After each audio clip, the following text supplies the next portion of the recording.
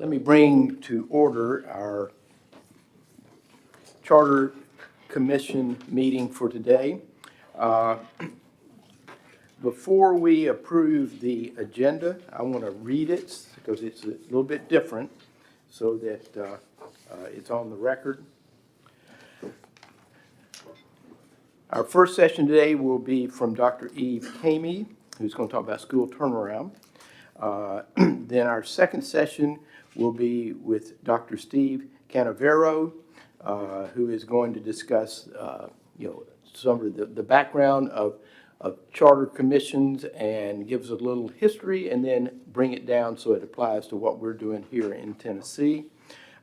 He will have two sessions for us, one early lunch and then right after lunch. Then we will have state ethics training from Joanna Collins. And then we will do a review of the open meetings and open record law that Angie Sanders will lead. And then at the very end of the day, we will do some commission meeting work. We will talk about committees. We'll talk about approving our meeting dates, and then just a few other odds and ends and any questions. And that will conclude our day, which hopefully, if we stay on track, you all will be back on the road, and I'll be heading back to Chattanooga around 4 o'clock this afternoon. So with that, I would like to have a motion to approve today's agenda. So moved. Second. Apologize. Yes. Can we call the roll first? Oh, sorry. And then we can do that. That got I you. apologize. Nope, no problem. Commissioner Henson, Here. Commissioner Levine, Here. Commissioner Patterson, Here. Commissioner Pierce, Here.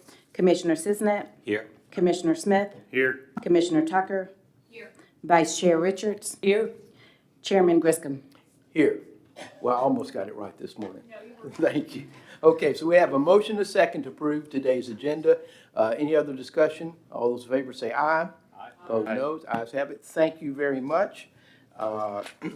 And now I need to, without objection and pursuant to our commission meeting policy, that we will move into a committee of the whole. Is there any objection to doing so? Seeing none, then we are now in a committee of the whole. So with that, I will remind our speakers today, please state your name, your title and organization, and so we will start with Dr. Kamey. Well, good morning, everyone. I'm Dr. Eve Carney. I am the Chief Districts and Schools Officer at the Tennessee Department of Education.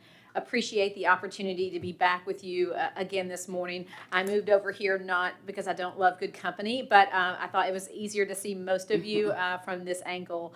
But appreciate the opportunity to be with you this morning to share an overview of our school turnaround framework, knowing that your role is a part of that framework in one of the tiers of intervention. But I thought it was helpful context to share where we are going as a department in our Best for All strategic plan.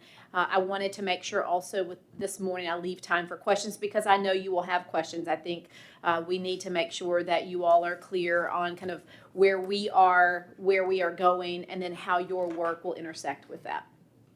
So that's what we will do. We will go over the framework. We will spend a little bit of time talking about transition and how we are working with current schools to transition, and then discuss next steps, spending some time on our Tier 3 intervention at that. But looking forward to what I know will be a great morning and conversation. So this slide highlights the 3 strategic priorities. Academics, whole child, and educators. While you don't see school turnaround up there in one of the 3 colored blocks, I feel for the schools that we serve, our priority schools, our focus schools, really these 3 strategic priorities are critical for us to get right for kids, making sure that for every student there are high quality instructional materials, effective teachers and leaders, and those additional supports that every student needs to come to class ready to learn, prepared to learn. So Best for All for me means ensuring that all students, regardless of where they live, receive an excellent education. So the purpose of today is just to review that current draft with you, answer questions you may have, and talk through the implications for the Achievement School District as it relates to the Charter Commission. So I wanted to start by just setting that framework for you. And so, next slide. We will talk through the theory of action first. As we were with stakeholder groups, as we were talking internally, having discussions with partners, we began to think through all of the lessons that we have learned. As a state, we are in a space where we have a history of having a state turnaround district to learn from and to make adjustments to the model. But what we know to be true is that we must start with a leader and that has the empowerment to build a culture where teachers feel supported and students and parents are partners in that work, making sure that they have the appropriate resources, especially adaptive learning technology, knowing that many students in our school, and Tess even referenced this yesterday, come to school years more than a year behind in many cases, so making sure we have appropriate instructional supports to meet kids where they are and to move them forward.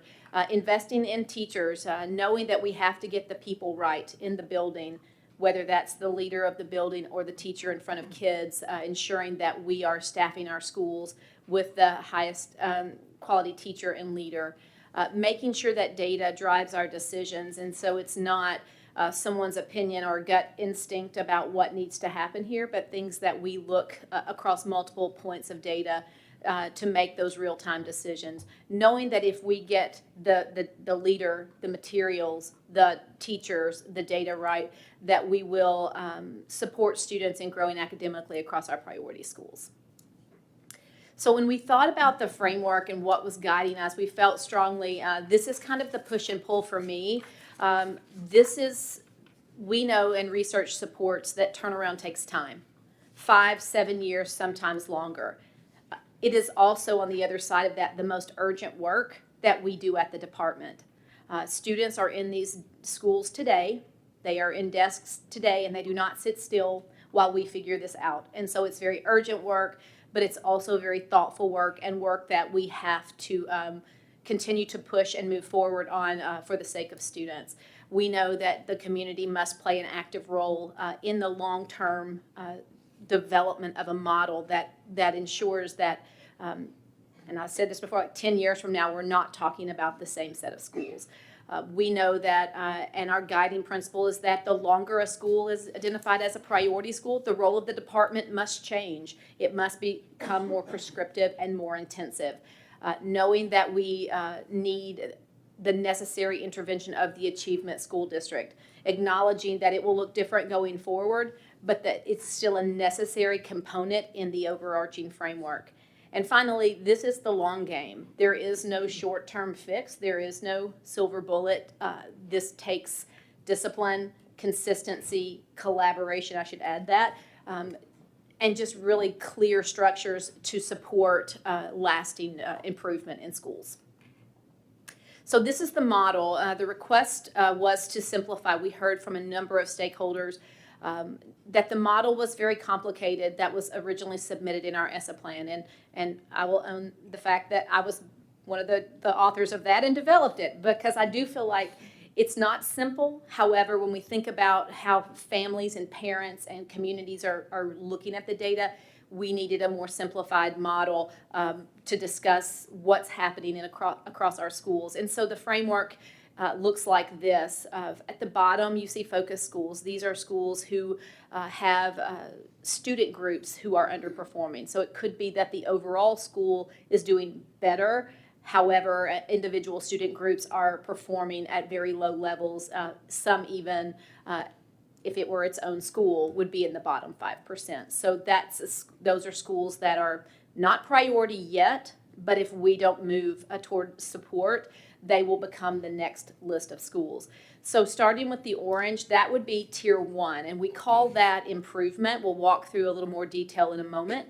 Tier 2 is turnaround, and Tier 3 is going to be transformation when I get enough space in that box to fit that. But for the purpose of today's discussion, The transformation tier, tier 3, is the achievement school district. So in our thinking around tier 1, we are looking to think about how do we support districts? Because at the end of the day, these are district schools. And so as we develop a model, our hope is that we are empowering districts, supporting them both financially and otherwise to turn around their schools. We need them to be successful in tier 1. And so this tier is really focused on building that district capacity where they have more voice and control over the interventions that they use for their schools. Of course, there are some evidence-based requirements in ESSA that overlay all of this, but really this is intended to be very district-driven in the initiatives. We play that supporting role and offer resources, both financial and otherwise, to ensure success. This tier, which we expect will be about 50% of our priority schools, will be overseen by our Assistant Commissioner of School Improvement and 3 regional directors. And they are currently in place at the department now. And currently this team of 4 supports 90 schools, plus some support to focus schools, but clearly there's a capacity issue there. What we are thinking of in terms of funding for this tier would be every school getting $50,000 with an opportunity for another 50 competitive. We feel like this is really when we talk about district-led turnaround, it could be that the district could say, you know, the priority schools I have are all elementary, so I'm going to use that for a district-led intervention across all my schools. Or they may say, you know, these schools are very different in what they need, and so there could be district autonomy to say certain pieces are going to be operated at the district level, but then the school leader will have some autonomy in that space there. Yes? So if I understand this, say you have a district that has 10 schools Correct. in this, so then they would get, the district itself would get $500,000. Yes. And they would determine how to allocate. Are there any guardrails on how that money is being spent by the district? I'm assuming it has to be spent to improve those Absolutely. schools, but what are those like specific guardrails? And while I'm asking, Yep. if those schools are in this tier for a certain subgroup, is there any requirement that the funds be directly connected to work in that subgroup? Both really good questions, Wendy, and I will, Commissioner Pecker, sorry. What I would say is this: there are absolutely guardrails around all 3 tiers. There, what we have, and it's not in this deck today, but I'm happy to come back another time and share kind of the very specific interventions that are under educator, whole child, and academics. But really, it must be directed. So those funds must support evidence-based practices within tier 1. So yes, there are definite guardrails. Those guardrails get tighter in tier 2 than they do in tier 1. Your question about the student groups, focus schools currently, the additional targeted support schools historically have gotten a small amount of funding that absolutely must be spent on the student group for which they are identified. So this is kind of the model for tier 1. May I ask sorry to interrupt, may I Oh, ask of course. a dummy orientation question? Yes. So is it fair to say that the 90 number that you used is roughly like 5% of the number of schools in the state? That is correct. Okay. So Tennessee identifies 5% lowest performing schools across the state. Title, non-title, just 5%. Typically, that's around 90 schools. And so in addition to that, we are by federal law required to identify focus schools. Currently, we have 184 focus schools. And so part of that is trying to look for trends of data across student group, geographics, to figure out the right support model. We will be leaning on our core offices, our regional offices, to provide some of that support.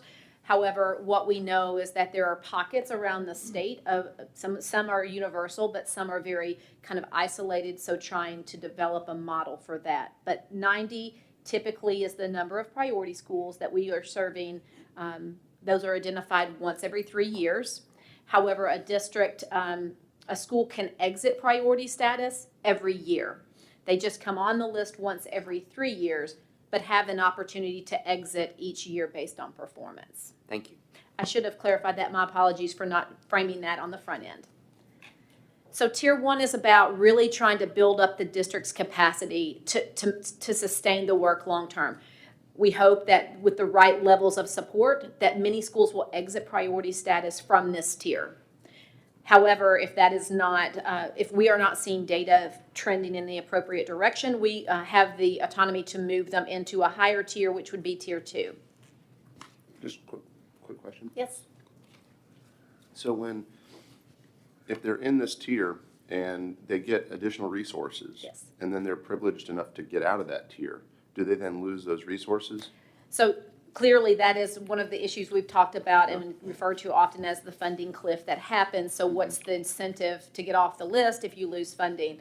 One of the things that's in the federal, like there are restrictions as to which schools can benefit from these school improvement federal dollars. However, there is flexibility in the federal statute that could allow you a year of transition support. It unfortunately isn't something that we've done yet because we have 90 schools, 100. We're trying to make those hard decisions to prioritize resources as best we can. But clearly, something that we have learned as a state is a concern. And so, thinking about sustainability is something that, you know, of course, if we are fortunate to receive additional funding through the state legislature, we would be thinking through how to develop some sustainability or kind of ongoing supports and as they come off the list as well. Great question, though. So tier two, again, the role of the department becomes more prescriptive, and what we are building in here are some very tight guardrails to say we will tell you what must happen in those areas of academics, whole child, and educators. But these are not just suggested practices, these are musts, more so than in tier one. We know that these schools are still sitting in their districts, but we've put forth a requirement that 80% of the funds must go down to schools. So you see at the bottom, the funding level, we anticipate between $300,000 and $500,000 per school, but for those funds are very specific actions and activities that must happen. For example, in the academics space, they must adopt and train teachers on high-quality instructional materials, science of reading, things of that nature. For educators, the department and the district must mutually agree on the hiring of the principal. Level 3, 4, and 5 teachers. There's a number of pieces built in to each of those tiers for tier two. We did want to put an option, go back please, an option in there for a partner-led in tier two. We didn't feel like the charter option should be specific to the Achievement School District because it could very well be that a district says, I agree with all of this, we just simply don't have the capacity to do that. So we wanted to build in a partner-led option in tier two as well as, of course, tier three we'll talk about in a moment. The change here. Excuse me, Dr. Carney, just a quick question around Yes. the partner-led piece. Would that mean, or do you envision that outside of a charter that there could be a different type of partner?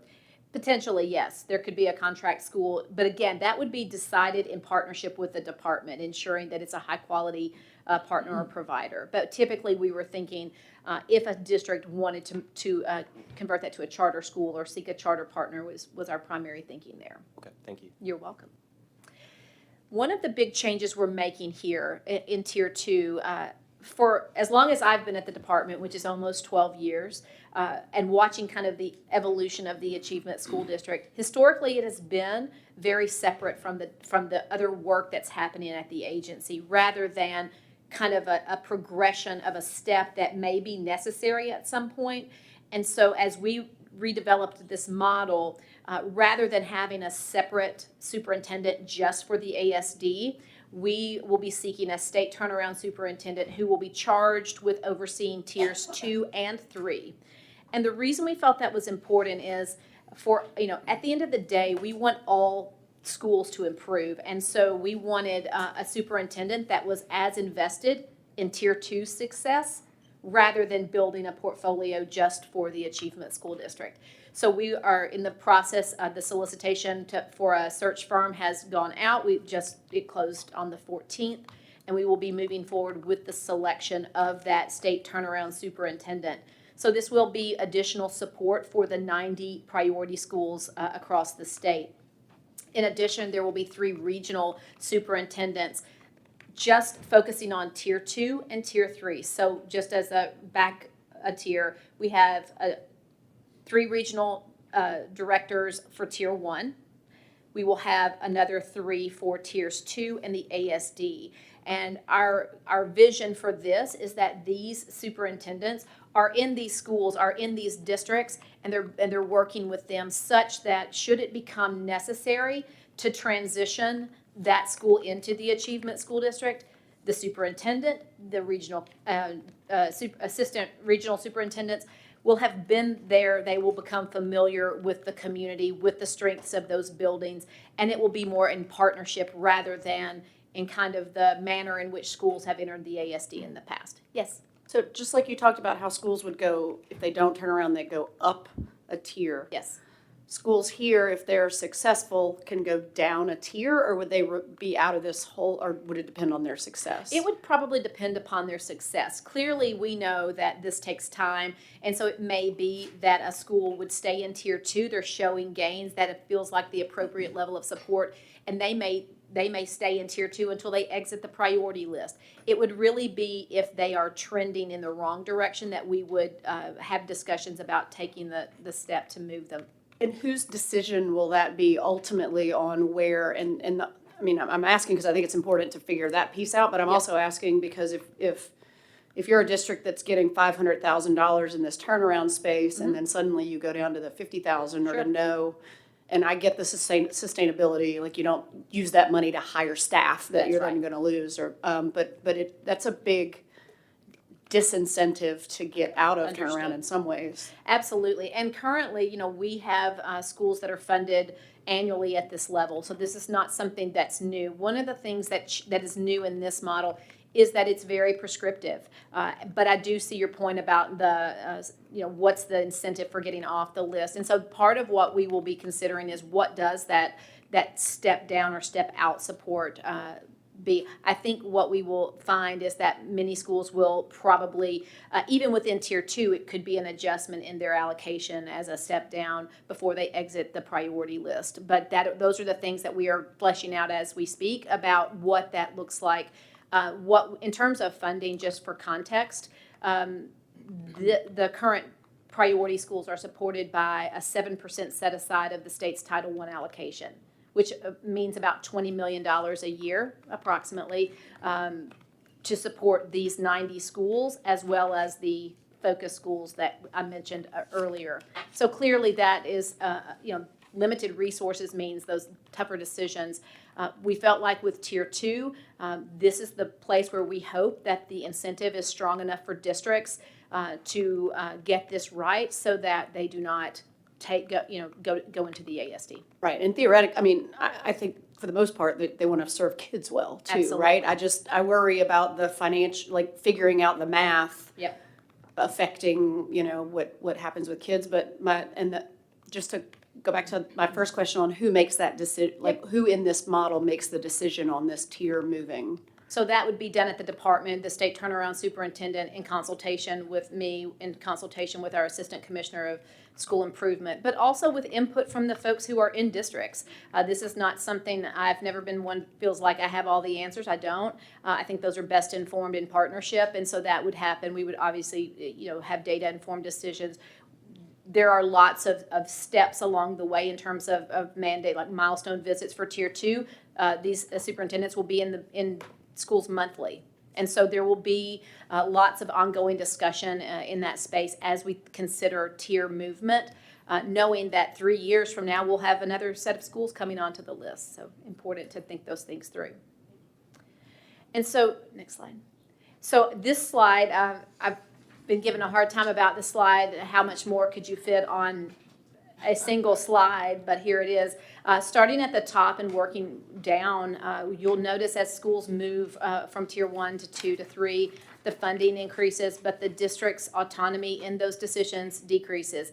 That is intentional in a way that, getting the support to districts at that right touch point, ensuring that the department is using its resources where most needed. You'll see also kind of the designations. Tier 1, 2, and 3 are all priority schools. So again, important to remember, we're still talking about the bottom 5% of schools across the state in performance. So I think it's important that we work closely with districts in each of those tiers and support them in that way. You'll notice on the support type for the focus schools, it's really about why they were identified versus Tier 1 focusing on that capacity building so that districts can sustain the growth. Very prescriptive in Tier 2. Tier 3 is that long-term commitment for more whole school transformation. Our level of involvement will increase over time as well as schools move through the tiers. I want to spend just a moment on the very bottom of the slide because I think folks at first glance could say, you mean you could be a priority school for 10 years and not have intervention with the ASD?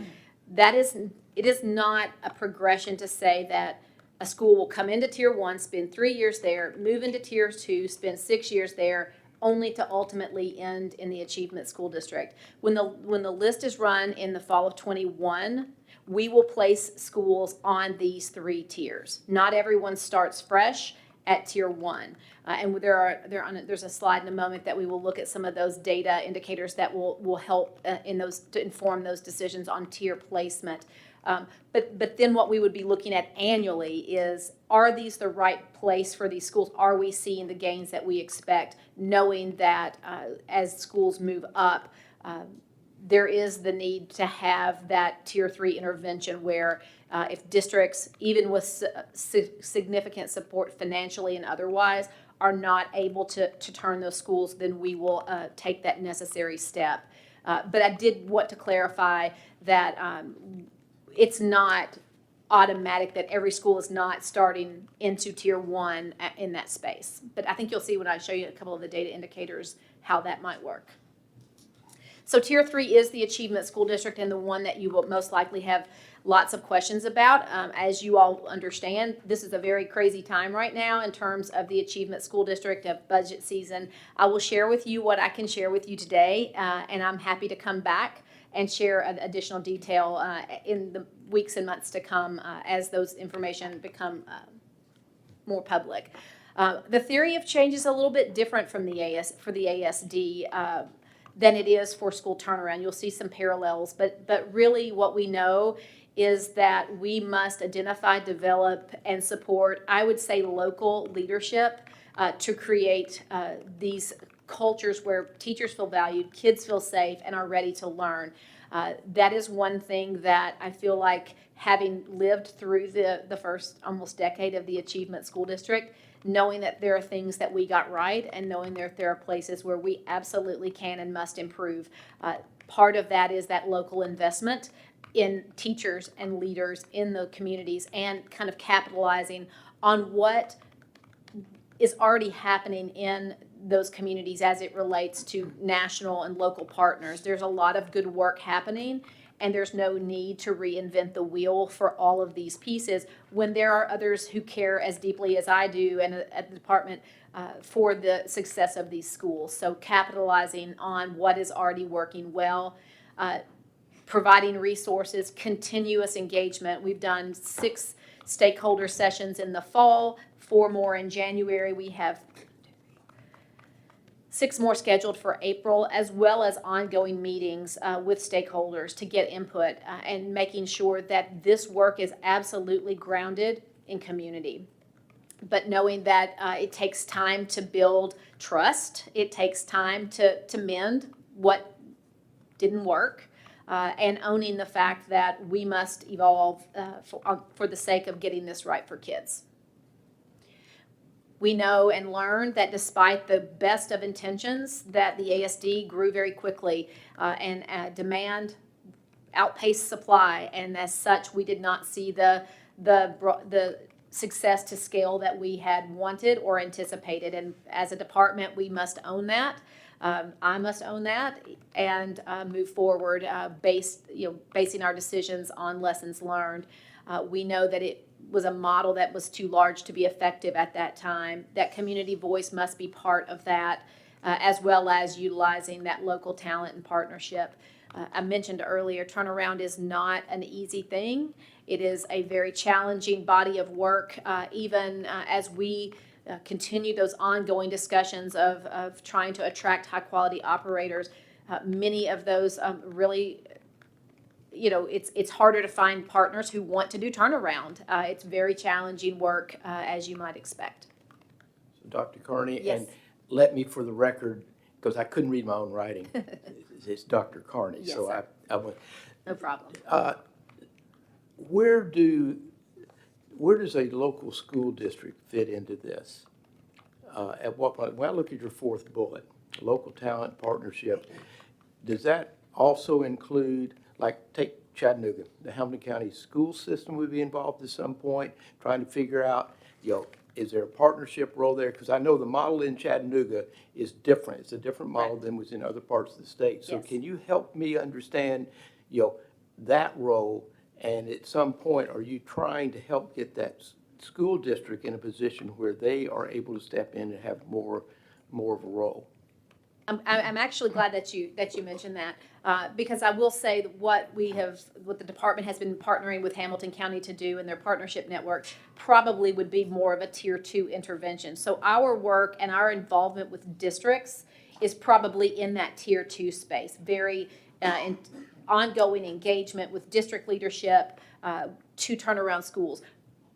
Once a school is placed in the achievement school district, the role of the district kind of goes away for a period of time. One of the things that I feel like has been a misconception is that the achievement school district in some way was originally, from its intent, from its legislative intent, was never a permanent place. It was intended as an intervention to say, we've identified schools, we're going to remove those schools, build them up, and give them back. And so that is the piece that I feel like has gotten very distorted over time. We are returning to the model of, my belief is that districts are best suited to serve students, and in instances where that's not working, the state will take that necessary step. But again, in the structure that says that we have a turnaround superintendent that's as invested in tier 2 as in tier 3, to me, that's the space where that strong district partnership would happen. Because I want districts I want these schools out of the bottom 5% for the sake of students. And so we will be as invested, and the financial and the human capital investment in tier 2 is the space where we feel like that district engagement and pretty significant district engagement would happen.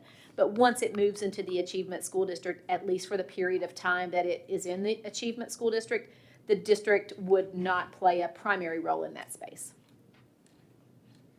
Next slide.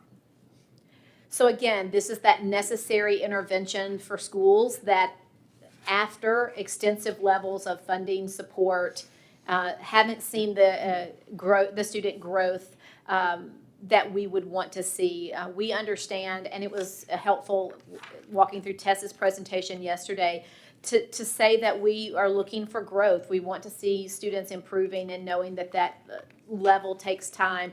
But in instances where we're not seeing that, we feel like that the Achievement School District is that necessary step. I think one of the things that research has indicated when they've looked at the Achievement School District over the last decade, that really it was a strong motivator to push the district to do more for schools who are underperforming. And so part of that is reshaping the Achievement School District and ensuring that a leader is set up for that true cultural shift that needs to happen in those buildings where students aren't growing, starting with that local kind of grounding of the work. And the last bullet, equally important, stabilize the school, support the school, and then help transition them back to the district where they can continue the growth that they've made. So again, the role of the district is decreased here. They would be partners in transition in and out of the Achievement School District at that time. We will hold all schools accountable to the school performance, to the A through F school grading system as required by federal law, but we will also be working with the school accountability, school performance framework and ensuring that teachers who are in front of kids in our most at-risk schools are licensed and qualified to teach the subjects that they are teaching. So here, the funding, the last thing on this slide, is that the funding is to be determined. There's a budget ask of $25 million for the Achievement School District. Clearly, while that money is earmarked, it would also be very supportive of all of the priority schools statewide. Because as I mentioned, right now it's $20 million in the federal grant that that is earmarked for school turnaround. Having these additional funds would allow us to ensure that all priority schools are funded appropriately. So part of what I've been spending a tremendous amount of time on is thinking through what I'm calling 1.0. Currently, we have 30 schools in the Achievement School District, 26 charters, 4 direct run schools. And so part of what we will be doing over the next 2.5 years is working to take the lessons learned and reset the model. So I'm going to walk through a couple of points, and again, know that you'll have lots of questions as we move through these next several slides. We will be transitioning all current ASD schools no later than the fall of '22, and that will not happen in a wholesale fashion to the Charter Commission. These schools, we are working with our direct run schools, and we'll be having individual conversation with charter operators, knowing that there are higher performing operators and there are schools that are not performing, or operators that are not performing on behalf of schools. And so we will be differentiating those discussions in the coming weeks and months so that the path forward will be clearer for those schools. Yes? Quick question, the automatic closure law that currently exists. Yes. The 3-year list will be run in 2021, in August? Yes. Or October? It's usually August, September. August, September of 2021. How many of the 30 ASD schools are at risk of automatically closing if they're on that list? Do you know? I don't have a hard number in front of me, but I can tell you that a number of them would be at risk. Part of what we are looking at currently in terms of data would be their performance on the school performance framework that's in their contract.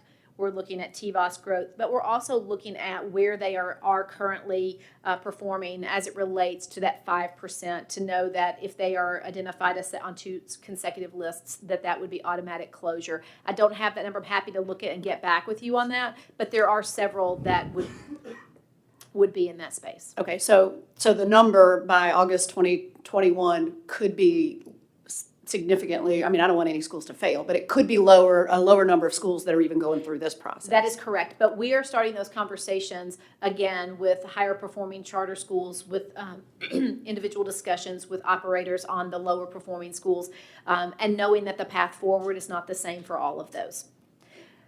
This gives that 2.5 years is the runway for schools to apply to their district, to be authorized by their district.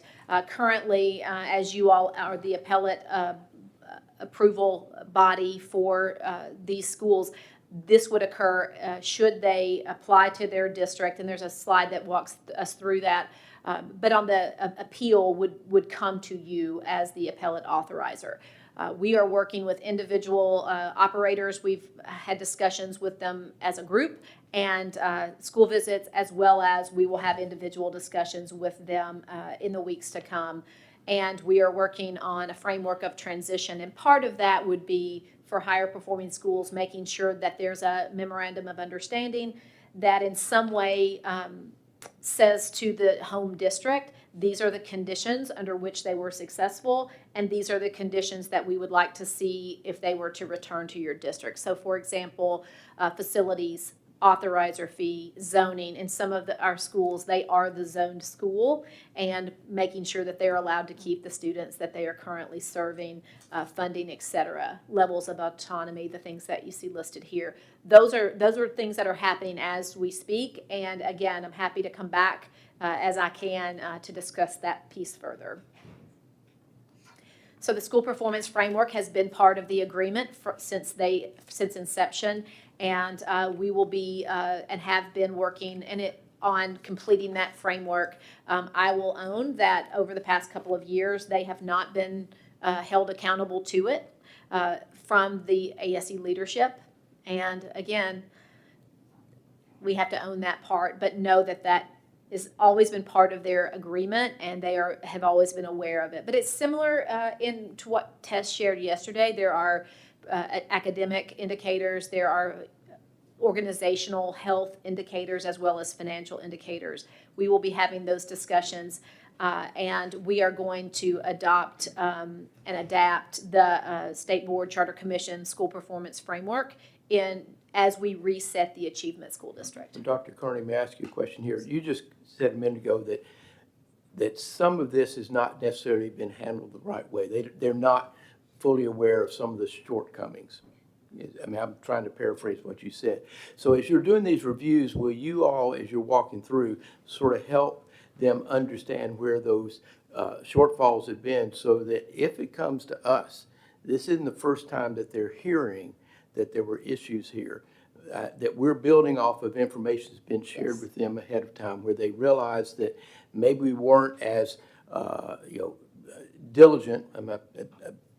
I'll choose that word, in sort of laying out where some of the issues were and steps that should have been taken, so that there's at least some knowledge that they have some issues, and that the first time they're hearing it is not when they might be in front of us. That's correct. So Okay. there have been discussions with operators who have been underperforming. What I feel like, and again, this is work that kind of I inherited, so I will speak to it as clearly as I can. But I will say that those are not unknowns to these operators, as especially in our more recent discussions with them. This would not be the first time they would be aware of that. Should they make it through a district application and then appeal to you?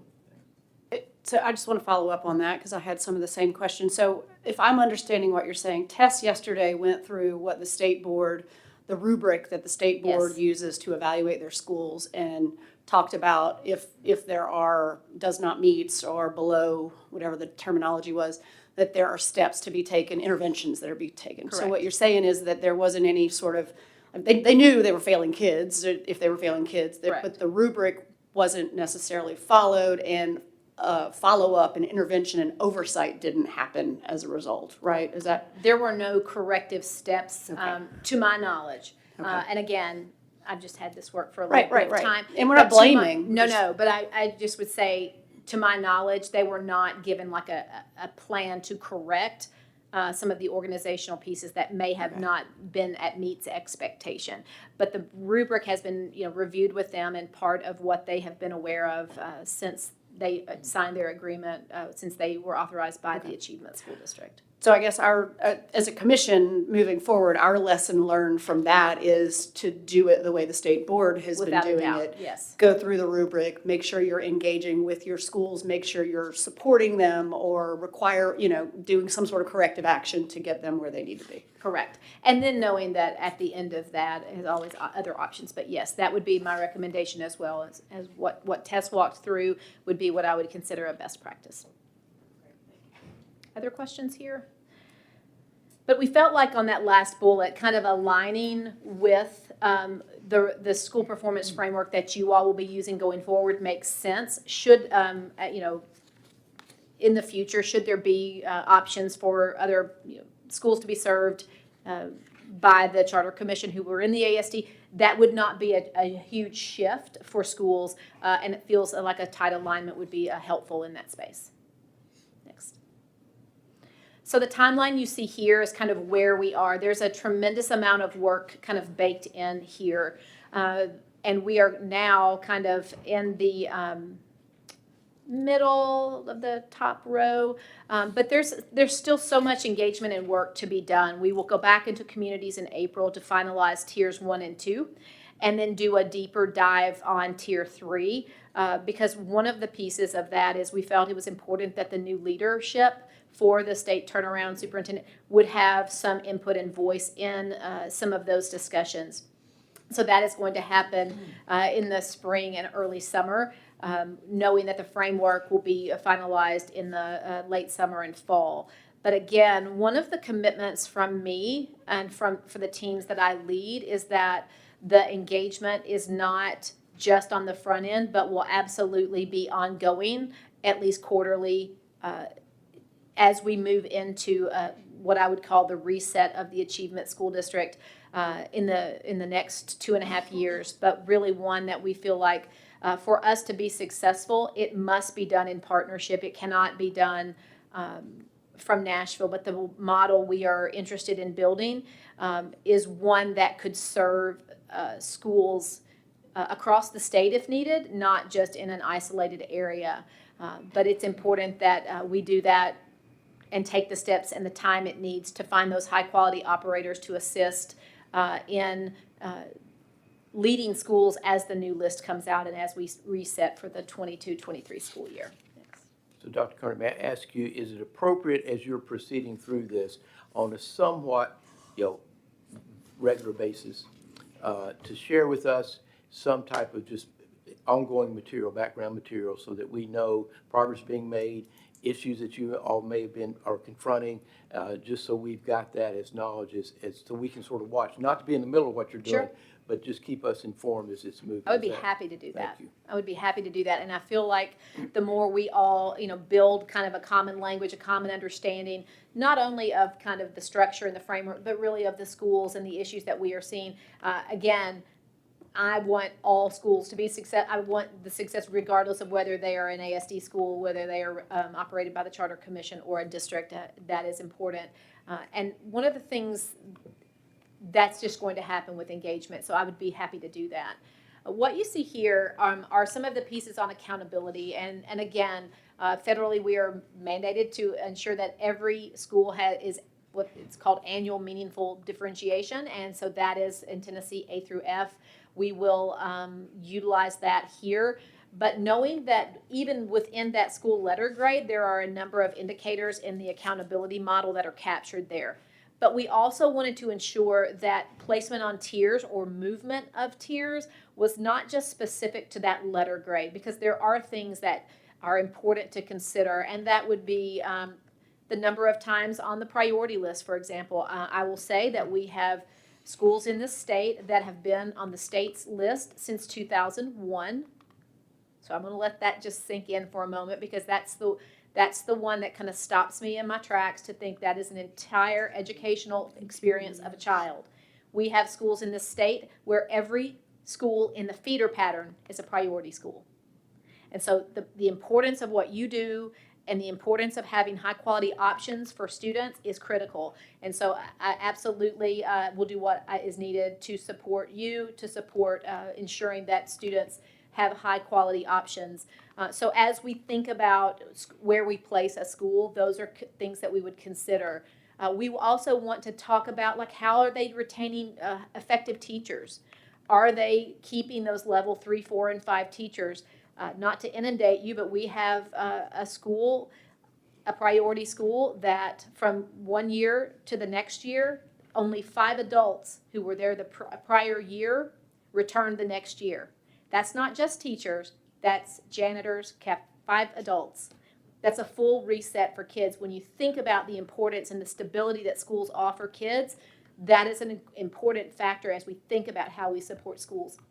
And finally, thinking about discipline, exclusionary practices, are we seeing things that also speak to the culture of that building? So as we make those hard decisions and place schools on tiers, these are the types of indicators that we will be considering. Once we complete the transition and we reset, we will set performance goals with those new operators who will be leading those schools. Can I ask real quickly? Absolutely. There's still 4 direct managed schools Yes. in the ASD. Can you tell us a little bit about what you think might be happening with them?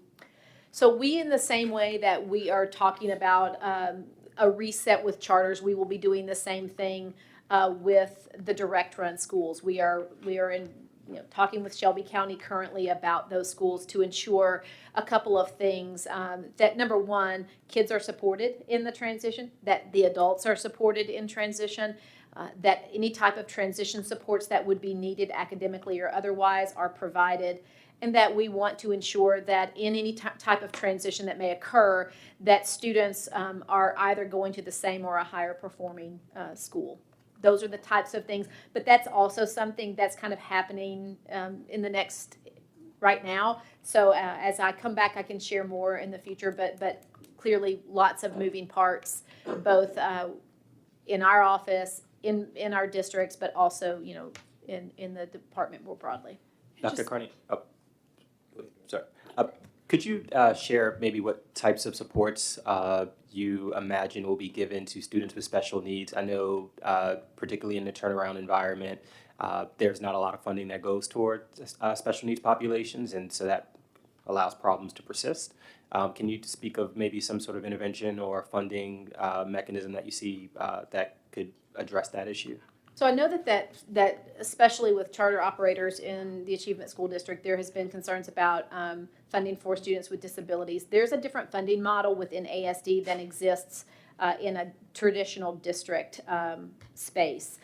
So what we will absolutely do is take a look at each school and determine what is needed. One of the things we're trying to work on currently is a diagnostic to determine what is needed to ensure a smooth transition, and that could even include additional supports. Right now, I can't speak to exactly because I think every school is different. I think every school population is different. We have schools that serve more students with disabilities, and so thinking about that transition in the same way that we provide other supports around literacy or other needs, English language learners, other things, we would take those into account as we develop that transition plan.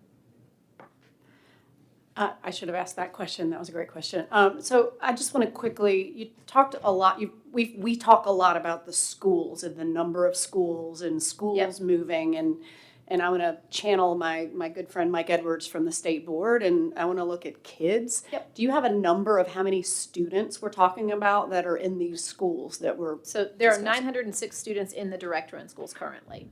So in the 4 direct run schools. What about the 26 The charters? 26 schools, their enrollment is probably, I think, the full ASD is a little over 9,000 students, so probably 8,000 students. Okay, and then. But a number of those, again, are sitting in the higher performing charter schools, so the transition will look very different for kids in higher performing seats than in. And I'm not a math person, so the school that's been on the priority list since 2001, I can just imagine the number of students who have traveled through that school.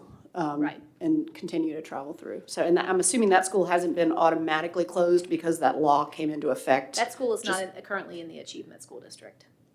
Okay. Okay. So, but part of what we will be developing there would be a model that can ensure that that's a viable option for any school across the state. Next. The other big piece that we hear about with transition is facilities. For context, the schools in the Achievement School District, the buildings are owned either by Shelby County Schools or Davidson County Metro Nashville Public Schools. And so thinking about transition is as often, this is a pretty significant concern. So what we are working on currently, and again, lots of moving parts at this time, looking at potential legislative solutions as well as funding opportunities to help, and the commissioner mentioned it yesterday, thinking about how do we support high-performing charter schools to have kind of that permanent home rather than, banking on a lease with a district that may or may not be considered as that school transition. So those are legislative things that we are working on currently, but we are working on a case-by-case basis for things like facilities and inventory to ensure that we are, of course, following federal and state law, but also that supports that were intended to help kids and teachers of students follow those students where they go after the Achievement School District. Authorizing, this is saving the best for last. Currently, they're authorized by the Achievement School District. As we move into this transition and we reset, they will make application with their home district as prescribed in law. This is not currently something that we have any other option on. And know that they must first apply an appeal to their district before appealing to you. And if you'll go to the next slide, I believe this is the one with those kind of mandated steps and timelines. And so in our conversations with the charter operators currently in the Achievement School District, we have shared this information about that intent to apply, letter of intent by December the 3rd of this year. The department is offering supports to the Tennessee Charter School Center. We're going to be working with them to offer some transition supports for application during that time period between now and December the 3rd. Then you'll see the application is submitted by February the 1st. The board will review. If denied, they have an appeal option there. And then if denied, they may appeal to the Charter Commission, and the dates are specified here. And again, that just follows what's currently in statute in terms of the timeline. Unless something changes legislatively, this is the timeline from which we will be working. Can I ask, is this is a New Start application or a renewal application? Start. And why is that? Because a renewal would be if they were renewing within the same district. Our legal counsel has shared that it would be because the authorizer would not be the Achievement School District. It would be a new application. So they're going to actually have to do a full, I mean, Correct. that's like for the folks who haven't had the pleasure, I know Correct. several of you have had much of this pleasure, Commissioner Assistant, that's like the 300-page application instead of the like small packet. Agree, and that is part of the transition supports we're trying to infuse from now until December to assist with that process.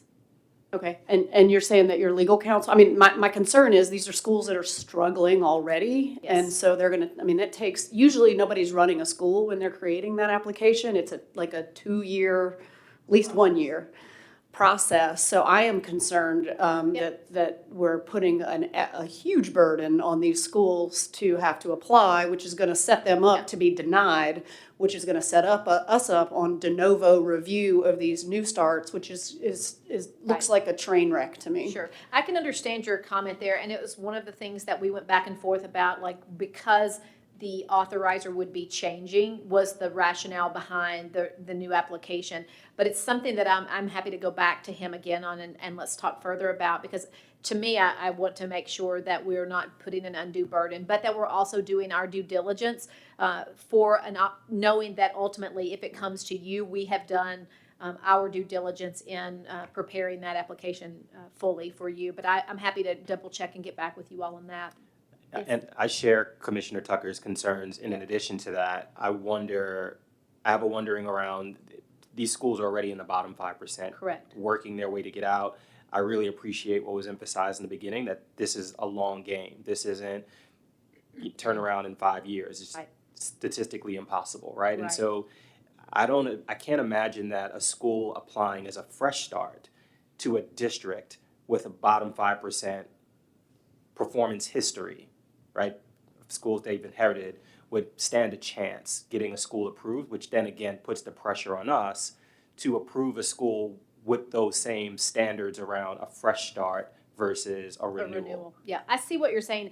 I will say that of the 7 schools that earned priority exit status, 3 of those were in the Achievement School. So there are things that are going well. We have schools that have multiple years of level 5 TVOS. We have schools that are making tremendous progress, and schools that I think that districts could and should consider strongly. But I will go back on the renewal new start application and just confirm again. But that was the decision. But I'm happy to revisit that, because I certainly don't want to put an undue burden on districts. If there's a way we could avoid that. So, Mr. Chair. No, go ahead, and I'll come back. I guess my question is a clarifying one, because I do agree with Commissioners Tucker and Sisnet, but the schools that would be applying as a new start, they have already done a full application some Correct. 1 to 5 years ago. Correct. So they wouldn't necessarily be starting from scratch per se on creating, to your points, a 1 or 2 year process. I mean, certainly they already have the starting blocks, if you will, for the application, but they would be making some amendments or revisions to, Yes. you would think, to their previously successful application. But Commissioner Sister, you're right. If they are underperforming, that calls into another question as to whether we would be in a position to approve something that's been chronically failing.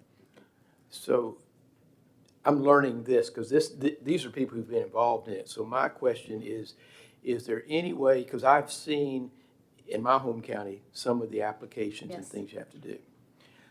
Is there any way, as you're working through this, to monitor whether some of these schools are able to create this huge document? And would there be any support if that's necessary to make sure that they don't fail because they can't put the application Sure. together?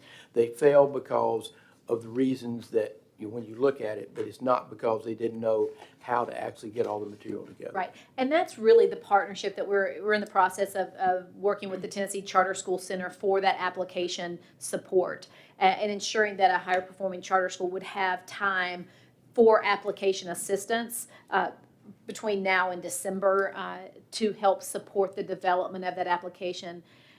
And to Commissioner Patterson's point, many of these schools, I was just doing a quick check and math here. We have probably, I'm looking at my list.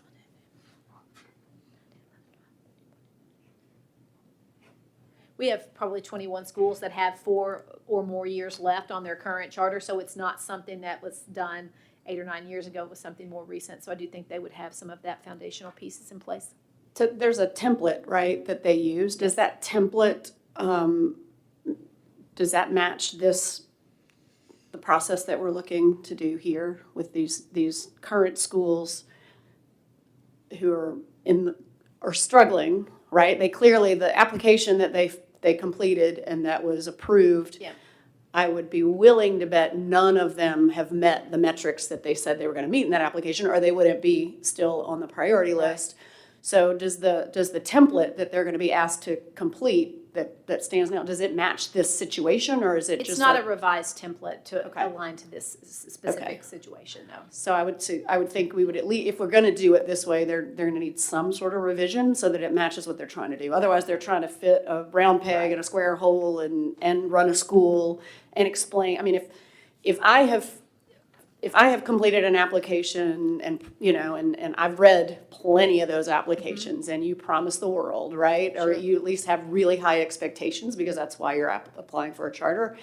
And a year in, 2 years in, 3 years in, nothing that I envisioned happening with the best of intentions has happened for these kids. And now I'm in this situation where I have to go to my district and do a whole new application Right.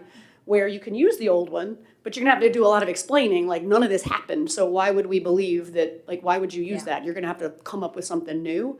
So they're still gonna have to, I mean, in some ways it's more work, in my mind, to come up with a whole new application that explains why you should give me a chance when I didn't do what I said I was gonna do in this one. So and I'm not trying to beat a dead horse, I'm really worried about the burden that puts on these schools that then leads this all to us to make these decisions on, do we authorize these schools that are not, like, the level of scrutiny that the state board has applied to schools, they're not gonna meet because they haven't been set up to meet that? Are we gonna shut down all the, if we deny it on appeal, what happens to those kids in those schools? They just go away? No, of course, they don't go away. I mean, the schools, do they So close? Yes. So if a priority school applies to their district to go back, district denies them, they come to us on appeal, we deny them, that school just shuts down and those families have to go elsewhere. They would go back to their zoned schools. The one thing I would say, and I think it's important for the work of this group, would be helpful. And again, I think there's some time to develop this as we look that, in the next 12 months would be helpful to think about is there a different criteria that perhaps you would develop for a school that's currently in the achievement school district? Do you see what I'm saying? Rather than the process that Tess described, it could be that you all would want to think about a potential other approval mechanism that would be more specific to the achievement school district. In terms of how the district that is charged with authorizing that charter school, I know that Shelby County has its own school performance framework, and I'm sure Davidson does as well. So those are the decisions that would be within the district, but I would think that this group could absolutely develop some rules around how they evaluate an application from an achievement school district school. And I appreciate that, and my initial reaction, that's new to me, so my initial reaction to that is, I mean, I think the research, and Commissioner Cisnet, you probably know this more, the research is that if a school hasn't been able to do it in a certain number of years, or not, I mean, the odds of them being able to do it are slim. And so what that puts us in a position of doing, in my mind, is, hi, kids who are currently in this school that has failed you your entire life, we're gonna lower our bar for your school and let them continue to fail you as long as they don't fail you as much as they were failing you last year. And that, you see what I'm saying? Like, that to me is a problem. I would rather see a process that is on the front end, figuring out how to get these kids the education they need, and not coming in this room and saying, if you guys don't approve this school to be just a little less bad, then it's going to shut down and these families are going to be in a mess. I mean, that's where my Well, worry is. I will be clear about this. I want better for kids, for all kids, and I will work, and that's part of the deep dive into Tier 3 is thinking about what are those protections on the front end. Part of what we're trying to build into agreements is ensuring that as schools return, they aren't going to a worse school, that we are considering what's best for kids in all that we do. I can assure you that that is what drives me, it's what drives our commissioner, and something that we will absolutely take as we consider our next steps on the Tier 3. And that was not intended as an indictment on it's you, okay. the department, the commissioner. I think everybody, I mean, this is hard. This is Sure, hard that's stuff. what I said, hard And so, but in my mind, I want to figure that out on the front end Understood rather that. than putting this cliff for these families. So I did not mean that as any, I know where your heart is. Thank you, Dr. Carney. I'm going to go back a few slides and just have a question about kind of the pre-tier supports and on and on. I saw on one of the timelines you anticipate a preliminary list this fall, August of 20, Yes. September of 20. So I'm assuming that's based on this school year's 10 Ready results. Yes, so one of the things that's in the law is that every year we develop a CUSP list to make schools and districts aware of where they are performing. And so part of what will happen, and I'm really glad you caught that, I must have gone right past that, is having those early conversations with districts to say, heads up, this is where you are currently, and that unless something changes dramatically, this is where you would fall. And then direct our department supports to helping them in those key areas. Because what we want is, I've never, in all of the work, even in the compliance work I have led, I'm not a gotcha person. I'm trying to improve so that we know that what we do at the end of the day means something better for kids. And so if we can help districts become aware earlier of the areas or the issues that they are facing, I would rather spend that time. And so that's what will happen this fall. It's kind of like a pre-conversation to say that short of something, if things trend and continue in this direction, this is likely where these schools would fall in this new framework. And then that way, when the list comes out in 21, there will have been a conversation about that. And hopefully what we will see is that some adjustments and improvements have been made. I can say historically that has been very helpful in bringing that to the district's attention earlier rather than the list coming out and everyone being in kind of that reactive mode. Right. So is a CUS list printed every year or just the Yes, year? Okay, every so year. there was one from this fall. It's not publicly out there on the website, but it's a list that districts are made aware of, and it reflects schools in the bottom 10%, so that districts are aware of any schools that are either currently performing in the bottom 5% or one that could potentially be in jeopardy of moving in that direction. Can we see that list? So I would have to get back with you on Okay. that. Just curious. And then I have one more question about the dollars. So when these schools are receiving additional money for support for funds, does that come in the form of a state grant? How is that? Yes. You said part of it's federal. So I'm just thinking about MMPS because I'm very familiar with their budget and their student-based budgeting. Yes. Those dollars are not reflected there, right, from the state and local money. This is an additional, doesn't come through BEP. It does not come through Okay. BEP. It would be, currently, those grants would be separate from their BEP.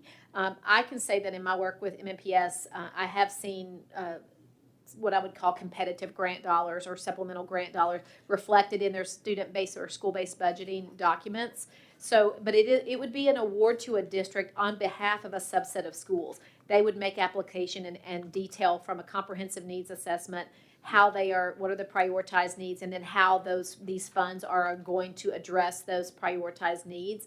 And so the award comes kind of contingent upon them committing to spend the funds aligned with that, based on the schools that were identified in that application. Okay, great, thank you. You're welcome. So I'm aware that the state board right now is looking at rules and regulations. Do you know if by chance the issue here with ASDs is part of what they're looking at as they're doing or coming up with some revisions? I do not, if that, Can you, which rules or regulations are I'm you not sure. I referring was to? told that the state board is going through doing a review and looking at rules and regs now. And so my question is, if they're doing that, is the topic we were talking about one of those that they may be looking at as well? So that there's already some preliminary work being done that, would come back to us. The rules that the state board's currently working on around charter schools are just around some technical updates that were made to the charter school law itself. And then the rule that the board has already passed that's currently in promulgation were just some clarifications around the state board's appeal process. That doesn't necessarily address any of this context around the ASD. Okay, thank you. Yes, sir. So I'm sitting here, there's 4 sticky notes hanging on the wall over there, and the one that I keep staring at is the one students. Help me understand. I don't want to pick on any one county right now, just go to, we're made up county in Tennessee. You have a school that is in the bottom 5%.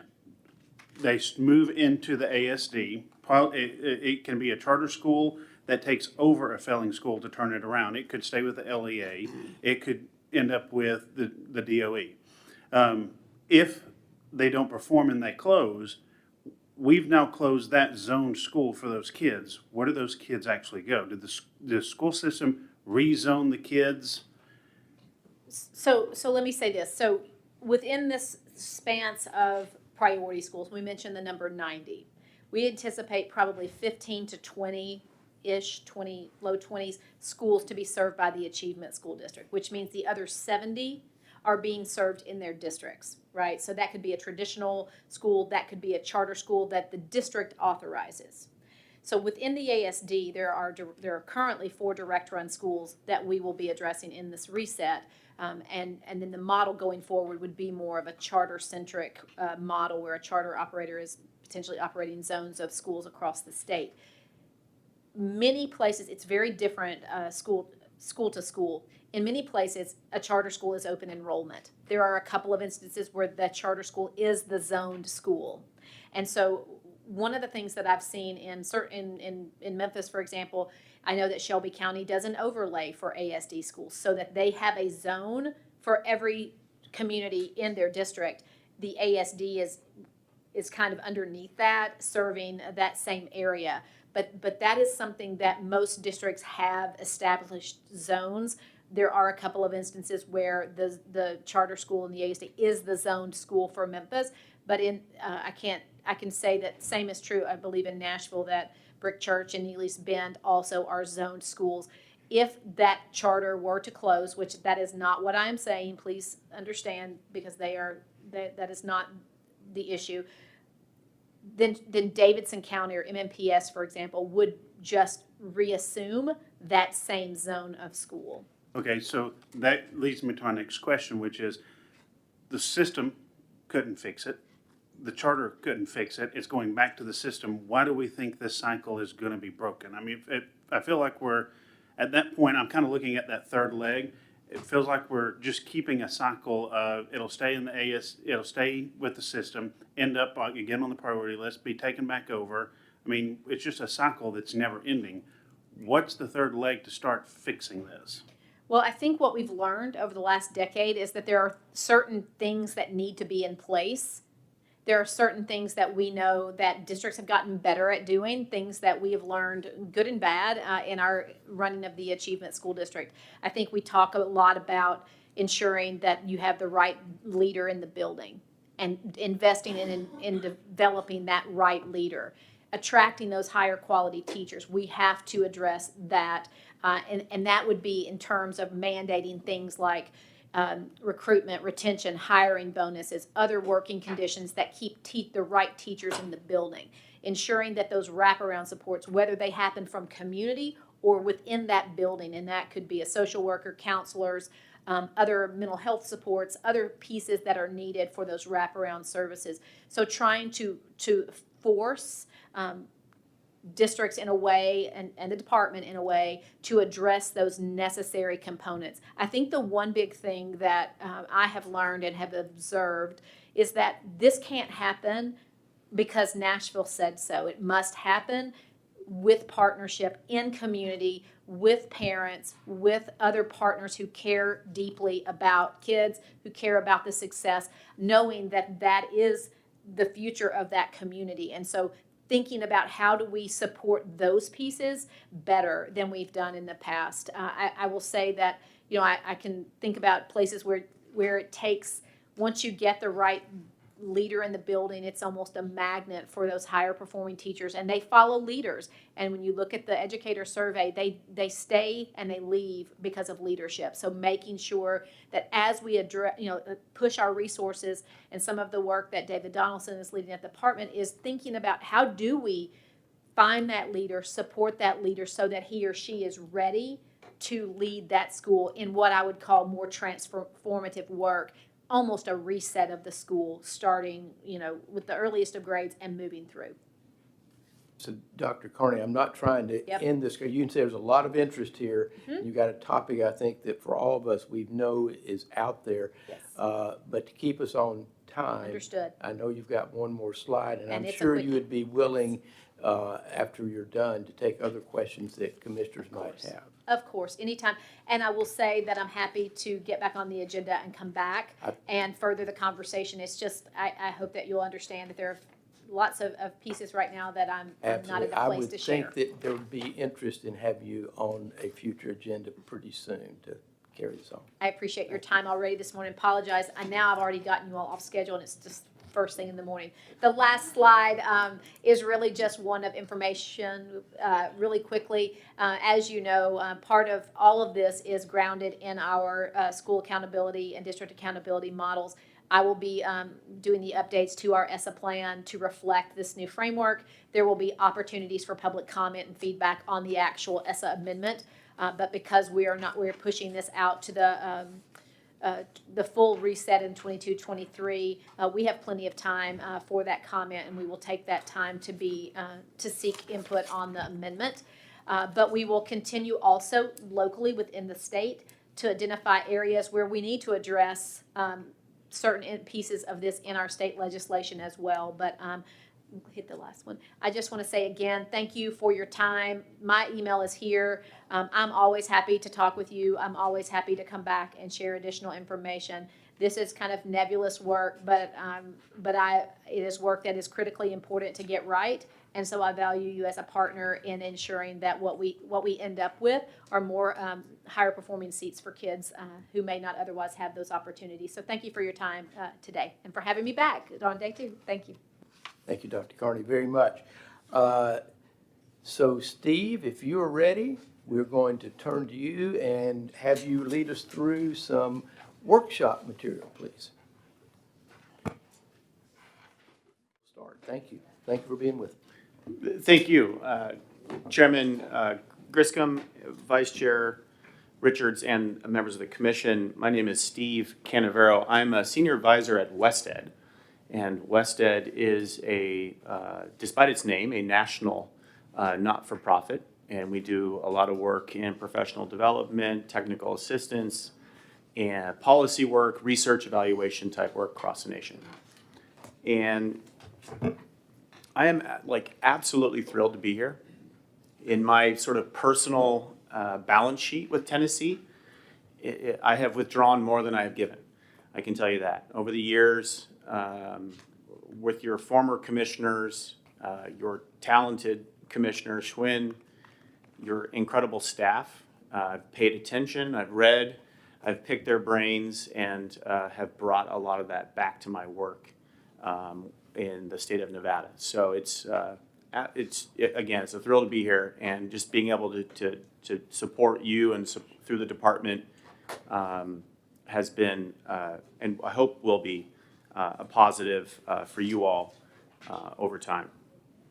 just a little bit about me and sort of where I'm sort of coming from in sort of today's work. And then as we work together, I think my contract with the state extends through January. So quite some time to help support the commission as needed. I joined the Nevada Department of Education. And my first real role there was to be the director of the Office of Charter Schools. It was a brand new office, had never been created or never existed before.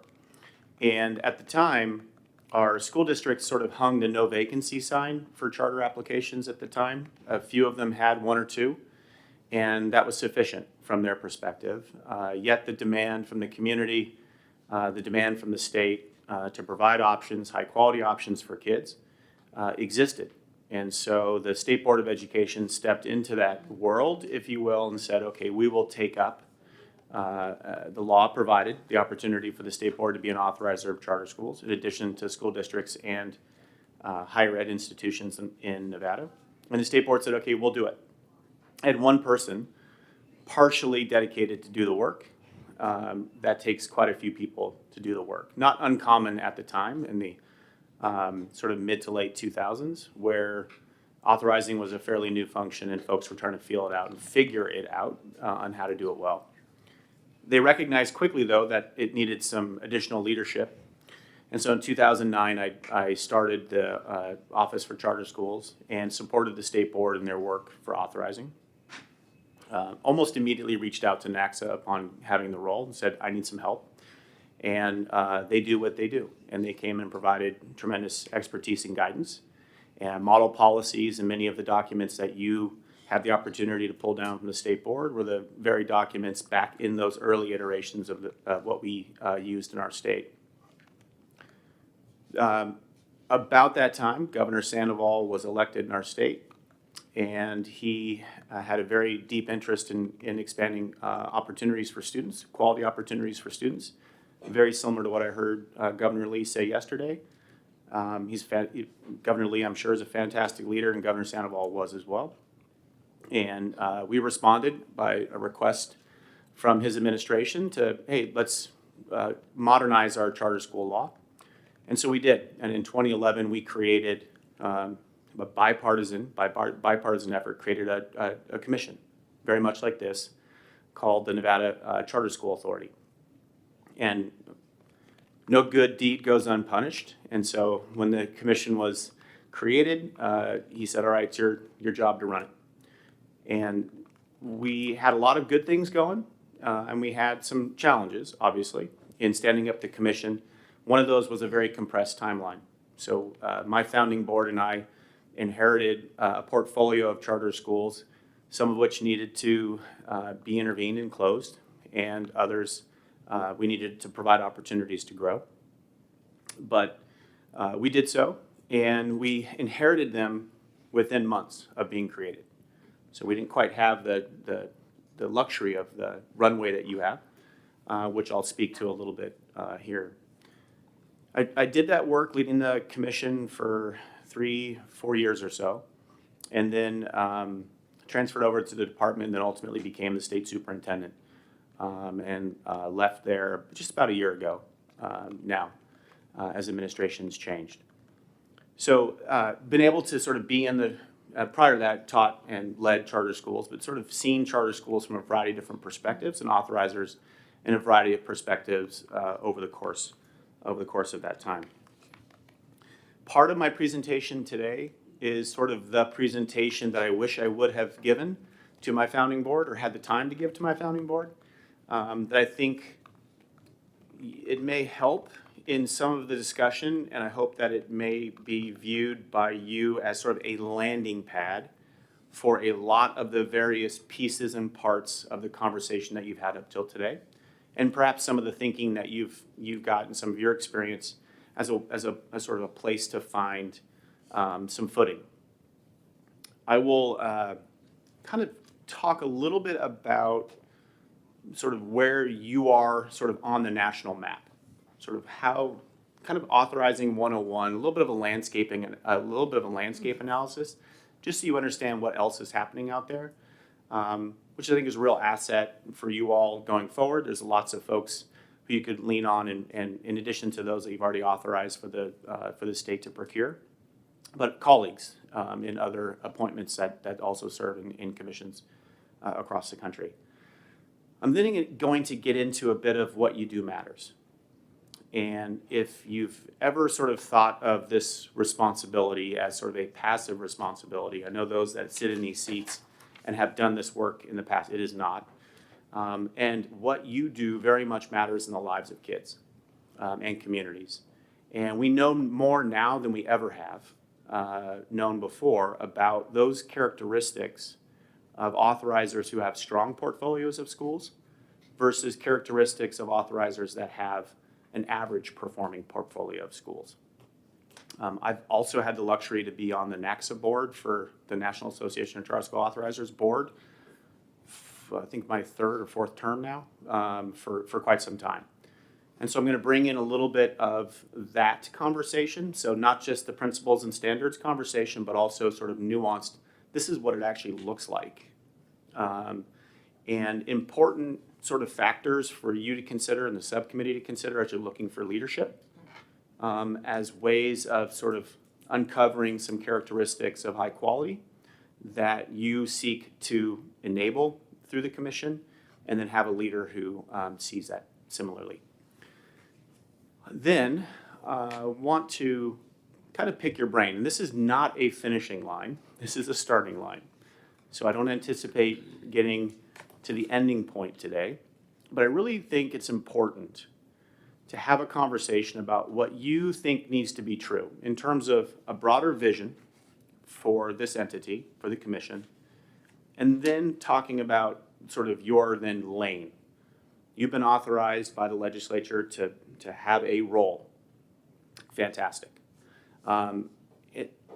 Creating that role, clarifying that through your mission, but then provide you an opportunity to sort of speak to a broader vision for what you think needs to be true for all children in the state, will really help add some ballast to the conversations that you're having now, the conversations around quality in particular, conversations around the ASD, conversations around your performance framework, all of these sort of animating features of a well-functioning, high-functioning commission, to me, nest nicely underneath a really coherent vision or a compelling vision and a coherent mission. So we'll have some dialogue, hopefully we'll interact and not wordsmith, but just put into the sort of the word soup, put some more ideas up there that we can take notes and then bring back to you as some statements that you can consider.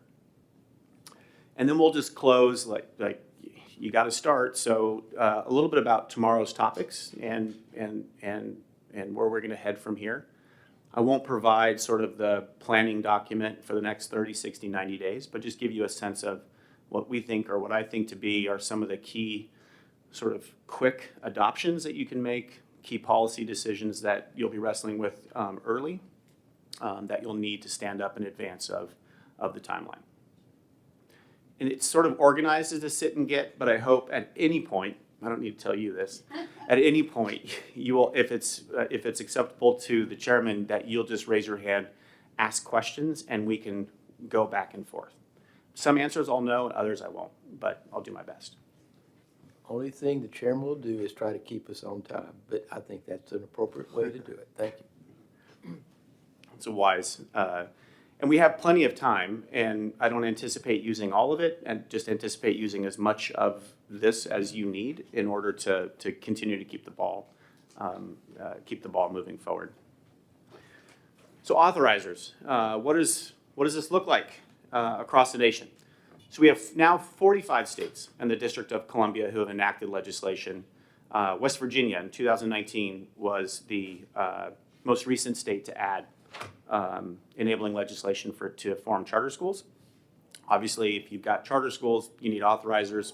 You play that critical role across the states. Just for what it's worth, the Dakotas, South and North Dakota, Montana, Vermont, and Nebraska are the states that do not have enabling legislation for charter schools. Lots of variation among the roughly 1,000 entities that are empowered to authorize by their legislatures. I think it was like 999, and that number has come down a little bit in the last 3 or 4 years, and that's not a bad thing. Some folks who have been empowered by legislatures to authorize charter schools are deciding that it's not necessarily something that they're good at, and in some ways it's consolidating as a trend under those that have taken this on as being sort of that model for the state, and they're beginning to be recognized and collecting, if you will, more of the chartering work. So nationally, who's doing this? Of the 1,000 entities, what are the sort of legal entities out there that are enabled? And they generally fit into these buckets. So a local education agency essentially is a school district. I may use those words synonymously, but LEA, school district, same thing. IHEs are institutes of higher education. Sometimes they're referred to HEIs, higher ed institutions, tomato, tomato. That includes universities, but also trade schools in many states, where trade schools have sort of companion charter high schools that have this nice sort of coalescing match. Independent chartering boards, ICBs, that's what you are. They exist. NPOs are essentially nonprofit organizations. I think Ohio has a couple of these. They're not really common, but nonprofit organizations oftentimes have been granted the authority to sponsor. SEAs are the state education agencies, your state board, prior to you, Nevada State Board, et cetera. And then NEGs are non-educational governmental entities. It's a mouthful. If you think about 2 states in particular, Kentucky has these urban county sort of regions that are non-education governmental entities. Indiana's mayor's office, et cetera. So who is sort of of the 1,000? Then below that are the percentages. So clearly, 9 out of 10 authorizers are school districts. 9 out of 10. They make up the vast majority of those entities that are authorizing. And then you see in the second position and the third and fourth position, essentially, higher ed institutions. At about 4.5% of all authorizers are at higher ed institutions. And then state education agencies and independent chartering boards coming in at about 2% each. Authorizers are provided a jurisdiction, geographic footprint where they can authorize or sponsor charter schools. Typically, that jurisdiction in many cases is geographically restricted to their sort of original jurisdiction, whether it's in a higher ed institution or whether it's a local school district. State education agencies typically have broad jurisdiction. ICBs, independent chartering boards, tend to more often than not have very broad jurisdiction that are coterminous with the state boundaries. So jurisdiction is one way that they vary in terms of who sponsors what and where. How they authorize, and I've just created 2 buckets here.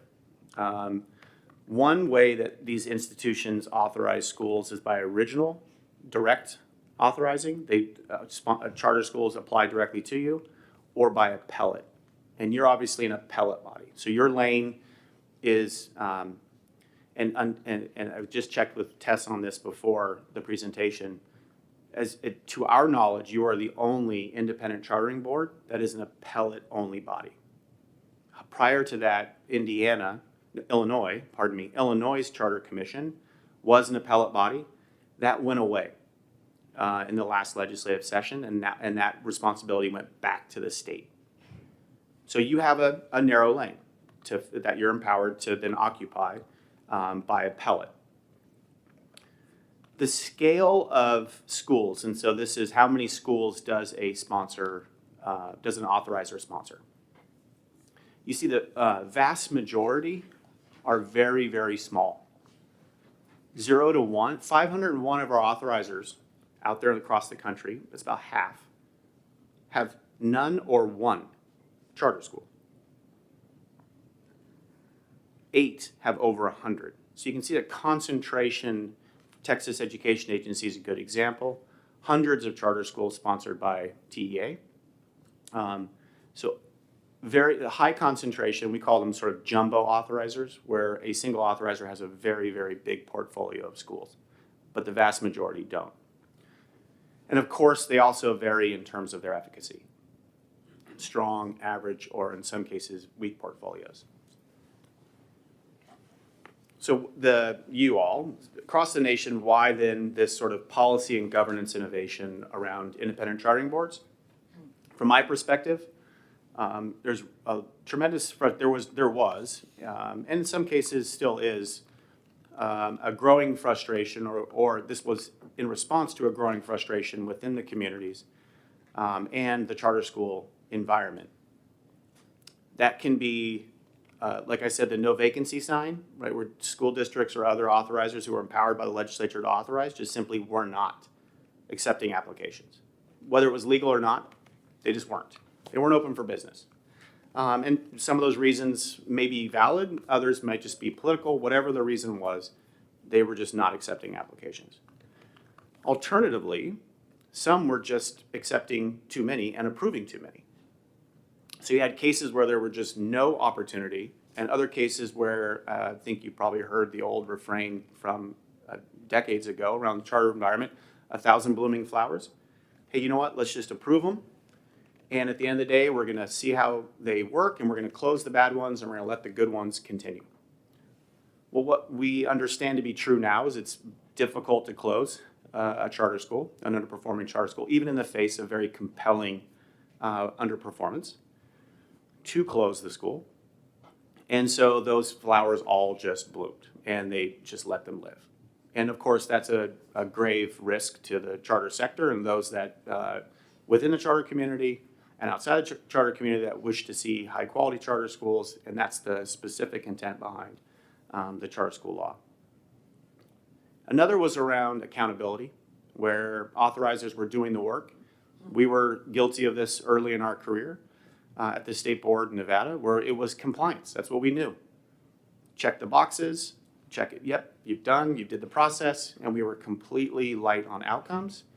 And in many cases, we way overstepped, in the spirit of accountability, our role with providing the autonomy to the charter schools to perform. So lots of different frustrations. Ultimately, the idea is, well, this independent chartering board, low distraction, you're a single purpose entity. You're not trying to pass rules and regulations for the myriad responsibilities that a state board has while doing your authorizing work. This is your function, your expertise.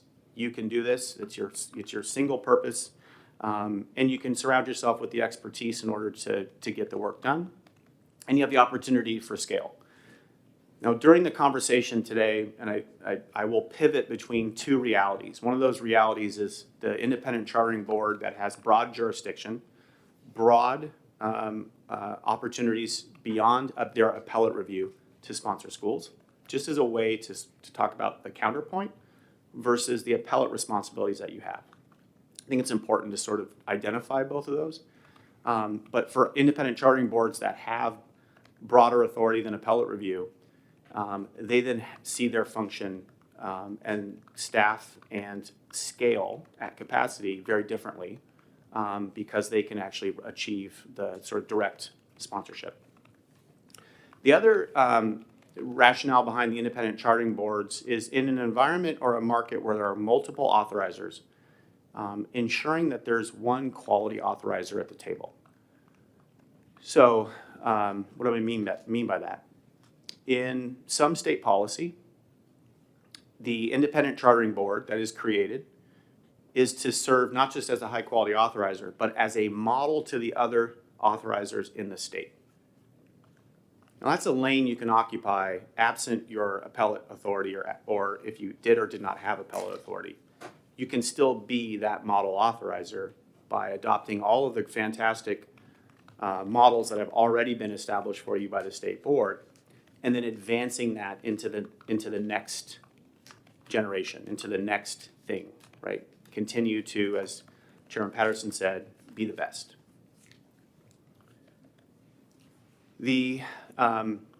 third here, which is a little bit redundant, but important nonetheless, is to promote the quality authorizing and have multiple pathways for charter schools. And there's been some debate, obviously, in the charter school world around are multiple authorizers a good thing or a bad thing? I don't know that we've answered that question, but we do know that it's a bad thing when charter schools shop authorizers that have lower standards, right? And they try to figure out a place that they could live and avoid accountability. And so having a model and having an independent chartering board that serves as sort of the highest capacity, highest expectations, the notion is that that tide will lift all boats. This does not come without things you should be concerned about. So one of the challenges for independent chartering boards is how do you have that connection to the community in which your schools will thrive? I forget what it's called, but each of you has sort of a regional or geographic footprint that you represent that is still a bit more diffused than a local school board who has a neighborhood that they represent. And so that's one of the things that you'll want to be concerned with, or just at least thinking through, is how do you mitigate and how do you ensure that you continue to have the level of community buy-in and connection to the community in which your schools will thrive. That can sometimes get lost when you have an appointed body that's sitting sort of here or sitting wherever you're going to have your meetings. And then the balance of local control, which I haven't been in a state, now that I've been having the opportunity to go and work in multiple states, I haven't been in one that didn't say, oh yeah, but local control. I mean, that's a common refrain related to the state and the local control. How that balances out is really one for the local communities in the state to figure out. We heard a lot about it from Dr. Carney. But the independent chartering boards are constantly figuring out what that looks like. In many cases, they just reach over and directly authorize. Here you have a process, obviously based on your appellate review, that the local control does exist, and then you have de novo review and you have some other factors to consider.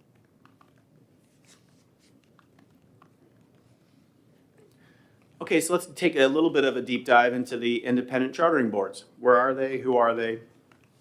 And what are they all about? So 16 states and DC include the independent chartering boards, and they're listed there at the bottom.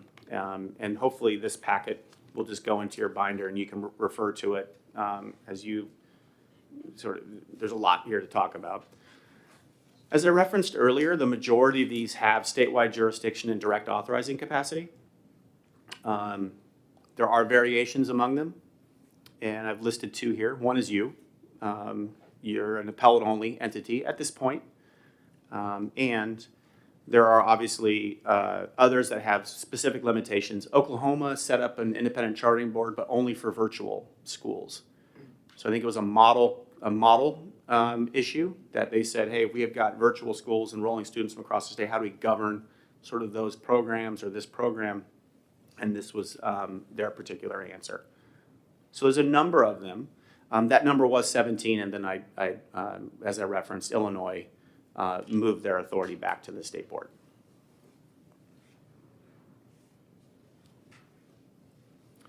Important to talk about what I see in your context, and this always sort of brings up an interesting conversation because I understand when you're that close to the issue, when you're this close to the work, this by being you all are this close to the work, you see a lot of the challenges. I don't see many of those directly because obviously I'm not as close to the work as you are.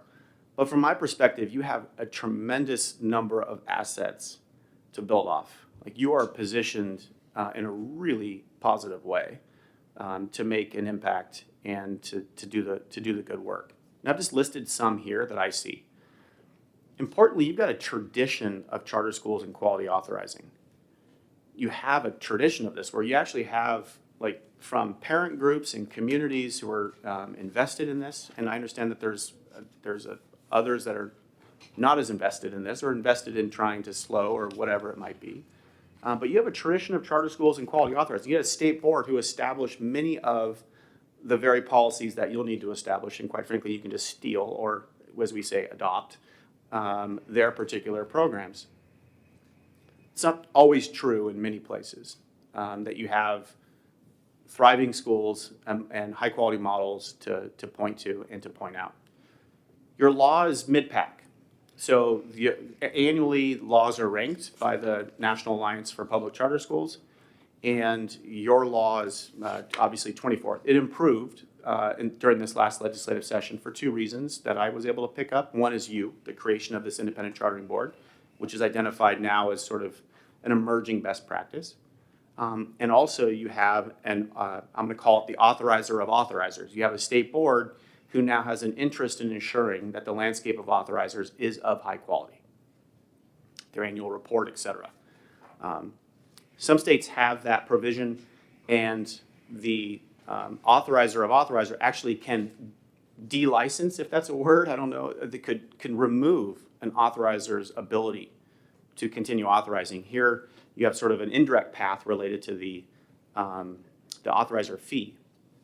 Others have a more direct path to say, hey, your portfolio is not performing, you're not intervening appropriately, X, Y, Z, and so I'm putting you on notice. If you don't correct it, you're going to lose your ability to license. If you're interested, a couple of the areas that they found where Tennessee's law could be improved, and again, this is according to a rubric, not according to what you all want or desire or need. One's around autonomies. And I think you have a process by which charter schools can claim or request autonomy. And you've got guardrails against civil rights enforcement and the right things to say, well, no, you can't waiver your way out of still being a public school. Sorry.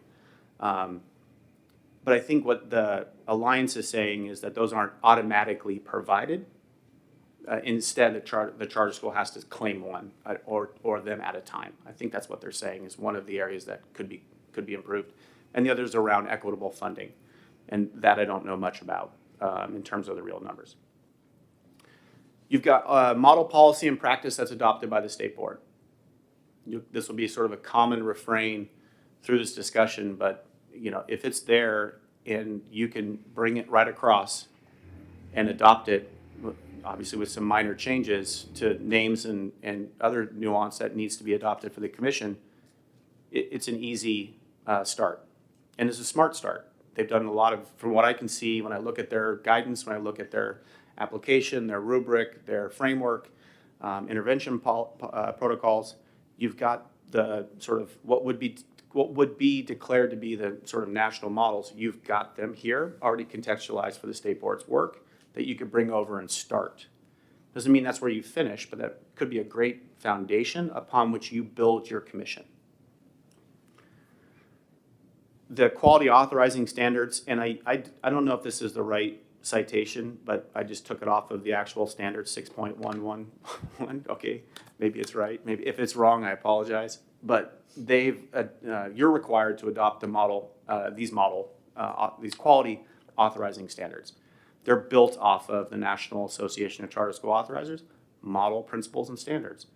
There's a couple of little nuances throughout them, but it's essentially exactly what I would be suggesting you would adopt anyway, and they've already developed it for you, and you can just bring that right over. You have some schools to transfer in, and we looked at that performance data yesterday. We know that some of them are new, and so it's hard to see their sort of trajectory or where they're performing. But they appear to be smart schools that have been adopted or been sponsored by the state board, and so you have schools to begin with, and you have funds that have been granted to you by the legislature to actually build up the infrastructure needed. These transitions are dramatically difficult when you don't have any schools and you have no revenue. So you're borrowing staff to build a smart portfolio upon which you have your authorizing fee that could then build and become a sustainable entity. You're already over that hurdle, both by having an appropriation, but also by having some schools where you can begin to collect the authorizer fee. Your runway is phenomenal. Having, until the 2021, and then having the runway around the difficult work that Dr. Carney's engaged in to really set up and answer some of the questions that you all raised during that discussion. That's a real luxury, and I'm not saying it's going to be easy. It's going to be busy, and it's very likely that you'll run out of time when you want more time, but the fact is that you've got a nice runway. Huge asset. The ability to access the support functions of the department to help you with the LEA discussion. The responsibility of, and this is a variation of authorizers across the board, is their legal status as the local education agency. The feds basically recognize SEAs, state education agencies, and LEAs, local education agencies. They don't, in many ways, the charter school, is that one of these or is that one of those? Having your legal status for the commission as the local education agency is fantastic. It's clear you are the LEA. It brings about, as was discussed under Ms. Stovall's presentation yesterday, tremendous responsibilities, many of which you're not going to have the capital to then just go out and buy 8 people who all have the right functions and capacities or Swiss Army knife skills to then deliver on the LEA functions. Having the access to those functions at the department is a really smart and thoughtful opportunity. Not a lot of departments of education across the country also serve as the LEA for many of their direct run schools. They usually, that's a kind of a very firm line that they don't actually cross. But having that is a real good starter. And then you've got the Tennessee Charter Center as a partner that I learned about and was surprised to see, and it's a nice asset that you also have as a partner organization to help you achieve whatever that vision is, and then to help you work through that particular lane. Okay, let's talk about you now. Next one. I realized, I think it was on the plane coming over here, that what I thought was a pie chart or a pie graph is actually an aspirin. It's probably not a bad, actually, image. There's a lot of work here. You guys have, yesterday it was remarkable, the detail and your questions and your engagement. And what I'm trying to do here is to provide you maybe an aspirin, but at least maybe an organizing heuristic, some way to sort of organize your thinking, provide you some placeholders about what goes where as a way to sort of organize this stuff and move forward. So from your perspective, and from, your staff will be looking for you for guidance and sort of vision, and also to be held accountable and push the staff around the work. And so for me, I need something like this. Maybe you don't, but my aspirin are always visuals as a way for my brain to get the complexity under some sort of organization and then get to some simplicity on the other side that I can work on. So here's how I've kind of organized this. In the upper right-hand quadrant is the standards, your principles and standards that you will ultimately adopt that are sitting at the state board on the state board's webpage. Super smart. And they're sort of declarative statements around autonomy. They're declarative statements about the standards by which you will authorize. Similar to sort of education standards, they don't tell you how to get there. They don't give you the curriculum. They just tell you what you should know and be able to do, in other words. Fantastic. To the left of that are the practices. This is where I'll talk a bit about what we understand authorizers of strong portfolios are doing, kind of the nuance of implementing those quality standards, what they're doing to achieve strong portfolios versus authorizers who have average portfolios. So this is kind of like the real nitty-gritty conversations that ultimately you will want to have as the culture and characteristic, if you will, of your commission, if you choose to go this way. Below the practices is the why. and I probably should have started here, but ultimately your vision for what the commission will achieve, and the relationship of the commission to the broader education sector in the state, and then ultimately your mission, which you're really only required to have your mission. And I think you could probably get that done by saying our mission is quality authorizing, period, full stop, done. But I think you should have a discussion about what you want that pie section of the aspirin or piece of the pie to be. Would really inform, I think, your, again, provide ballast to the conversations going forward. Then there's the policies and procedures. And those are your written documents that animate the processes that you go through, and that provide discernible, predictable, right, patterns and cadence of your work over time.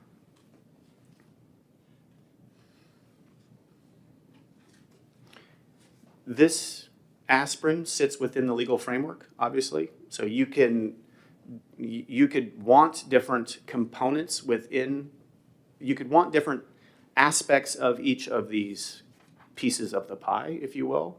But at the same time, it sits within the legal framework that empowers you to authorize. So does that make sense? Yeah? Okay.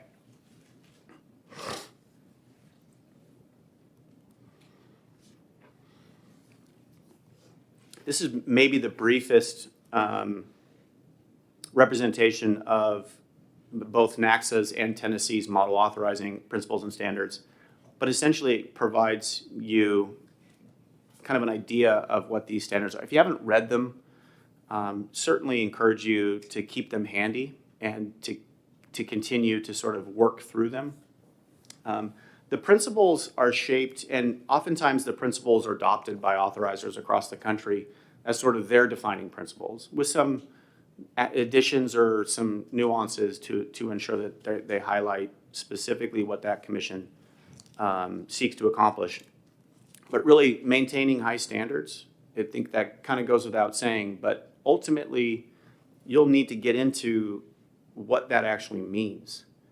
And you'll have frameworks that attempt to quantify what that actually means, both on the opening of schools, approving applications, the monitoring of performance, in those sections that Tess spoke about yesterday, academic outcomes, operational outcomes, and financial outcomes.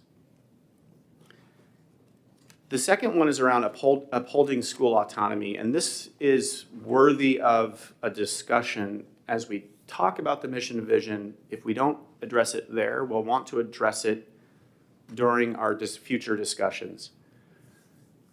There, NACSA will have a report coming out about this sort of autonomy project to try to help guide authorizers on finding the right balance between at what point do you overstep or impinge upon a school's autonomy? How do you honor their autonomy? Because that's one of the fundamental quid pro quos of the charter sectors. We're going to give you autonomy, but we're going to expect increased student outcomes. Basic as it sounds, it's complicated underneath when we start having conversations around, well, we're the LEA, the commission is the LEA. What does that mean? In many cases, there's not a lot of autonomy with IDEA rules. Okay, that's one area we don't have a lot of autonomy in. But there is autonomy around teaching and learning and curriculum and pedagogy, and defining that sort of arena is an important for you and important for your schools to understand the terms and conditions of the deal. Protecting student and public interests gets around your, not only your fiduciary, but sort of your moral, ethical responsibility to ensure that your decisions are in the best interest of students, taxpayers, community. I heard earlier, I actually didn't capture it on the word wall, some components around transparency. Not only in how you function, but also in the reporting that you use and that you operate, as well as protecting students and public interest to ensure sort of non-discriminatory practices, open enrollment systems, et cetera. The standards are where the functions live and are really just organized on the main functions of the commission. organizing yourself to get the work done. That's agency commitment and capacity. Part of that is the vision and missioning conversation that we'll have today.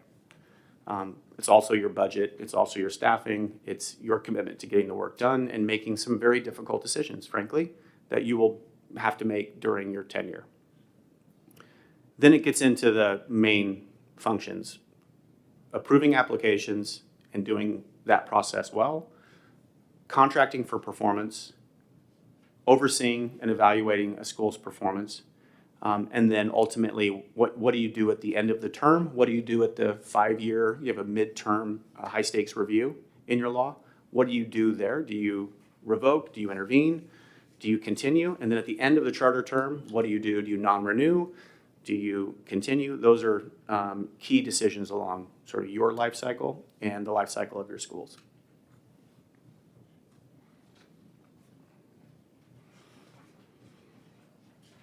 I don't know if I need to go into too much detail here. I think I sort of did.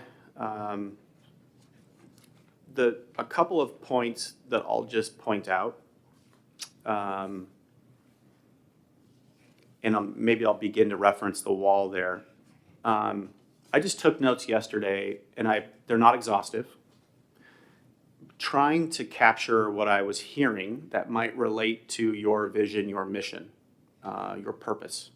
Some of that language is from your governor, some of that language is from your commissioner, some of that language is directly from you all during the conversation yesterday.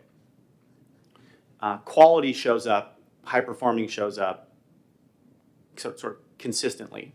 Now, set aside the high quality educators, but talking about quality schools, high performing schools, a core principle of your work is to establish high yet attainable standards. And it's a principle that you're going to be adopting from the framework that is the state board's model framework. But it's also what I heard, your sort of declarative statements being around what you want to be known for and the quality of your schools that you authorize. So setting those standards, not just on the fiscal and operational, but also on the academic, are critical. The second is around preserving the core autonomies and administrative burden. Touched on this. It's not something that's up on the wall, but it is an important notion that should be discussed, and we should continue as a touchstone throughout to ensure that we're maximizing the core autonomies that we can within the parameters of law and regulation. And secondly, we're sort of doing what we need to, not what we want to. And I'll just say what I mean by that. In many cases, I would have staff who would love to collect more data, or to go to the school and obtain this, or to go and do Y. And I would always ask, is that a want or a need? Because if we're committed to lessening the administrative burden and we're committed to affording all the autonomies that our schools have, if that's one of our core principles, then we're going to ask that question consistently of ourselves. And I think the last, I won't spend a lot of time here, not to say it's less important or anything related to the others, but if, and I appreciated the commissioner's comment earlier about students, if students are at the core of our decision making, then we need to protect the public's interest and protect students' interest. And then what that actually means, you would need to be able to connect that to how you operate as a commission.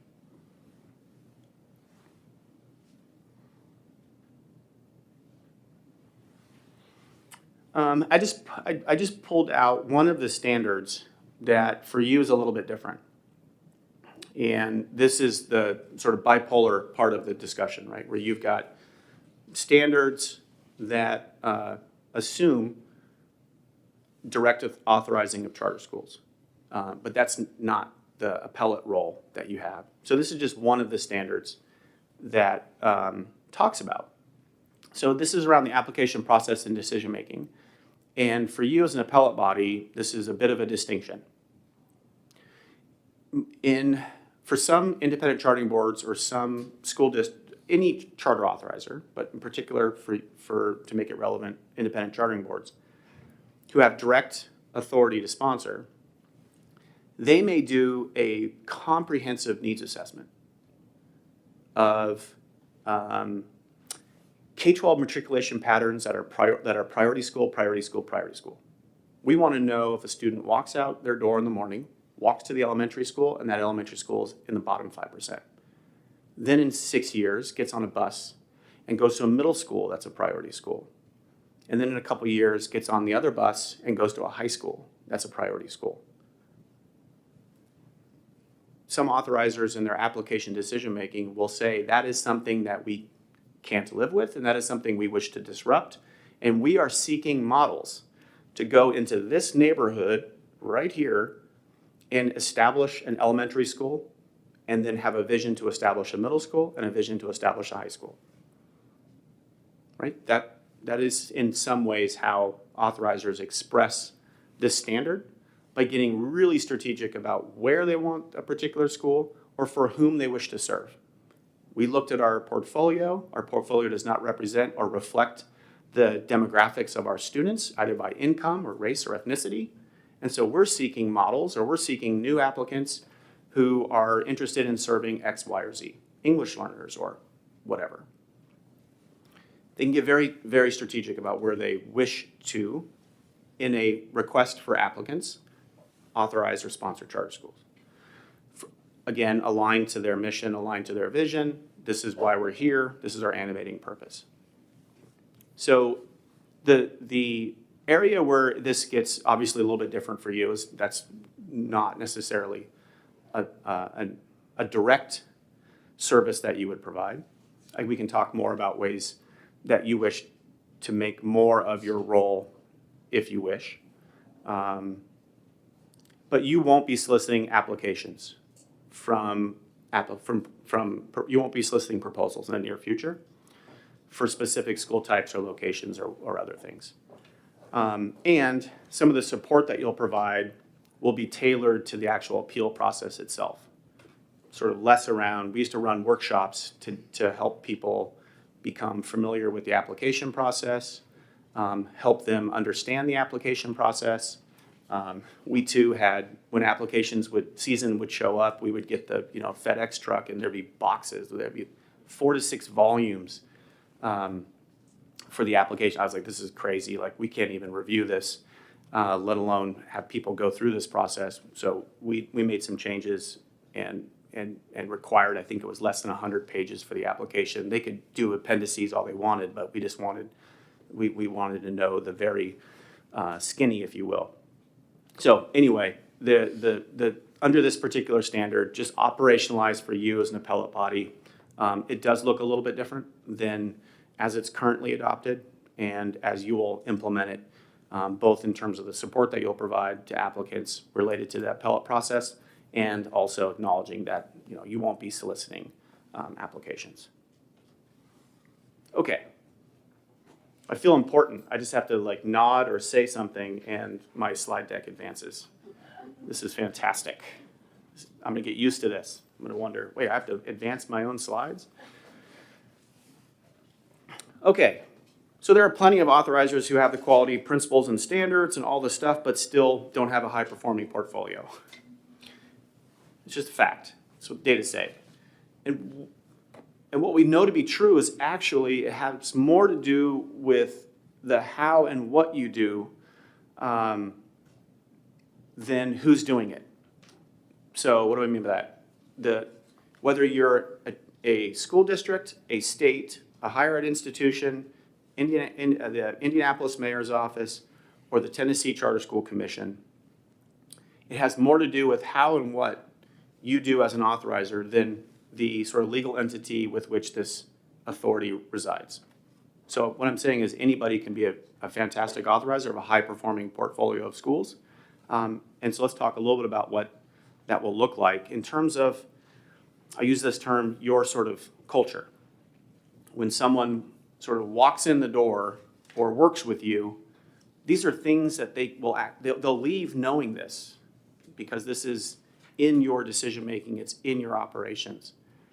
So again, this particular report that we produced is, if we took a look if we created two buckets, we looked at really strong portfolios, high-performing portfolios, and you know, there's not a science here, but this is a professional judgment around what that means, right? High student outcomes.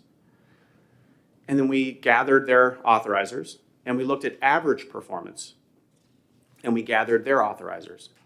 And then we went out and talked to the charter schools, talked to the authorizers. We said, what's happening here?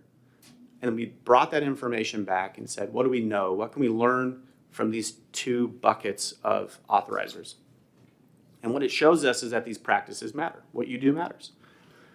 In particular, and this is likely not going to be a surprise, but some of it might be, especially for those of you who have been doing this work for some time. The first is around your culture and characteristics, and you'll see that highlighted here is that you have goals. May sound surprising, but actually these goals tend to be not just student-focused goals, but they tend to be on an annual cycle that you create internal goals for your operations as well as the operations for your schools and the outcomes for your schools. This one surprised me because I always thought that authorizers, hey, we got to have especially if you're a direct authority authorizer, we need a 5-year strategic plan that lays it all out and that provides us sort of how do we make investments, who we bring on board, and sort of the change that we anticipate, our sort of hypotheses, if you will, going forward. It turns out that, that's fine, but it's not a key component or characteristic of a strong portfolio versus an average portfolio. It was more around the data obsession and these sort of micro goals, micro being a year, that continue to drive these sort of cycles of improvement for the organization. These goals can be around application. They weren't necessarily student outcomes. You weren't setting annual goals and revisiting those for literacy. You were setting goals for yourself in terms of how you adjudicate being a sponsor or being an authorizer with all of the other principles around quality and protecting student interests, et cetera. The data obsession was all, do you have a question? Maybe you're going to get to this, but do you have an example from one of the other bodies for what a micro goal like that would look like? Yep. I do. I can. We can kind of build this out as we go forward. The data obsession seemed intuitive, and I think it is. And it's not always. It's outcome-based data, not always process-based data, which is important. You got some of that yesterday, but the questions that you raised yesterday during the research conversation, I was like, oh, this one's a natural for you all, because the questions you were asking are the type of questions where you dig into the information or the data that's being presented, and you get a more nuanced view of the data as it's being presented. So alternative scenarios around performance-based closures. I think there was a question around IDEA and ethnicity and race, and can we get this cut out and put across a 2x3 or whatever, however you want the data displayed. Growth and absolute measures, and then 2x3ing those around who and where and what grade levels. Cohort-based questions. I think it was somebody who's asked, well, obviously it looks like they're getting better over time, and I think the response, well, these are each annual snapshots. So cohort-based data questions. Grounding in facts and grounding in the data, but at the same time asking the questions to go beyond the sort of face value of what is being presented. Critically important for authorizers who have really strong performing portfolios of schools. Obviously, those animate your decisions. Those should be embedded in your decision making. The other's around a relationship to your schools. I've evolved over time on this one. I thought having us in the schools was not a good thing.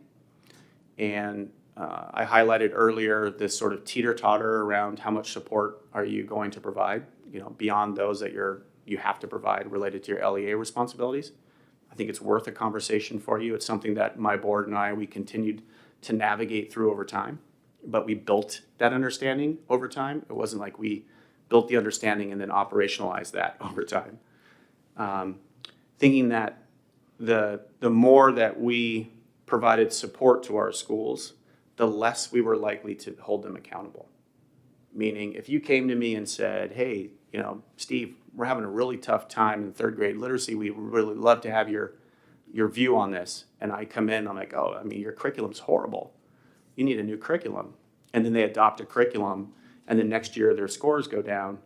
And I'm like, hey, your scores are going down. We're going to intervene. They're like, dude, we just did what you told us to do.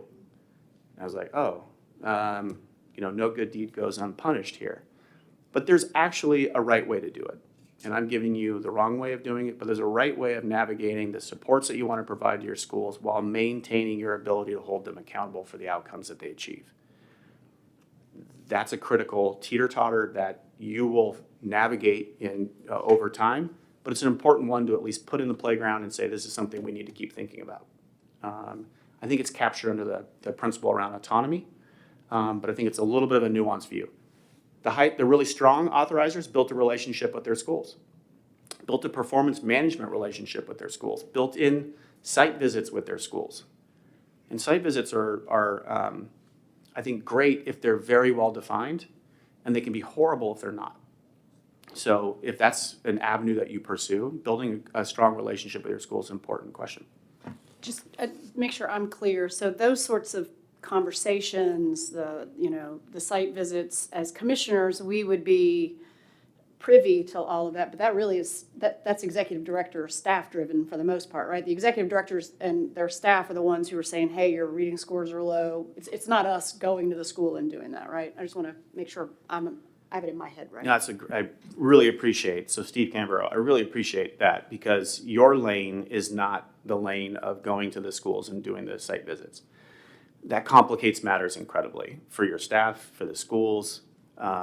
Your lane is, are we going to have site visits? What does our relationship to our schools look like? Come back with sort of a proposal or a concept paper or one-pager on what this will be. And then we can adopt a policy around what the site visits are and what the site visits are not. And then you guys execute. Steve, for the sake of the commission, could you talk just a little bit about the difference between a school board superintendent relationship versus the commission and their executive director relationship and the accountability and the performance of the portfolio of schools? What that would look like from the performance of the schools to the expectations of the commission and their accountability to the executive director. Mm-hmm. What would their role be in that space? In my experience, just from my experience, having a board, number one, I answered to the board. Ultimately, I was appointed, but then once that appointment ran through its time, the board then hired me to operate in the commission. I appreciated the board pushing and having the tough conversations in public and pushing me as the executive director on the outcomes and the vision and the mission that we had agreed to. I appreciated the commission's need for information and to hold me and my team accountable to bring to you the type of information that you needed in order to make a tough decision. I also appreciated the deference to our professional judgment when it came time in making recommendations. I appreciate the need for a recommendation. I thought it was our obligation to bring a recommendation to you that was shored up by the facts and the nuanced information that we had collected. And then ultimately, if they weren't happy, and this has happened, it happened in our state, that the commissioners were not happy with the direction that the staff were going. The executive director was going, and they decided to go a different direction with a new director. So that is ultimately, right, the constant performance management, bringing back to you on these sort of cycles, where we are, what we need to improve upon, how do we improve upon it, how do we know that we're improving upon it, are critically important to have as a board to uphold for an executive director. Did I answer your question? Yes. Okay. The under number one, this actually permeates sort of through these practices that matter, and I referenced it earlier around professional judgment. We would like to think that this is a science, but it's not. I guess there is part science to it. But at the end of the day, there's a lot of judgment. And we do our best with our frameworks and our rubrics. That's important. You have to have that information. You have to have these sort of cornerstones of the work to facilitate really good and really difficult decisions that you'll have to make. But what the Practices That Matter report found is it didn't always just come down to the application of the rubric. It came to the application of the rubric in the context of exercising professional judgment, understanding what the rubric said, and then making a rational sort of decision based upon that. So there are cases, I don't think this will be your case. You have a tradition of folks who have been bringing their professional judgment to the table here. But there's also, and you can imagine, some safety that staff feel when they have a rubric, and the rubric says it's a 72 out of 80, that is an approval. Or it's a 64, and our cutoff is 65, that's a denial. There's a lot of safety there. Ultimately, though, what they found is that the difference between average and high performing or strong portfolios were sort of this thread of professional judgment that works its way through. Number two is kind of for our workshop today and our sort of discussion. Strong authorizers have a really coherent vision and purpose behind their work, have a set of organizational values. That is very clear to the external environment. So people understand what you're about. Not just in your language that you hang up on the wall, right? But in high-performing authorizers, stuff's on the wall. Like, we believe, and this is what needs to be true for kids, and here's our responsibility and role. They have all that. But it actually shows up when it comes time to be in the well and go through some tough work. Here, under number three, I think this is just probably part of healthy organizations in general, many of which you all lead and work within, but having an empowered leader and empowering that leader. Kind of talked a little bit about the relationship between you and your ED. That's a really critical hire, obviously, for you. Not to add more weight to that. But there are really talented folks out there who could get it done, and then providing them the opportunity to get it done. Some of the work that you'll be doing today and over time in your subcommittees will help signal to candidates what you're becoming about. And I don't want to say what you're about, but I also don't want to, it doesn't have to be, chiseled into a rock, but just where you're leaning in terms of how you see this commission operating within this environment, that will help candidates understand when they begin to seek or think about interest in applying. Oh, okay, yeah, they're about quality, they're about equity, they're about high performing, they're about model practices. Yeah, okay, cool. They've got some of those prerequisites. Now I'm willing to look at this. Pardon me. I don't need it. I think the board relations component, especially early in your development, and I think this is natural for many of you that obviously already serve on boards and understand. It'll be helpful for you to be pretty clear with your executive director about what you expect in terms of that relationship. Are you going to get individual sort of briefings in advance of tough decisions? How does that work? How do you navigate all of the rules, the sunshine rules, which are incredibly important? I know in our state we had a provision that when you're looking at significant decisions that require a tremendous amount of background information, you can't build a quorum, but you can have a non-quorum conference call to provide facts, no deliberation, but just to provide some runway for folks. So things of that nature, just in terms of how you operate and how the relationship between you and your executive director. Go to the next one. There's only 63 of these practices, so we're getting there. I'm just kidding. There's only 5. This is the last. I have to keep everybody on their toes a little bit. I can drone on. So the 4th practice and then the 5th practice, just quickly, in terms of the school opening, there's a a lot of work that goes between the approval of an application and the actual opening of the school. And this is one of those areas that I would like to have gone, if I could get into my time capsule and go back in time. This wouldn't be the first thing I would do, but maybe, I don't know, the 40th thing I would like to do is get better at this as an organization. Because this is one of those places that if you believe in the people and you believe in their application sufficient enough to approve them, boy, this is a great spot to jump in and help, right? This is where that support and accountability bar, this is where you really supporting them through the opening process or building an ecosystem that can help support them from when you get your approval to when you open your doors. It's really a low-risk proposition in terms of impairing your ability to hold them accountable. If anything, you want them to be successful. You want a smooth opening. You want all of the early funding. You want all these things to be true for them so that those burdens are not being felt on their pre-opening and that they can start with still with a smile on their face or awake. I don't know if you require an applicant interview. Do you require that in terms of, the appellate process includes pretty substantial hearing, but do you require them to be interviewed? So the quality authorizing standards, we have put in a requirement around a capacity interview.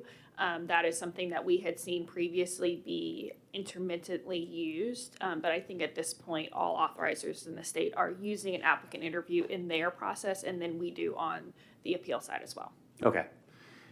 The capacity interview is getting the petitioners who are petitioning you to open a school on appellate or direct to sit in a room with staff to go through some key questions that staff and your executive director would have.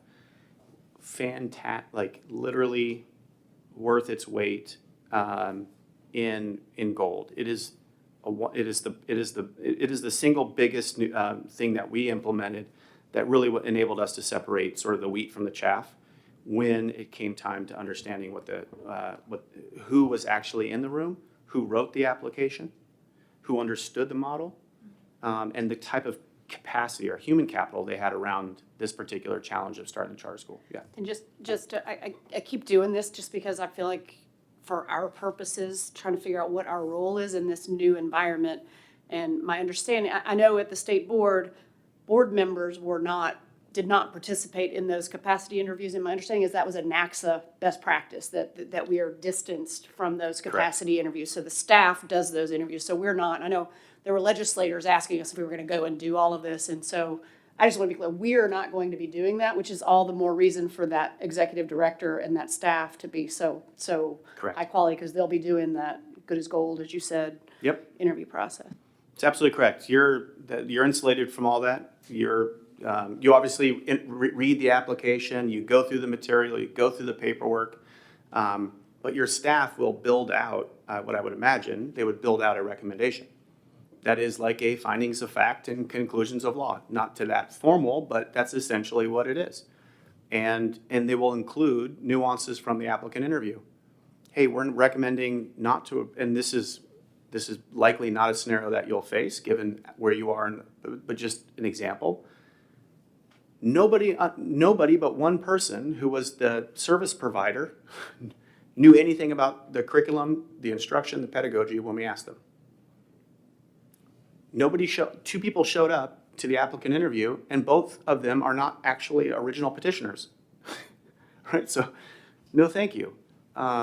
So examples of how the capacity interview folds into a recommendation that staff make to you based upon the information that they receive. And there's some nuances there in what that looks like under your appellate review. You're going to be involved in some of those meetings in situ, in the actual region or in the school district. It's my understanding that you get to see some of that happen, but yes. Yeah, and it's a de novo review under our law, so Correct. they start from scratch. You start from scratch. So you could add components of what we're now learning about these practices that influence the strength of a portfolio in that de novo review. Monitoring and intervention. What do I want to say here?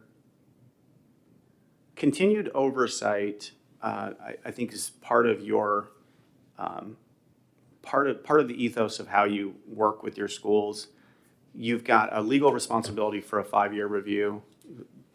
There's also, I think, room for these annual reviews. Obviously, you get some fiscal data that comes in, not quite on a perfect cycle for these, but that's fine. That's incorporated when it comes in, and then that's presented. You've got two things here that are part of your principles and standards, will be part of your policies. And that is sort of your monitoring and intervention protocols. So what are you looking for and when? By when do you expect to really review the academic? Are you giving them basically kind of 3 years and then you're going to do a hard academic review in 3 and then you're going to do a high stakes in 5? Will you look at what will it mean if you do find something? How do you tier your interventions so that they navigate the autonomy, the accountability principles? The intervention protocol that you have, the written agreement that you have, the performance framework that you have, found fantastic foundations that you can bring over in whole, or you can bring over, have a discussion to look at them, and then adapt them, adapt, and then adopt.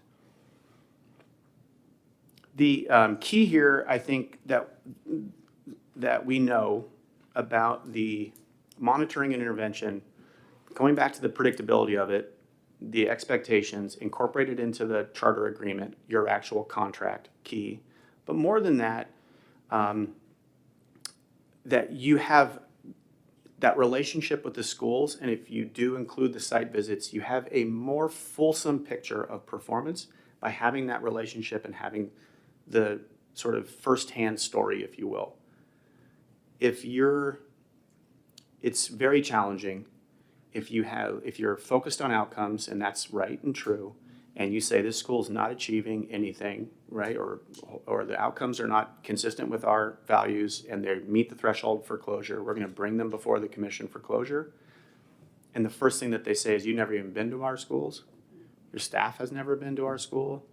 I'm not suggesting you're in their school, but we've asked for help. Your staff's never shown up. It doesn't empower you to make a decision that will be a student-centered decision.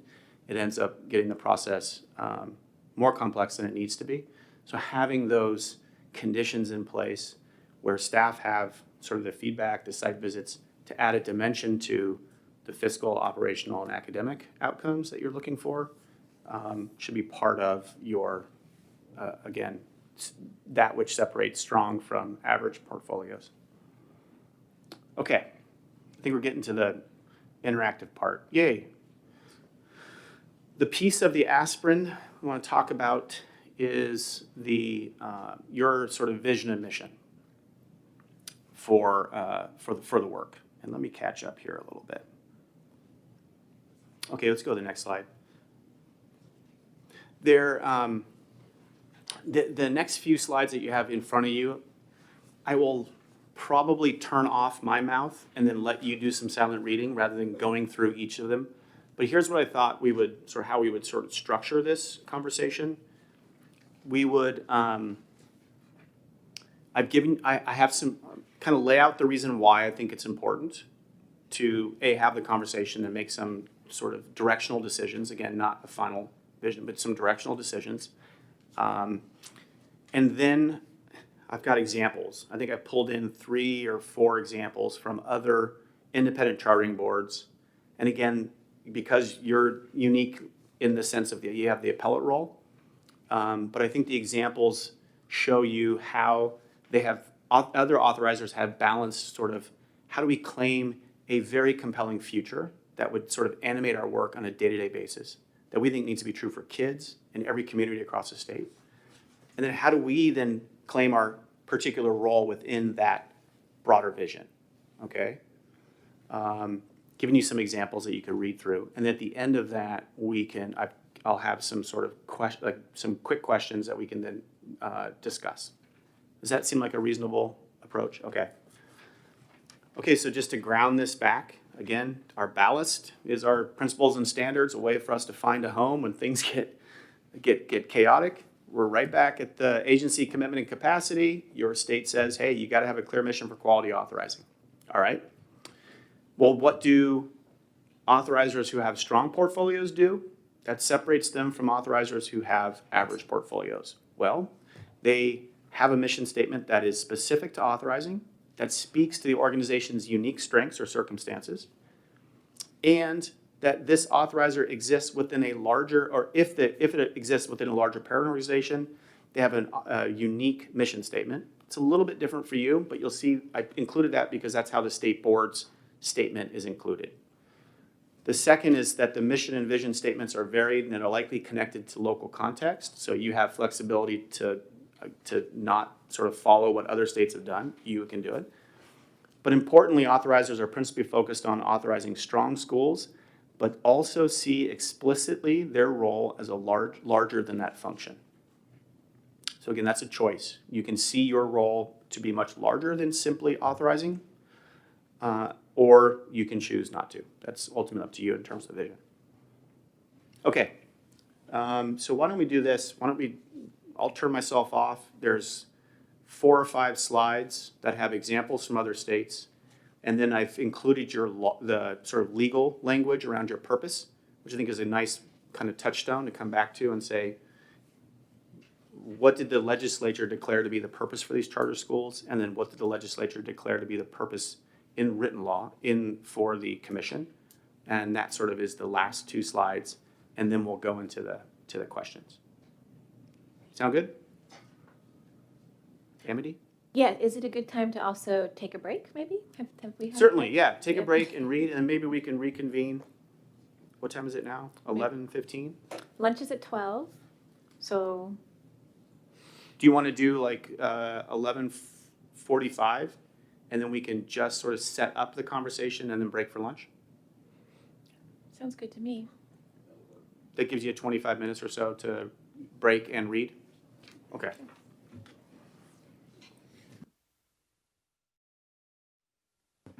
Okay, let me bring everybody back together so we can share with Steve some initial thoughts. He's got some questions to ask us. We're going to break after the conversation about mission and vision. We'll have lunch, and then Steve's got some final thoughts for us after lunch. And then at that point, we will move to Angie, who's going to talk about public meetings and public records. So, Steve, would you like to pick up where we were when we broke? Thank you. Thank you, Chairman. Steve Canavero for the record. Just quickly, and we've got 14 minutes or so before we break for lunch. The last 2 minutes of that, I'll pose sort of the 3 questions that we'll want to come back after lunch and get your direction.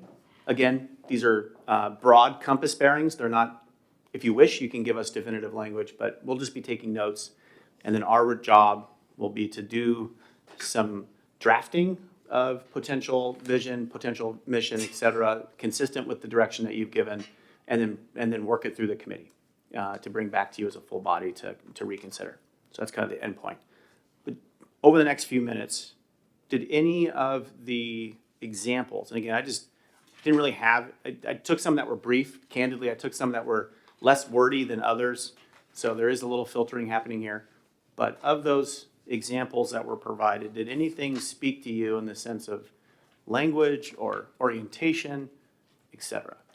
Well, let me, I shared with you during the break, and not because of knowing the state you're from, but I like visions and missions that really get to a point. What is you trying to do? I mean, all the, what I call decorative language is nice to have, but if I'm sitting here for people to understand that, we're out there, everybody knows we're here to provide a great education for every student. I mean, that's part of it, but how are you going to get there? And what are those steps you're taking that are going to differentiate you from, your local school system, the state board, or whatever, or whomever you're looking at? And there's a place to it in values and things to pick up some of this language.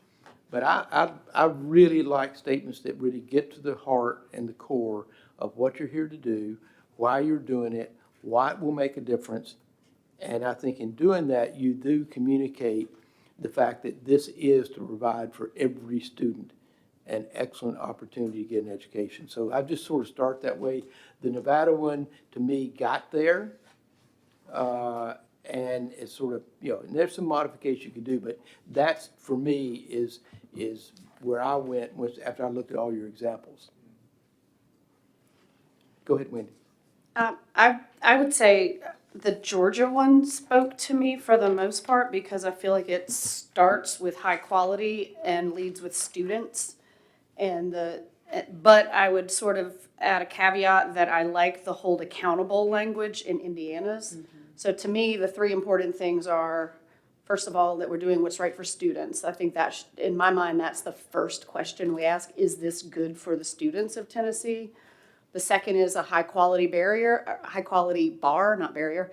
And then the third is that to get that, we have to be not just authorize schools, but hold them accountable.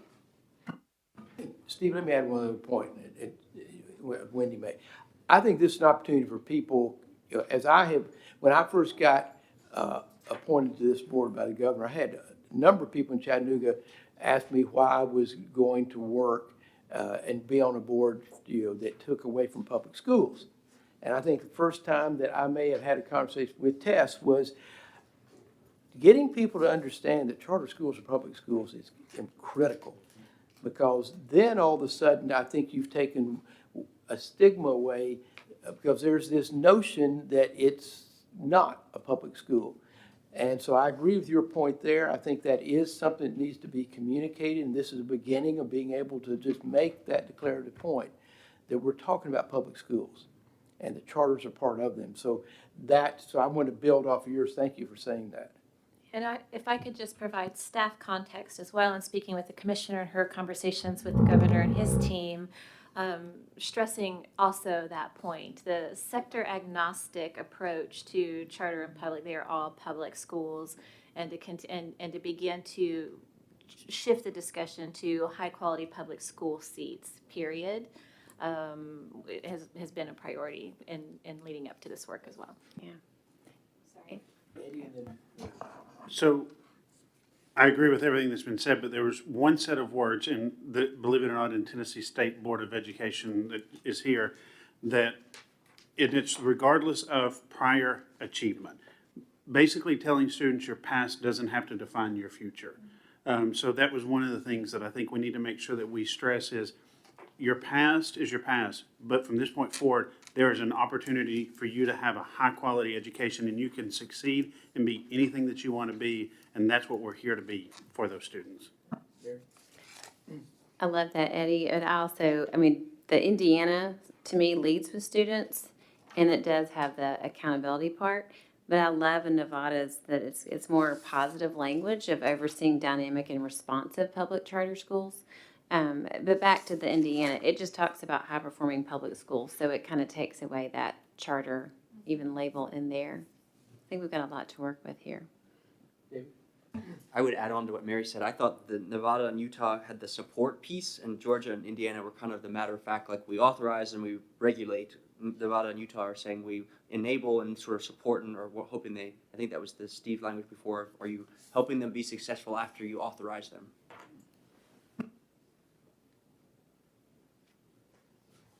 Other comments? I'm just wondering, as an activity, if it wouldn't be helpful for you each to rank them in order of 1 to number, as 1 being your favorite to the 5th. I think we have 5. Could I make a suggestion? Because I like the idea. I can but email it to you. Could you do that as a Yes. homework for us coming out of I here? will make you a survey. Thank you. I think that would be great. Just get the commissioners thinking about this. Again, Steve Canavero. On the notion of support, so what I heard is some themes. I heard a theme around students and having that feature prominently in 1 or more areas across the vision, mission, and maybe some belief statements, as you said, Chairman, as a way to sort of capture some of the detail that you otherwise would miss. The connection with the fundamental fact that charter schools are public schools, and that this is a broader vision around improving public education than just simply, a vision that includes just public charter schools. Accountability. And then I wanted to sort of press a little bit in the support component. Is that my sense is that if I ask let me ask the question. Do you all want to be viewed as a supportive organization to the charter schools for which you sponsor? Yeah, absolutely. Okay. Can I ask? Yes. Yes, but realizing there may be other entities and organizations that are also providing that layer of support. So how can we plug in and not necessarily duplicate what's already there, but be available? And I don't know what that looks like exactly, because I haven't dug in as an authorizer here, but I do think it's important that we acknowledge what is currently in the market in the context of support. So serving a function like a facilitator, coordinator of matching need with potential service in some way, shape, or form.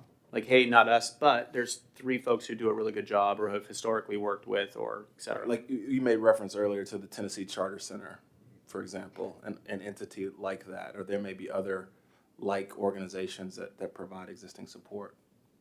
So where I see the challenge is something you mentioned earlier, like where does the support become, we did what you told us to do, and now you're saying we're not good enough. So how do you balance support with not being the reason or an excuse for failure, right?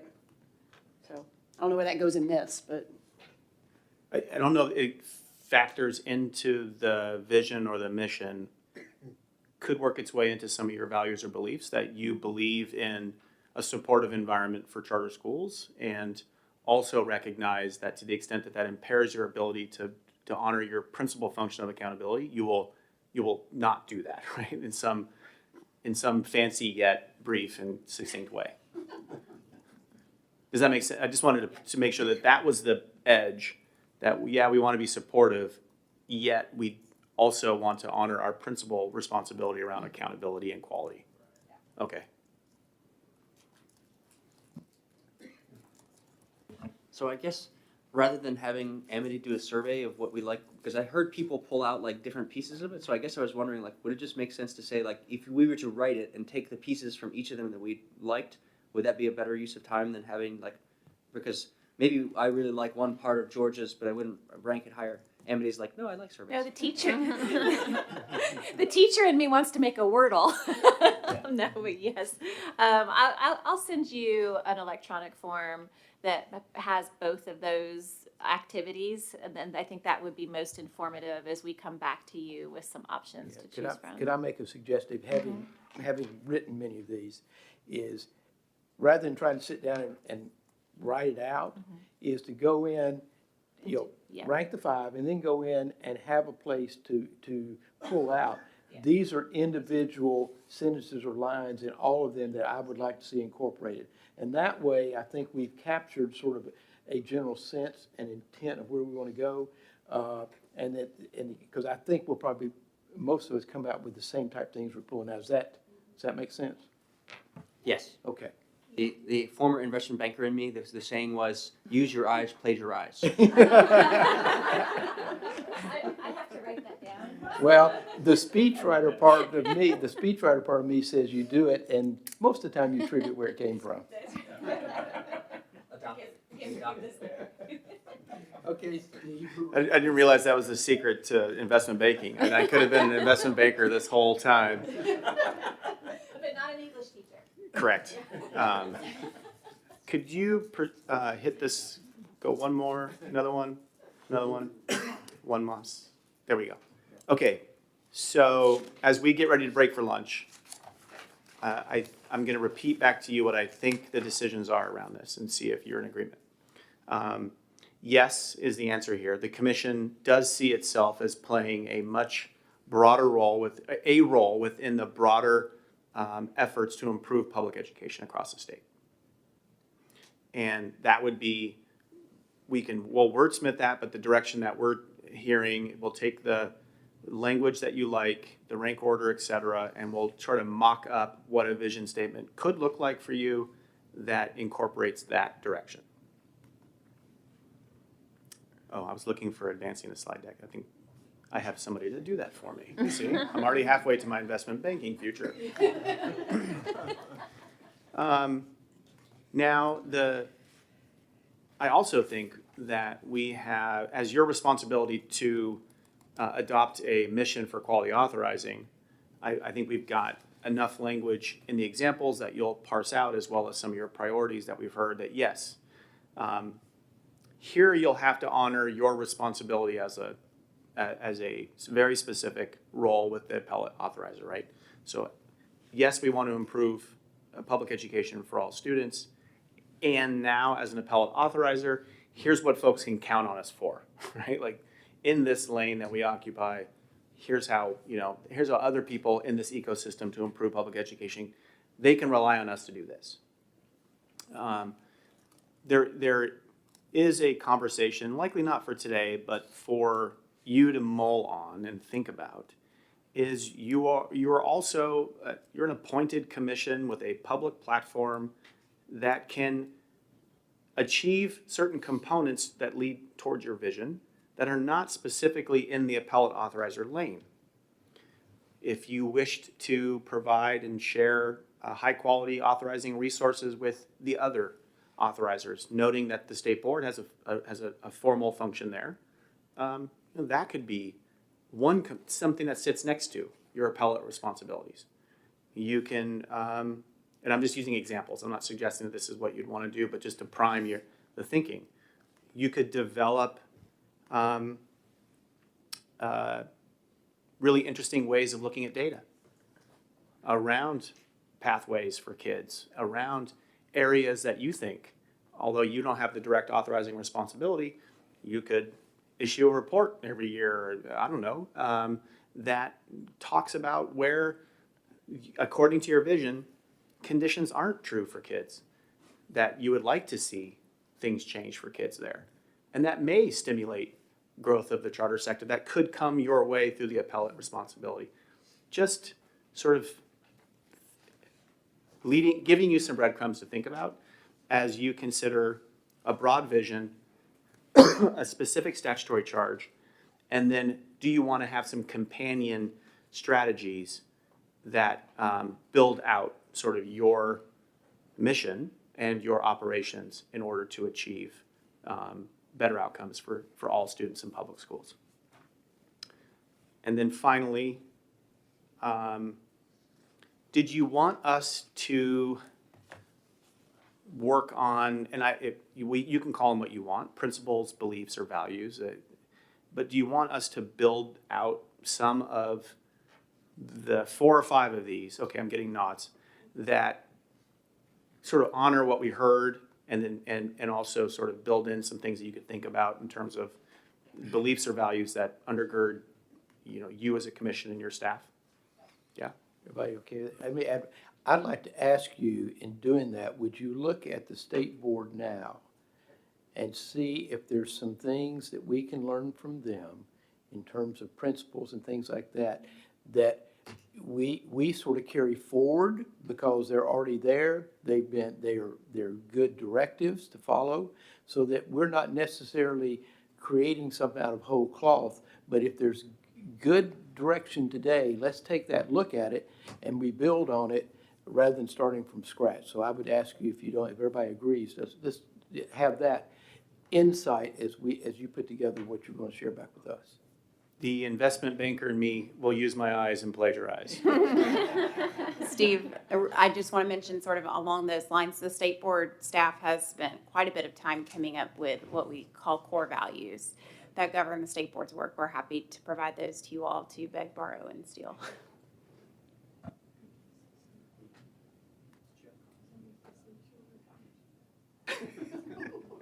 Okay, again, Steve Cambero. Okay, so when we come back, if you have an aha moment over your lunch break, bring that back to the table. We'll move past this and then we'll start talking about just maybe 10 or 15 minutes, sort of what I think to be the committee assignment agendas going forward, or at least what I would suggest we start thinking about pretty quickly in our subcommittees or our committees, pardon me, that will be developed as the chairman had established 3 of them. So that's it. Thank you. With that, we're going to break till 12:45. and lunch is ready. And when we come back, Steve is going to finish up his presentation. All right, thank you. All right, so we are at 12:45. Dr. Canavero, if you are ready, I think we are prepared to pick up where we were in your workshop presentation. I am ready, and I'm going to. Thank you, Hope. Sorry. Now that I'm an investment banker, I can't do my own slide advancements. No, It's part Steve, of- what I need to remember is the 2-minute warning rule. See, I'll get there, because I've got I need a 2-minute warning before we start, just. Oh, okay. Yes. 2-minute warning. You ready now? We good? We're ready. Okay, fantastic. So the last part of the aspirin or the pie chart had to do with the policies and procedures that we would adopt. And the commission, and I think the guidance of the chair, has identified 3 committees. I believe you call them committees, not subcommittees. Is that right? Yes. Committees. And you've got 3 committees: governance, business and ops, and policies and procedures, or rules and policies, generally. Is that accurate? Okay.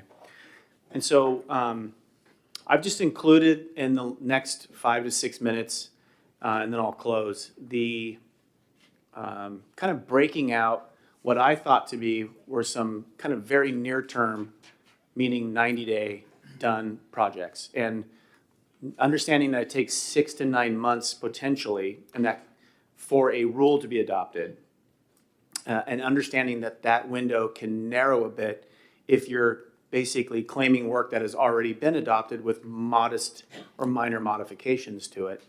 I think really underneath this, you'll see a lot of, hey, these are big topics that we needed to address. We could start addressing them by bringing on the state board's good work, adopting it, maybe fit it within that time period. So come January 1st, you've got a whole set of policies and procedures that look very much like what the state board's been doing, consistent with models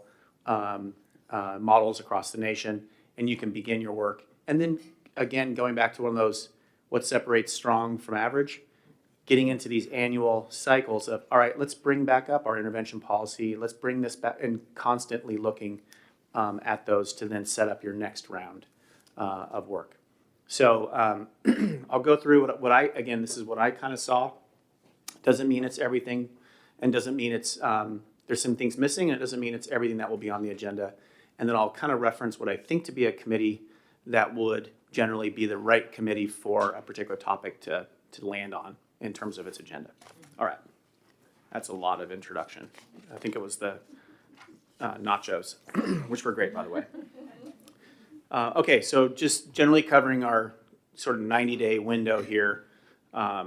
You've got the committees, you've got 3 of them.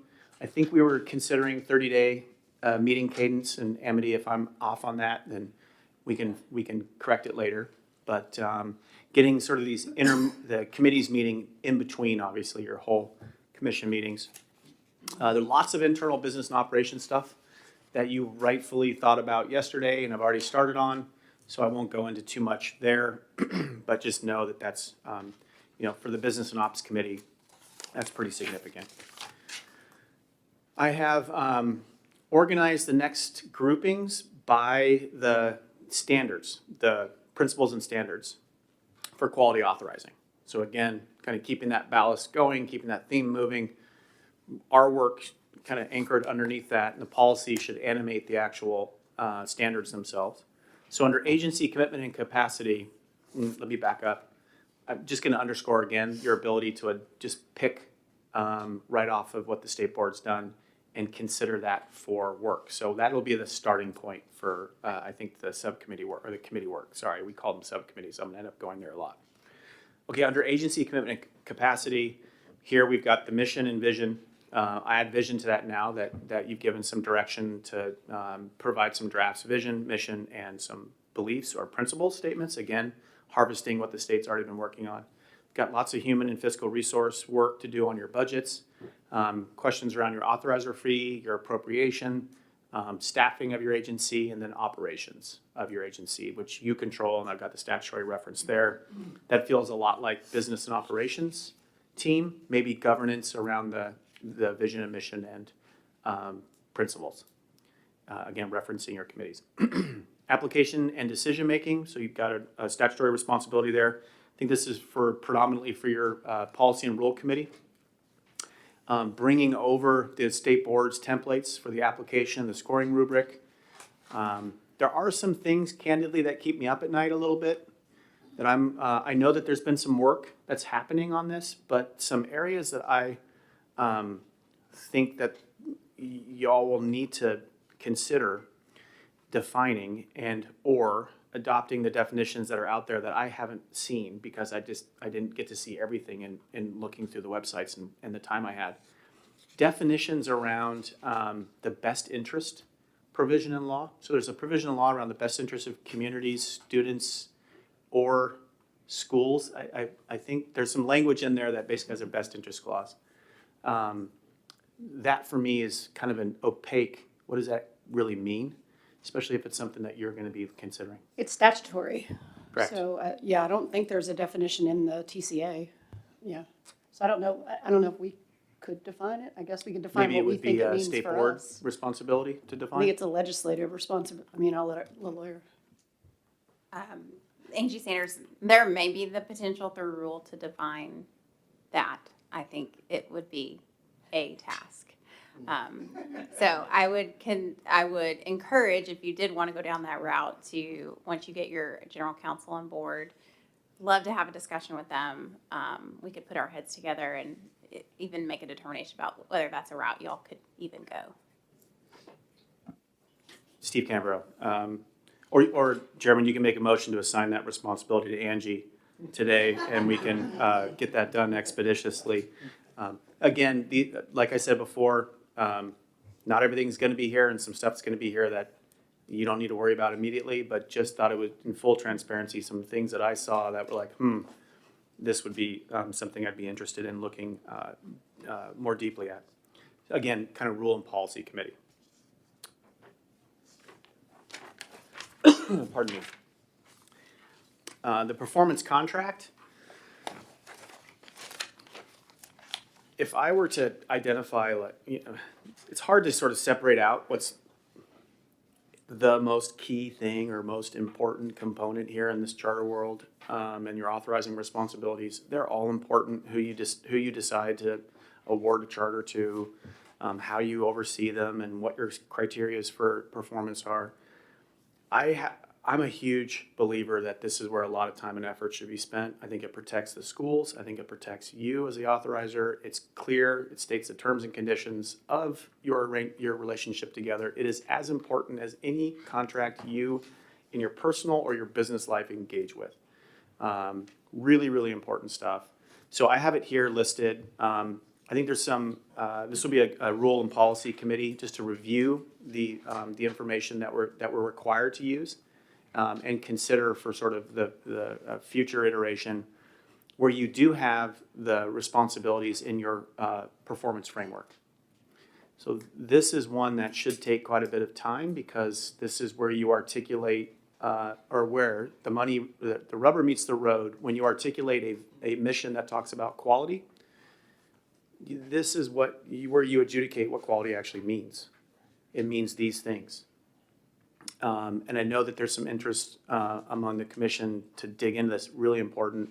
And it's important to send the right signals about what your auto termination clause, is that the actual performance standard, or is that the basement, or where does this sit in relation to acceptable, et cetera. So for me, this is an area that will, if you plan to join the Rule and Policy Committee, this is a busy activity.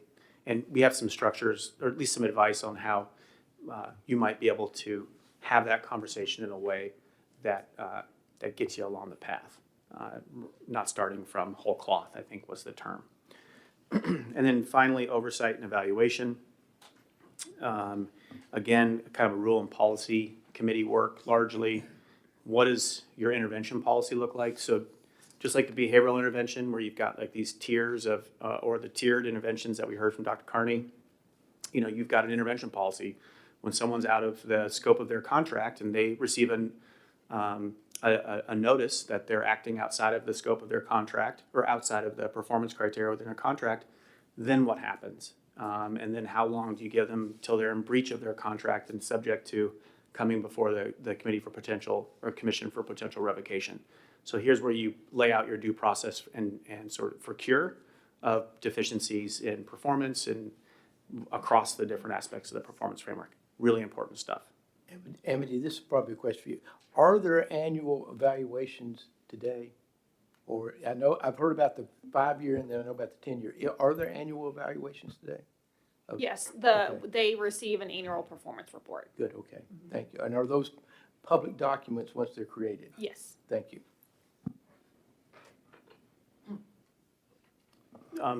So glad you brought that up. I have it here as one of the topics to define what that means. Not define like in terms of a rule or policy, but creating sort of here's what we expect on our annual, here's a template, or here's the, you know, if it's 5 pages, if it's 300 pages, sort of getting all that squared away. The kind of linking it back to, I think, an intent for the commission are related to transparency and reporting. You've got some law and some board policy that help here, and a process for the waivers. So I'm kind of going back to the autonomy discussion and thinking this would be where you'd probably hold some of that as well in terms of how you wish to address it, both in the near term and in the long term. But within the first 90 days, I think the majority of this is bringing over from the state board, getting your foundation built, and then getting into that annual cycle. This is my cheat sheet. If I were giving this to my board, what would I want them to come away with in terms of the sort of high level responsibilities that I want them to hold me accountable for and for me to hold them accountable to, consistent with the vision and mission and our principles of focus on quality. Outcomes always trump process. That's from my perspective, and I know that other people may not share that perspective, but my view is at the end of the day, the outcomes for kids matter, and we can work with you on process violations. Autonomy. The performance contract is the living, breathing it is the contract that you sign, the school signs. It should be clear. It should be consistent, uniformly applied, and like again, if there's ballast to this, that's the actual weight itself that holds this ship up. And then finally, all those things lead to your ability to hold schools accountable to produce the kind of outcomes that you think are required. And that is it. Thank you for your attention and your engagement. Are there questions for Dr. Canavero? Yes. I just would love, because you've had such a broad amount of experience, not just in Nevada, but with NACSA, would love if you could just share with us some of the lessons learned, just some of the things that if you, based on what you saw and learned, like a couple tips that you would tell us, like don't do or definitely do, other than what we talked about here, like mistakes that you've seen made.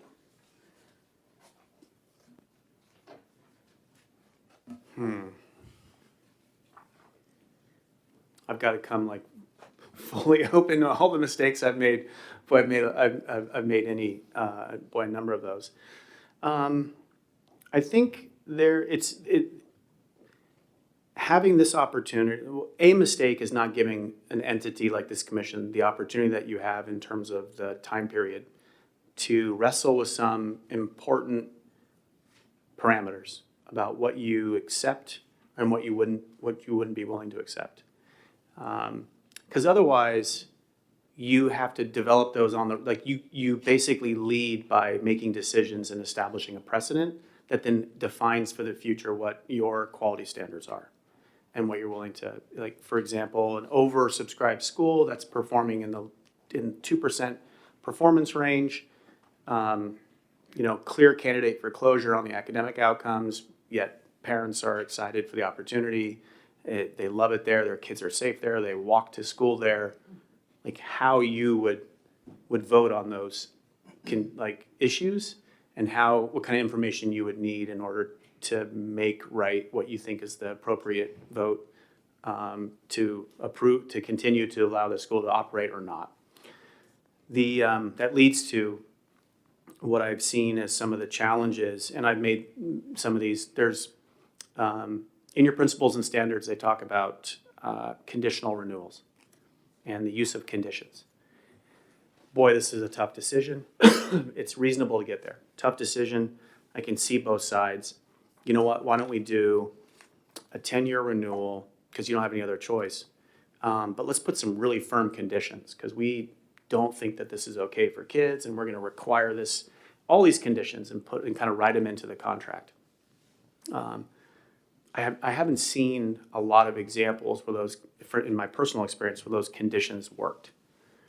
They did work on highly, litigious situations where if I were to head or recommend to the board an immediate closure, I knew that we were going to be in court, or we would have an injunction against that decision as soon as we tipped our hand that was the decision to be made. That did require a strategic conversation about, do we just go to court now, or do we continue to refine our systems so that when we do go to court, we're more likely to win? Not really an error, but if the principles say don't use them, the standards say don't use conditions, but sometimes those conditions can, those are ultimately your decision, but sometimes the conditions can be overused. Or conversely, if you're really thinking through a very long strategy,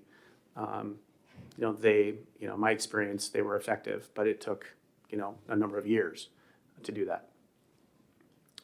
Anything else that you could think of that you're No, I curious would about? just love, Angie, see, I still think you're my lawyer. Angie's input, because I think that's a little more complicated here, because their statute says you can't put conditions on approval, but I don't know if that applies for renewal. I have no idea. Angie Sanders. Yes, so that is sort of the wrinkle. The portion of the code that talks about you can't approve based on conditions or contingencies is around the New Start application. But I think that in cases where we're talking about on renewal, there may be creative ways to, you approve for a 10-year term because, like Steve said, you don't have a choice. Can't do a 5-year renewal. But ways to think about corrective action plans or things that you might want to put in place when you're saying yes, but. The only other, and it kind of, I don't mean to beat the dead horse, but this is how important it is, the performance contract. Really an important document. I mean, it's the legal contract that you have with the school. And at the end of the day, historically, and you've got one that's much better than where we started, which it was a cover letter and the entire application. And remember, the application came in like 6 volumes. I mean, there was nothing there to really get your hand on to say, other than if the school was fiscally insolvent, to say you're not meeting your performance expectations. Oh, well, look at volume 4, page 1,216. I mean, it's all right there. It was just impossible to get your hands around like what the real expectations are, which is where your performance framework is critically important. When we work through the quality conversation, there'll be an important discussion about the signal you send related to quality and what the agreement that signal has with the state's framework if you choose something plus or minus that.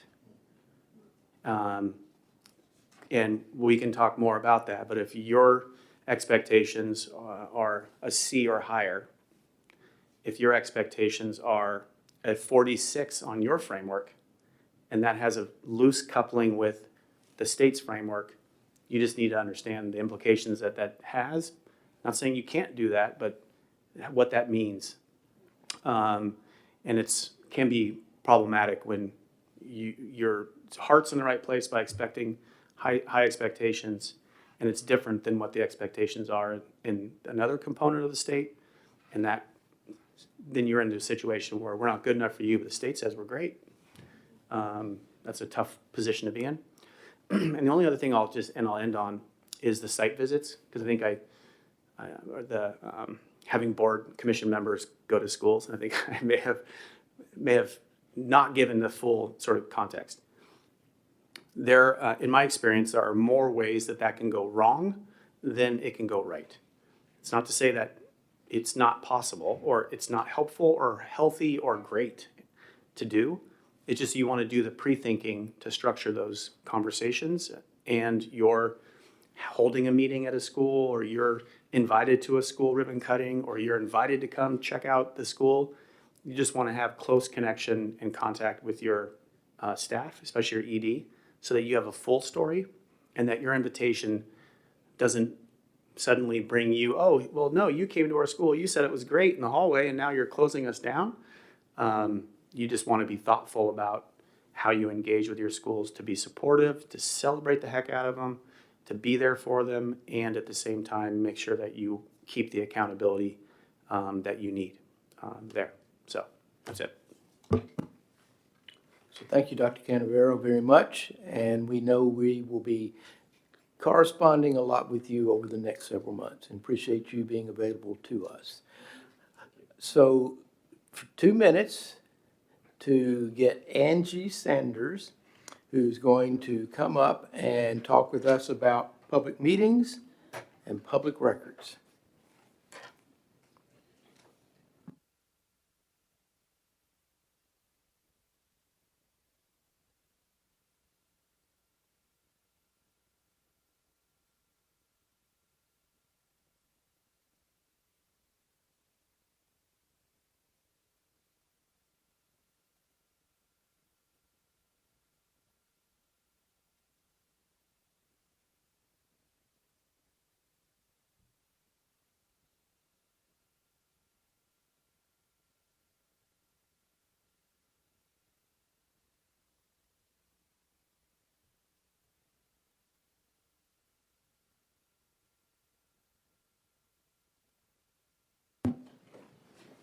All right, I think we're ready.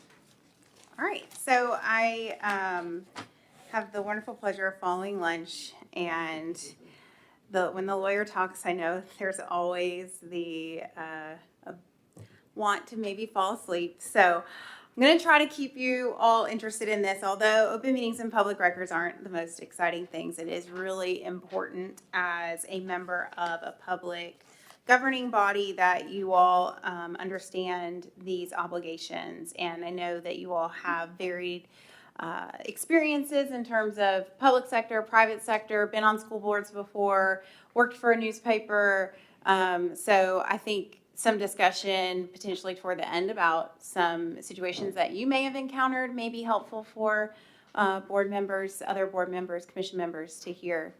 But what I'm going to try to do today is give you a short overview of your obligations around open meetings and public records. And feel free to stop me if you have questions, and we'll have a little pop quiz at the end. So if you're looking in your binder, it's under tab 3, about halfway through, or actually it starts, I think, at the beginning because we had to switch things around yesterday. And just do me a favor and don't flip to the very last slide because that's cheating. Will this be an open book exam? Yeah. So we've already talked through these slides yesterday, and we'll go to the next slide.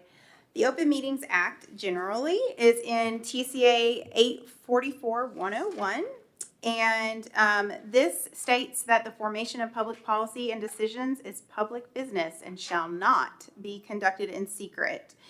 The act applies to meetings of governing bodies, and we'll talk in a second about what those definitions are. Meetings must be open to the public at all times. That is the way that the statute is written, the right to attend, not necessarily the right to participate. However, through your policies, which you adopted yesterday, you are providing a lot of time for, or some time for public comment, time for the public to participate, which I think is a very good idea, although the law doesn't necessarily require that you do that. You also have to provide space that can accommodate the public. And any needs of the public in terms of anyone with disabilities can access that space and be able to come to your meeting. You have to provide adequate notice to the public. That's judged on facts and circumstances. There's not a specific formula. If you check these boxes, it means that you've provided adequate notice, but it's really deemed sufficient if interested citizens are given reasonable notice and the opportunity to attend. I know that probably doesn't tell you a lot, but just think in terms of reasonableness. You have to have minutes that are open to inspection. They have to record everyone present, all the motions, proposals, resolutions offered, results of votes taken. And then all of those minutes are subject to the Public Records Act, which we'll talk about in a few minutes.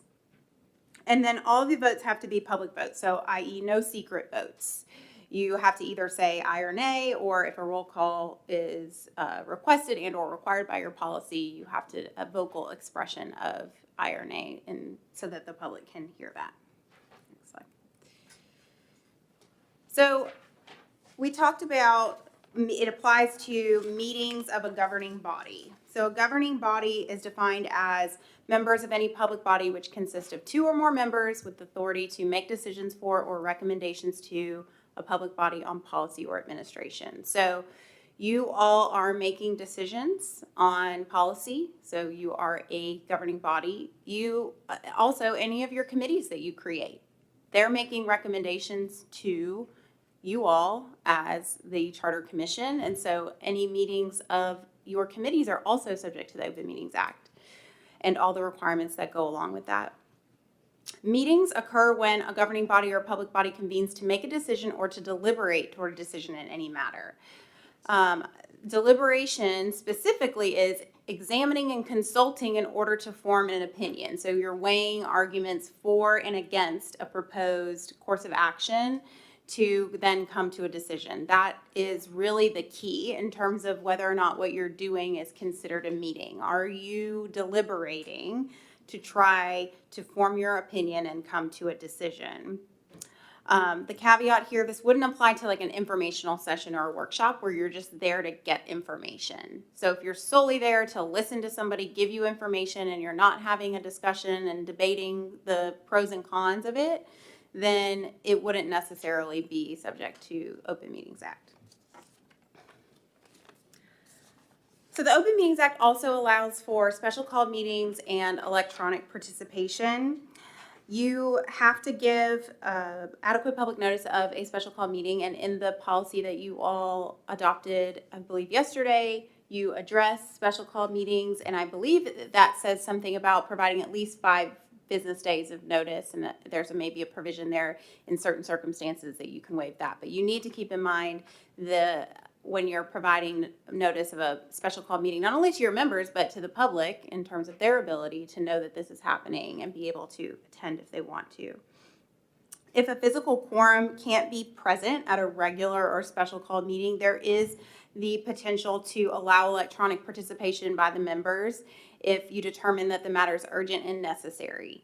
So in these cases, and all of this is governed by statute, you have to have a statement of necessity that is read into the record at the meeting. Usually the general counsel or another member of the staff will read that statement into the record, letting the public know why you all are having other members participate by phone.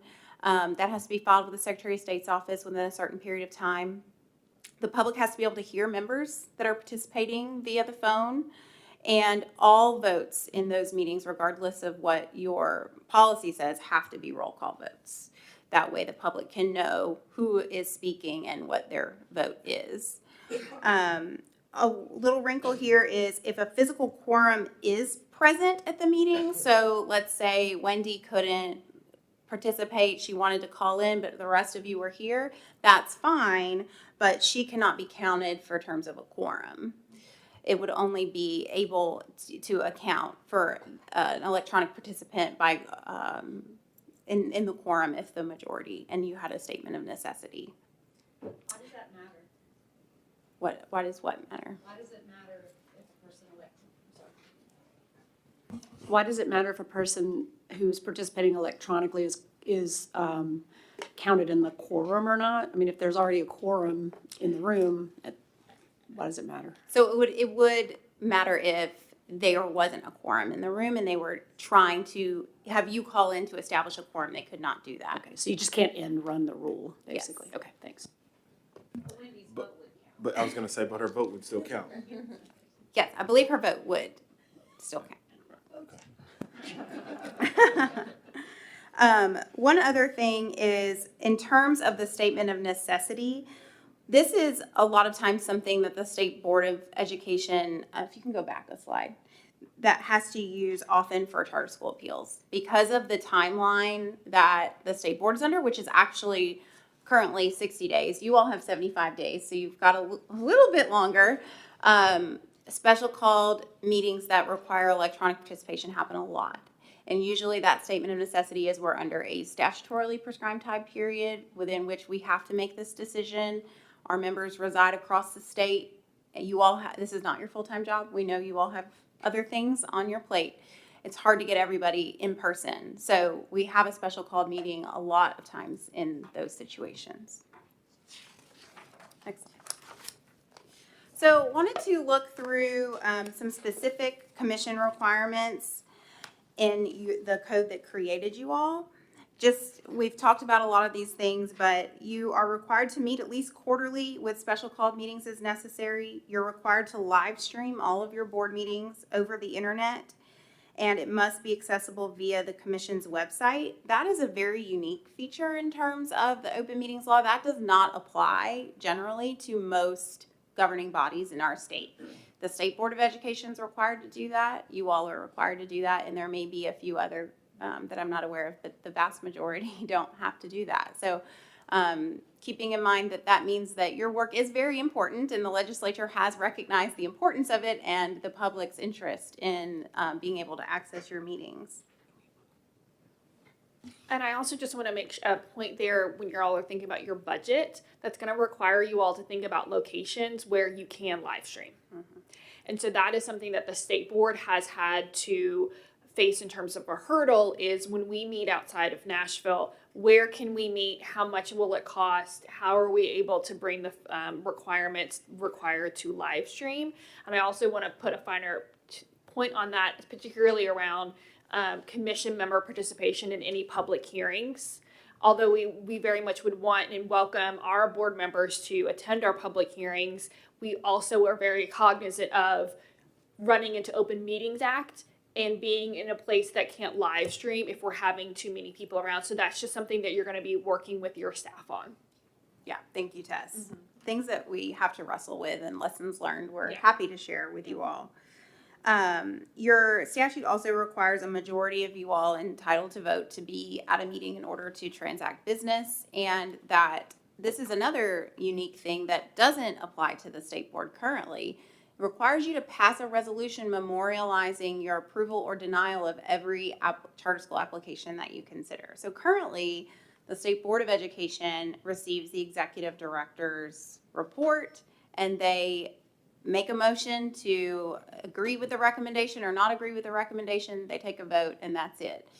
This language is new, and it requires you to pass a resolution. So I think you all will have to work with your staff around what does that look like, and have language probably ready to go in terms of if you all approve it, this is what the resolution will say, and if you don't approve it, this is what it will say. But I encourage you to work with your staff on that. So there's some highlights in terms of exceptions to the Open Meetings Act. One of the big ones is chance meetings. So the law says incidental or unplanned encounters by two or more members are not considered violations unless they evolve into or are used to decide or deliberate public business. It's also very specific that you can't use these chance meetings as an end run around the Public Record or Open Meetings Act. So you can't be like, oh, we accidentally ran into each other at dinner and we just ended up talking about board business. And so therefore, it's not a violation of the Public or the Open Meetings Act. That's not the intent here. The intent here really is if you all run into each other somewhere, because inevitably that happens a lot, you're not all of a sudden in violation of the Open Meetings Act. And we'll talk a little bit more in a minute about an AG's opinion specifically on this issue, because I'll say we get a lot of questions from our board members around dinners and meetings and what do I need to do to make sure that I'm not violating the Open Meetings Act when two of us are in the same room together and we're hearing information, because that's all it requires. Just two of you to be together and it could be considered an open meeting. Also, you can't use email to circumvent the requirements of the act. I'm sure you all know this, but just because you sent it in an email to everyone doesn't then mean that it wasn't a meeting. Email still, you would still be in violation of the act. The other exception is an attorney-client meeting, so you can go into an executive session with your attorney to get legal advice. However, you have to actually make any public deliberation about what your course of action is going to be. So you can go into an executive session, have your attorney give you advice about the different options and the pros and cons, but then you would have to come back into a public meeting to then debate on what you ultimately want to do as a result of that. Can I ask a question about that? Sure. I guess I'm more concerned around attorney-client privilege with this. What if there's a court case, or what if there's some sort of litigious action that's taken towards us, or one that we want to pursue? How do we handle that, given, according to this, it sounds like that would be public record so long as we are deliberating? So if you're deliberating on the record about, for example, you're in a meeting and you decide we want to approve any legal settlements, you would go into an executive session, have your legal counsel give you their advice about what they think you should do on this settlement, and then you would come back into session without saying, our attorney said X, say, debate whether or not you think you should approve it. Now, communications that your attorney has with you all individually are subject to attorney-client privilege. So when we start talking about the Public Records Act, there may be documents and things that you all receive, communications from your attorney that are protected. And that is part of why this is an exception to the Open Meetings Act. It's recognizing that there is attorney-client privilege that attaches to a lot of those conversations.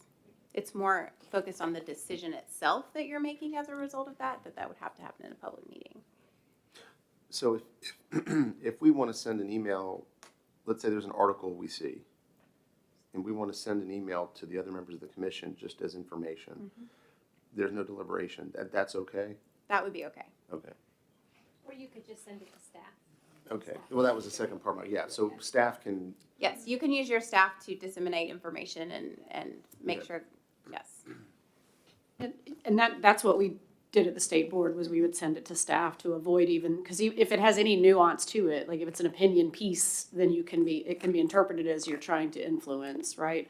But I wanted to just give, to answer, or to build out on Commissioner Sisnet's question. I know an example would be with the state board, when the board had voted to close an APP, an education prep program, and that program appealed, we went into executive session with our lawyer at the AG's office, I think, to tell us, like, these are the options. It's on the agenda today for this appeal. These are your you can vote to hear it. You can vote to send to a administrative law judge or whatever. I don't remember what the requirement, but she just gave us that information. It was a one-way street, and then we went out in the meeting and deliberated and decided what we wanted to do. So it was really just informational, and I think a lot of times that's what those executive sessions are. Like, here are your options. And when we asked her, I think somebody asked her, like, which one do you recommend? She couldn't even do that, really, to a group, right? Yeah, and that was a little bit of a different situation because the board was the ultimate arbiter in that decision. So as the attorney, she couldn't give you her opinion because she was going to turn right back around and advocate against one of. So that was a little bit of a different situation. In those types of situations, yes, she could only just give you the information, versus in other situations, she would be able to say, I think you should, this is the option I think you should take, but here's the pros and cons about the others. Yeah. Next slide. So on the next slide, this is just a quick snippet of an Attorney General's opinion that I included in your materials. So it should be toward the back at the end of your slides that I recommend that you all take a look through when you have some additional time. It just provides some additional information about a specific situation around a question of, can you get together and have a meal and casually discuss business? And ultimately, as attorneys do, they don't like to give you a straight answer, and the answer is, well, you just got to be really careful, and you've got to make sure you're not deliberating or discussing public business. You can collect information or generally say, it'd be nice to hear, a presentation on this topic, but I encourage you all to dig into that when you have a little bit more time. I think it provides some good guidance on a question that I know we get a lot from board members. I think another note on this is, one thing that the opinion does say is you don't have to have an intent to violate the Open Meetings Act in order to be found in violation. So even if it was an accident and you didn't know that what you were doing was a violation, that still doesn't cure the issue. So speaking of curing a violation, what does the law require if you, for some reason, do realize that there was a problem and you did have a violation of the act? Any act that's taken in violation is null and void. So if for some reason you all made a decision and had a secret vote or anything like that, you would have to essentially do it over. So the law allows for a new and substantial reconsideration of the acts in a public meeting that meets all of the requirements, and that would cure whatever violation happened. So, so Tom and Chris go have dinner together, and they discuss an issue in violation. We later act on that issue. Their violation would then constitute making the ultimate action by the board null and void? I think it would depend on the situation. If they had decided how they were going to vote and came in and didn't have that discussion on the record, then potentially. But if they had their discussion, although improper, but then came into the public meeting with the rest of you all and had that exact same discussion, it would be okay. In terms of that wouldn't have been a violation because there was a new and substantial reconsideration of those. Okay. So that is all I have in terms of a very high-level overview on open meetings. Do you all have any more questions on that before we dive into public records? Okay. So, the Public Records Act, known as the TPRA. Oh, we lost her. There we go. The General Assembly directs courts to interpret the provisions of the TPRA broadly as to give the fullest possible public access to public records. A public record, as defined in the law, is created or received by local or state government as part of transacting official business. Those records are open for inspection by citizens. So I think the key words here really are transacting official business. Whether or not it's in paper or electronic form, the form really doesn't matter. If it's related to the transaction of official business, it's a public record. It doesn't include the device or equipment that may have been used to store or create the record. So someone couldn't make a public records request and say, I want Chairman Grissom's cell phone, and I want to be able to read all the text messages on his cell phone. You can't do that. You would have to provide whatever text messages are related to the transaction of official business as those being public records, but they couldn't obtain your actual phone or your laptop, whatever you use to create that record. This includes records in draft form, so it doesn't have to be the final version of something in order for it to be a public record. It is important, I think, here to point out that this is why it's so important to communicate using your state-issued email. You all have been assigned a tn.gov email address. There are a lot of reasons for that. Number one, anything you do on that, for the most part, if it's related to the transaction of official business, is a public record. So if you email your, husband or wife saying, can you pick up Johnny from soccer practice today using your state government email, that wouldn't be a public record just because you created it on your state email address. But for the most part, creating anything related to the transaction of official business should be on that. Number one, because you are ensuring that those records are preserved in compliance with what state government calls records disposition authorizations. And once you all get a general counsel on board, they will get to dive into that wonderful world of records retention requirements and what can and cannot be deleted and how often things have to be kept before you can destroy them. So by ensuring you're using your state email address, you're not unintentionally destroying something that is a public record prior to the time when it would need to be, when it could be destroyed. It also keeps, if you did get a public records request, you from having to rummage through your personal email to find things, but then also if the Attorney General's office, if you are involved in litigation, having to do that. And then there's also fines in the law if records are improperly destroyed in not within the time that the records disposition authorization would allow.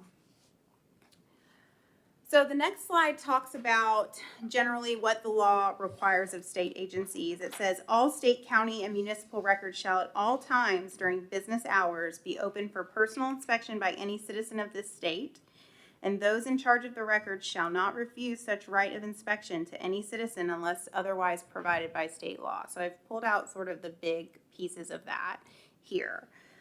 The records custodian has a right to deny a request to inspect and or copy public records to a non-citizen, so someone who's not a citizen of the state of Tennessee. However, it doesn't have to be that you deny in those cases. That's really up to you all. Again, I know we talked yesterday about this new public chapter that requires you to adopt rules on public records. You could say in your rules that we're not really going to care whether or not you're a citizen. We'll go ahead and fulfill your request. Or we want to see a copy of your driver's license to prove that you are a citizen of the state of Tennessee, and then we will fulfill your request if we have it. That is something that you all will need to clarify in your rule. Also, there's a presumption of openness. The way the law is written is that it's presumed that something is a public record, and you have to prove that it's not if you are going to deny it. And a citizen can take you to court and sue you over a denial, and the burden is on you to prove that your denial was valid, that these records are not subject to the Open Meetings Act or Public Records Act.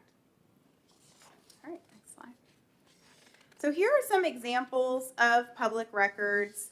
The first one I want to point out, because you all are getting ready to go through a hiring process for your executive director, those records, those applications, those resumes, those are public records.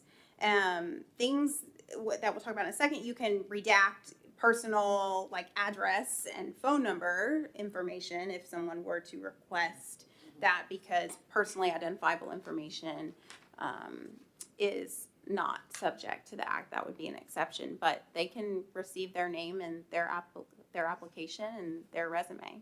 Angie, may I make a note Sure. here? Having gone through this, also notes that you make as you are on a selection committee and you write out, whatever, those notes can be taken up and are public records. So you really have to be careful because we're going to be talking about that later today. So this part is there, but also the other part about as you're a member sitting there, notes and things you make can be taken up and become part of a public record. The next thing, like the fourth or fifth thing down here is documents. Anything you're creating pursuant to your official government business is a public record. Emails, text messages, travel information, meeting agendas, minutes, budgets. These are all public records. The next slide talks about common exemptions. I'm not going to run through all of these, and this is just sort of to give you a little bit of a flavor of this, but a couple that I want to point out is the fourth one down, which is certain student records. FERPA is a federal law that protects student information from public disclosure student records. Because you all will be an LEA, you will have access to a lot of student information, student records.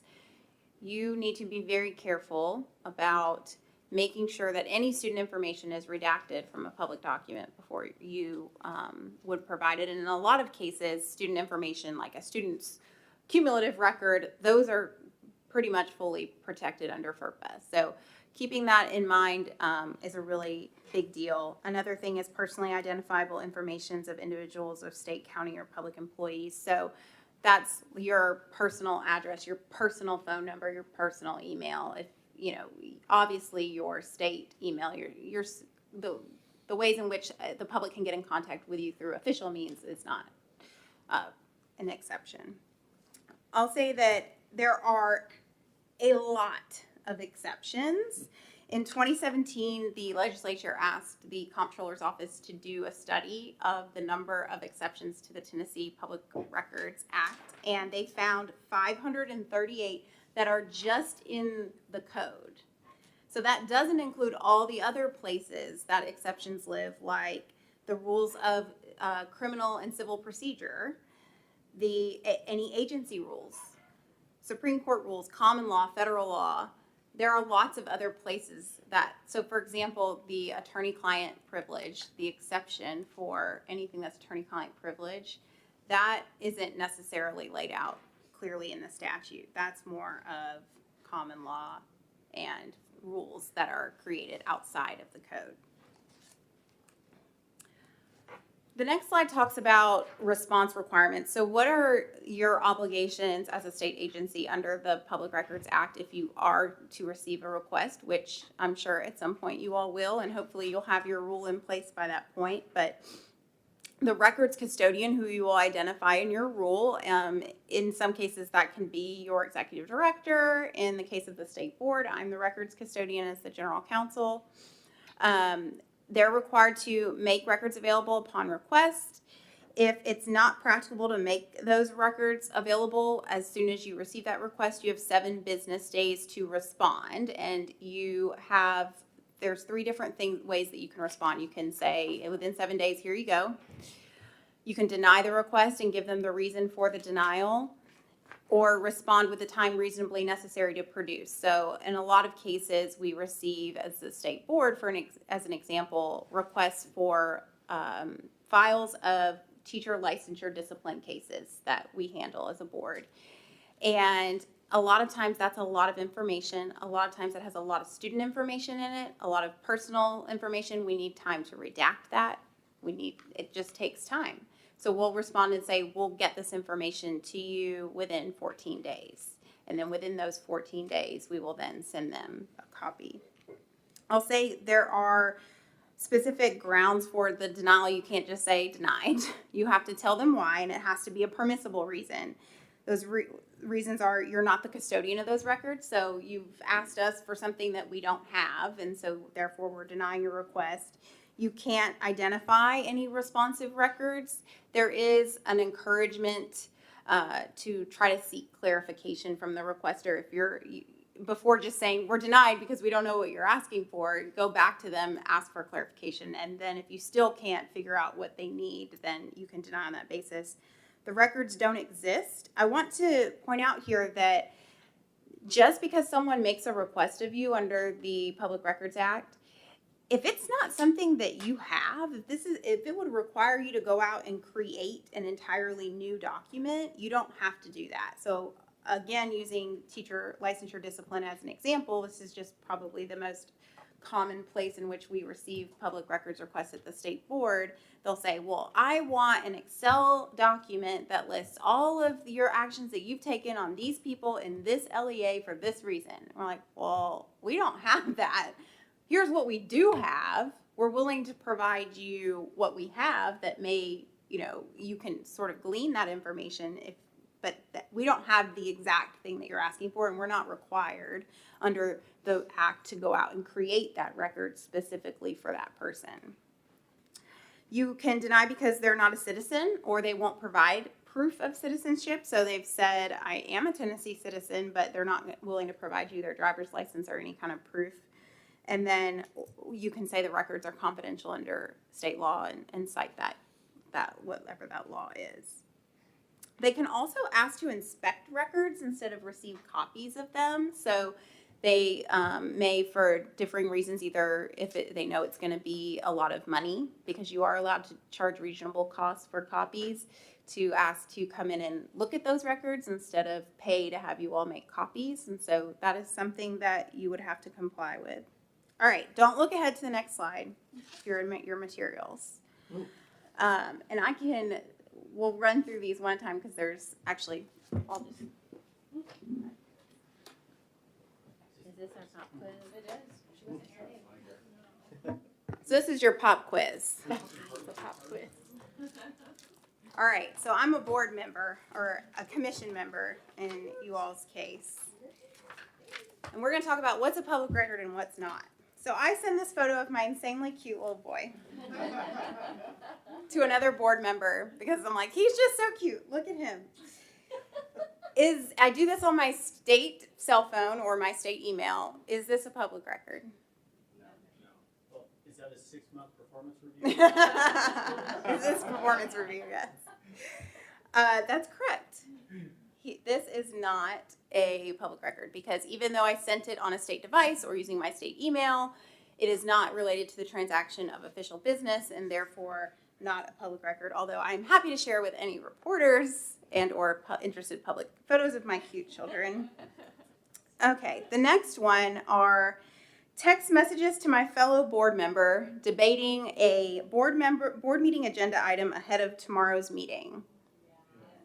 That's an easy one. So yes, this is definitely a public record. You are deliberating. You are related to official business. Even if it's on your personal cell phone to your board member, other fellow board members' personal cell phone, that doesn't matter. It's still official business. So, extra credit. Who can tell me what else is wrong with those text messages?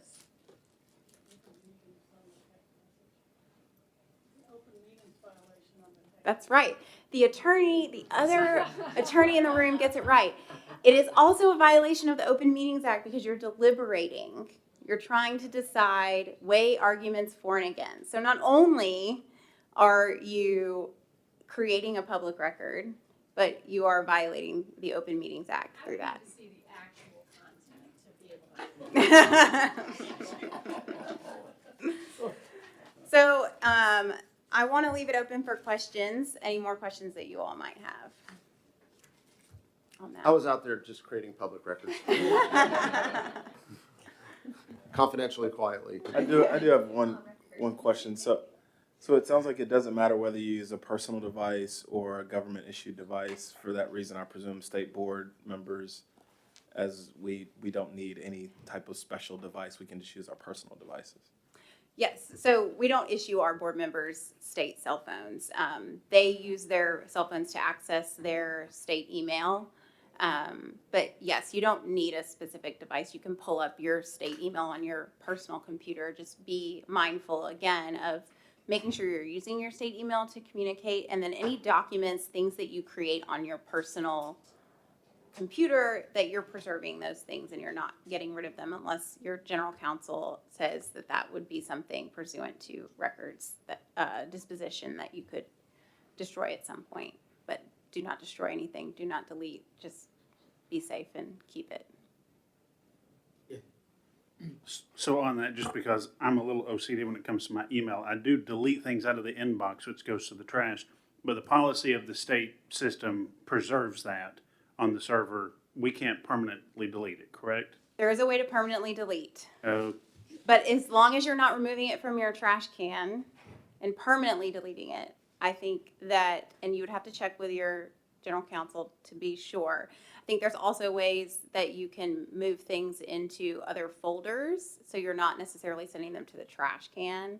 But yes, if it's in the trash can, but it's not permanently deleted, my understanding is that it still lives.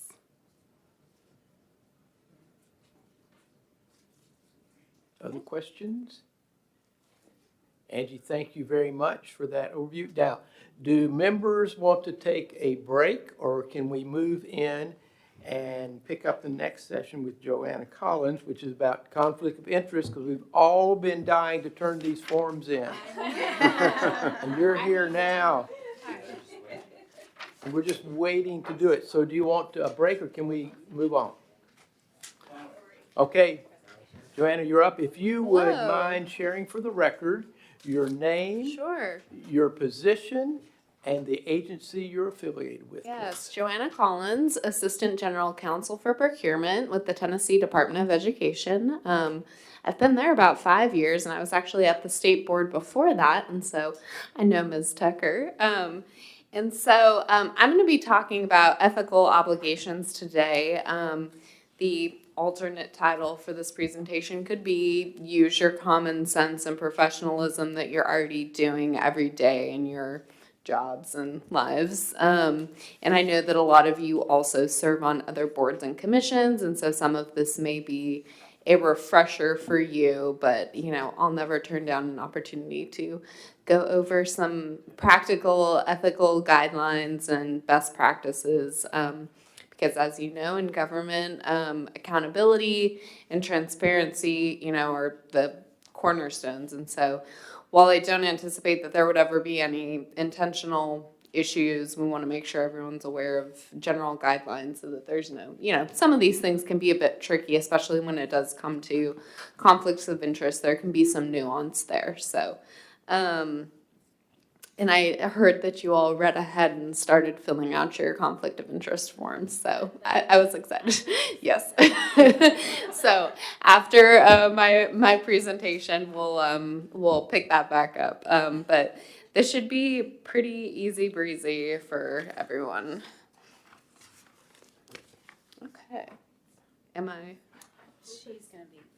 Oh, okay. Ooh, fun. Okay. This room setup is quite fancy.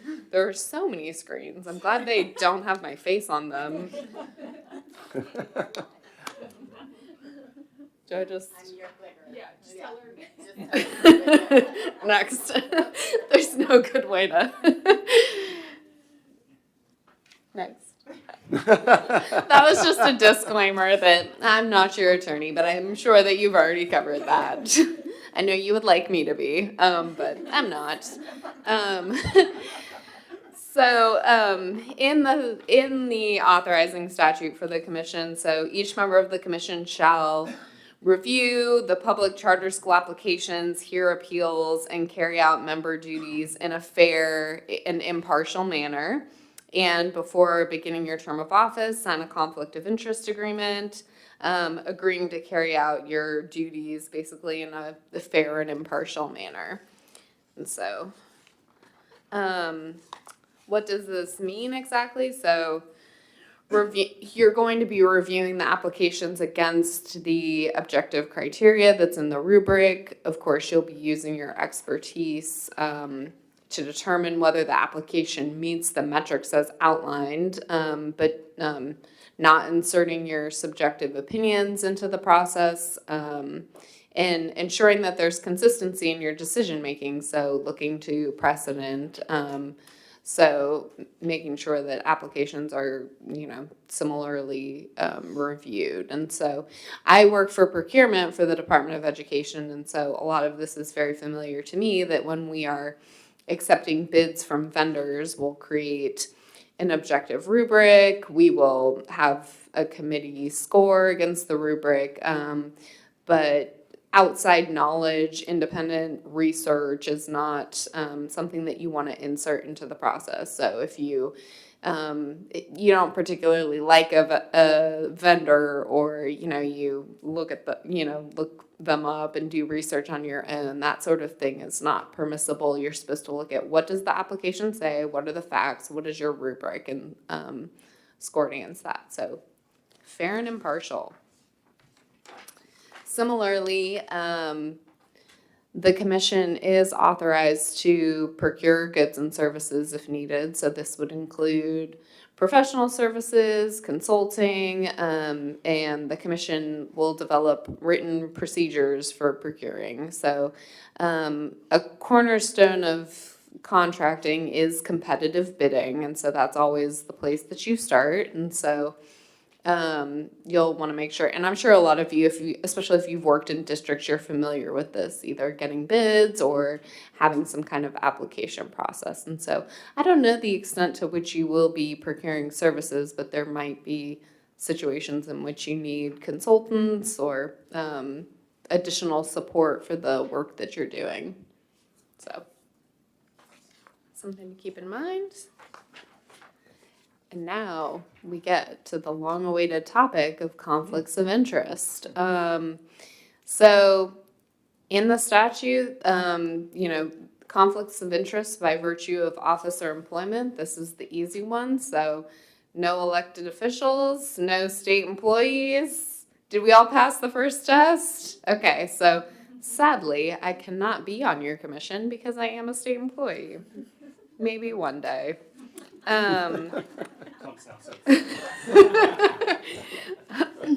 I intend to be in my job forever until they tell me to leave.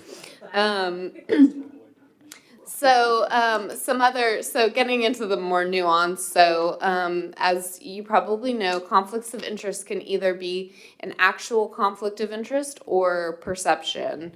And so just thinking about everything in terms of accountability to the public and transparency,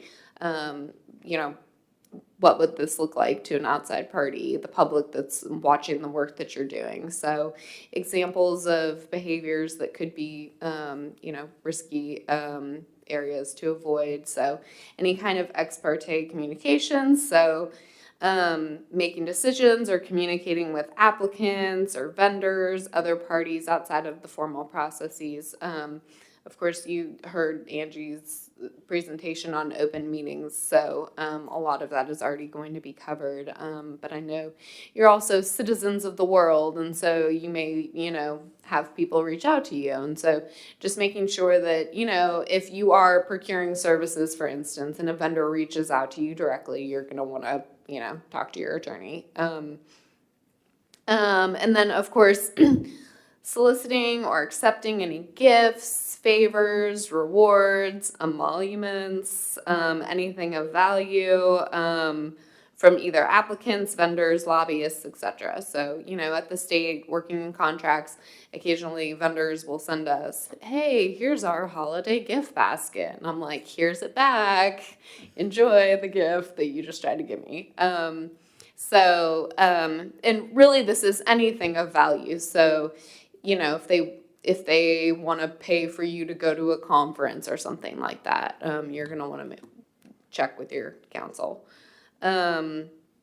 Using your position, information, government property, anything for your private gain or interest, which I can't imagine will be a problem for any of you. Any kind of preferential treatment to applicants, vendors, or any other party, impeding government efficiency. Government is known for its efficiency, and so do not dare impede it. Or otherwise affecting the confidence of the public in the integrity of government. So, that's just kind of a general catch-all. You all obviously conduct yourselves with professionalism every day in your work, and you're all here because you care about education and kids. And so, again, no concerns, but do not undermine the confidence of the public in government. Keep that in mind. Okay.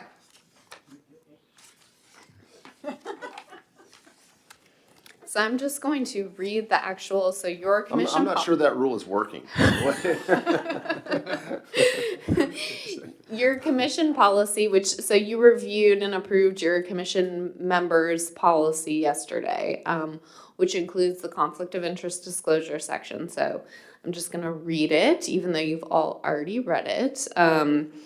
So in order to assure that any appearance of conflict of interest is avoided, and in order to assure that any indirect interests are publicly acknowledged, each commissioner shall complete the Tennessee Public Charter School Commission Conflict of Interest Disclosure Statement. Each commissioner shall amend his or her disclosure because of termination or acquisition of interest of which disclosure is required. So just a few notes on this. So, I mean, this would include any professional relationships, personal relationships, employment, ownership interests, service on boards, family ownership interests, receipt of grant funds, and of course, you're going to, consult with your commission counsel as needed. I'm sure that's been a broken record point. Did you have a question? Yeah.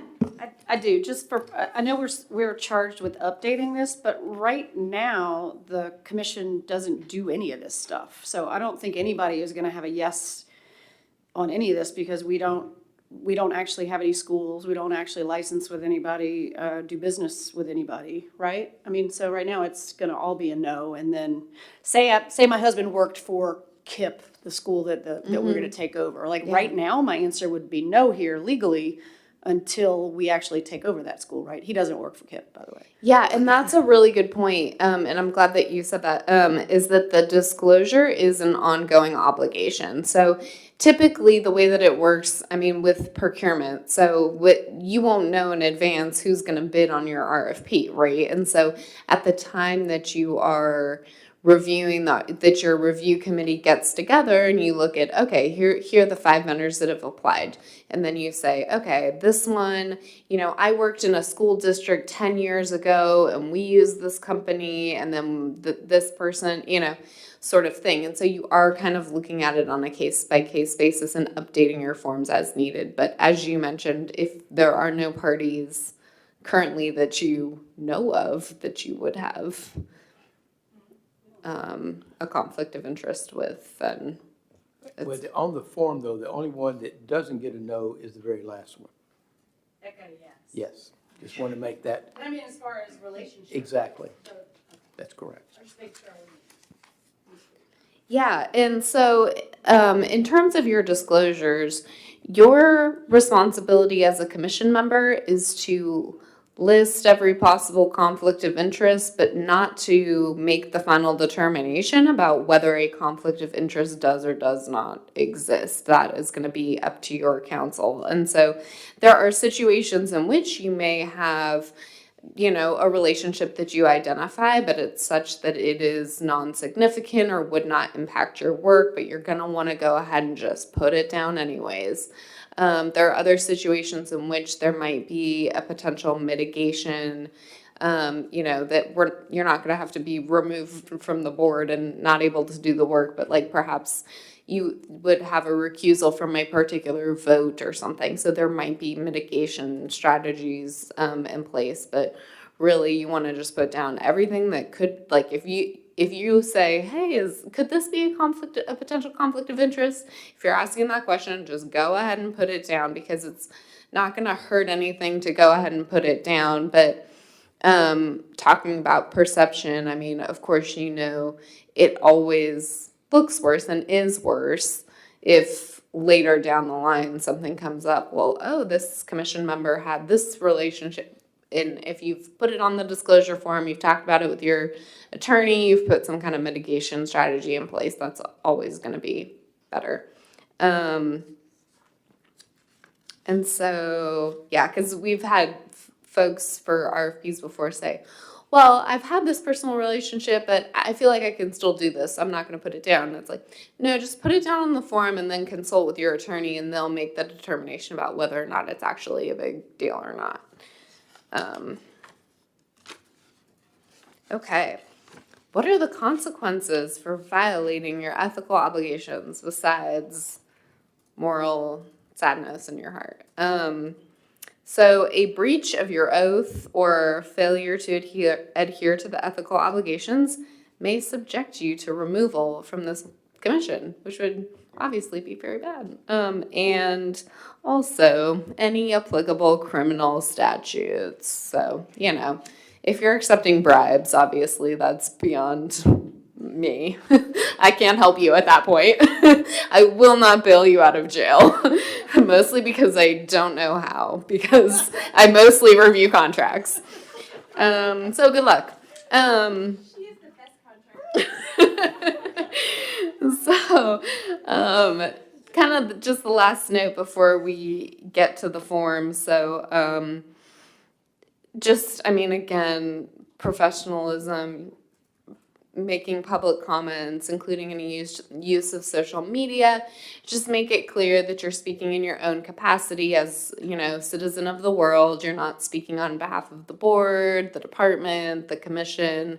I don't post a lot on social media, but, if you are weighing in on matters of public import, as you are welcome to do, as people, just make it clear, like, my opinions are my own and nobody else's. So, that's that. Anyone want to fill out their forms? Does everybody have a form? Apparently, they're all just blank, except for the last one.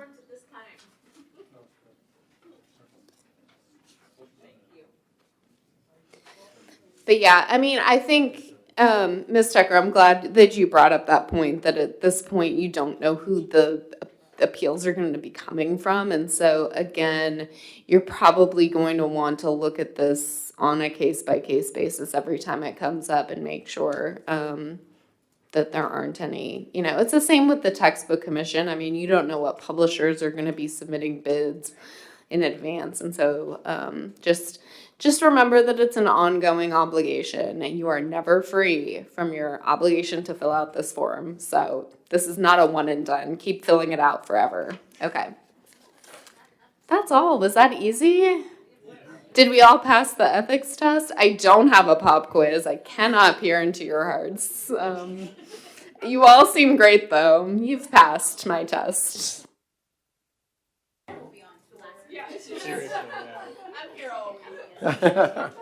Thank Mr. you so much. Mr. Chairman, can we Yes. have Joanna after lunch from now on? Yeah, I think that's a pretty good idea, Eddie. I'm with you. So let me ask the commissioners, we've got business we need to conduct. Would you like to take a short break before we do that, or step into the business that we need to do as a commission?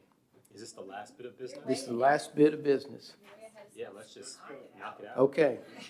All right, so Amity, I want you to know, I've been following my notebook as best I can. So without objection, the committee of the whole is dissolved, and we're going back into formal session to vote on certain matters that relate to the commission. Do I have any objections to doing so? With no objections, we are now back in to conduct some formal business. With Mr. Levine out of the room, I think we should voluntold him for everything. Oh, don't worry. All right, the first order of business is, everybody's been sent an outline of meeting dates for the 2020 calendar year. They were in the materials. I'll go through them again. Wednesday, April 22. Wednesday, June 24. Wednesday, August 26th, and August 27th. Wednesday, October 28th, and October 29th. And finally, Wednesday, December 2, and December 3. I hope everybody had a chance to look at these. I will entertain a motion to approve. Do I have a motion? So moved. Thank you. Discussion. Mr. Chair, I've added 2-day meeting blocks as you get closer to January as a precaution, anticipating the urgency of the work and the short runway that the commission is working on. It's possible that we could always drop the second day as necessary, but I've added them for that precaution. That's why they're different than the rest of the other formats. Are you anticipating, Amity, these meetings will be probably in Nashville? Probably. Okay. But again, we can talk Right. through location. But we ought to at least go with the assumption that we will be in Nashville for these. That's correct. knowing This that- room is booked for the April meeting already. So Okay. the April meeting will be April in is this, for sure back at here, this okay. location. Yes, sir. Yes, Wendy. I may need to, I don't know yet if I have a conflict on the June 24th, so I can take that up with you. The National Yeah. Alliance of Public Charter Schools Conference is that week. I'm speaking at that conference and I don't have the confirmation the day. If it's that day, if it's the day before, I'll just fly out after, but Thank you. I'll give you the heads up as soon as I know. Okay, thank you. Any other discussion? All those in favor say aye. Aye. Opposed, no. Ayes have it. So we've got a meeting date set for 2020. Next, I'd like to talk about committees. And I'd like to read into the record, if I may, just a general statement about committees and broad areas of responsibility. The first one I want to talk about is the Governance Committee. This committee will serve as what I'm going to call a comprehensive body to look and assess us as a commission. To monitor and maintain board-wide adherence to governance best practices, to conduct a board self-assessment either annually or at least every 2 years, to create the annual board calendar, working with staff, that we presented to the full board for approval, and that has to be done by the 15th of October. Review and recommend changes to bylaws and board policies at least every 2 years. And then articulate responsibilities of individual board members so that we all remain very much focused on the things that we are here to do to be able to meet the goals of this commission. So that is the outline. Anybody want to add anything else to that? Chris, anything you want to add? Sounds good. Thank you. The two commissioners to serve on that are Chris Richards and Alan Levine, and Alan will serve as the chair. Let me go next to the business operation. I'm using the notes, Amity, that you all share with me, which I think is a good beginning point. Business Operating Committee, and it's also now called the Hiring Committee, will work with staff and a search firm, which we approved yesterday, to vet resumes and applications, conduct pre-interviews, and bring a recommendation to the full committee for hiring. The committee will work with staff to begin to stand up for the commission offices, and will be a body that looks at budgeting and the items that go with that for us.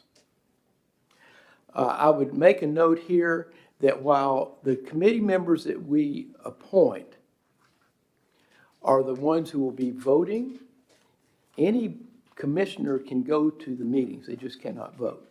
I'm anticipating that if we are interviewing and looking at candidates for an executive director, if we are bringing in background material on a general counsel, that there may be interest of other commissioners to, be in some of those sessions to sit there and observe, but the only people voting will be the 3 people being named this committee. The committee is Derwin Sisnett, Eddie Smith, and Mary Pierce, and Mary is going to serve as the chair. The third committee is the Rules and Policy Committee. The Rules and Policy Committee will work with the state board staff and general counsel to make recommendations to existing policies and rules that may become the purview of the Public Charter Schools Commission. When ready, the committee will direct staff to bring rules and policies back to the commission for review. I want to add a note here is that I was made aware that the State Board of Education has been doing considerable work on looking at rules and regulations. I think for us that's good, that those come to us. When they do, then we may be able to only have to read them one time, but we'll come to that when we get there. That means that probably for the balance of this year, we'll look at those. If we need to make some revisions, we can do that. But probably this becomes more effective as we get into our second year. So we've got rules and regulations set. We approved some yesterday, so we can start operating. And then we continue looking at other areas where we might, once we get fully functional, things that we identify that might be more useful to us. The committee members are David Hanson, Wendy Tucker, and Terrence Patterson is going to serve as the chair. So those are our committees. I would entertain a motion to approve. I have a second. Second. Any other discussion? All those in favor say aye. Aye.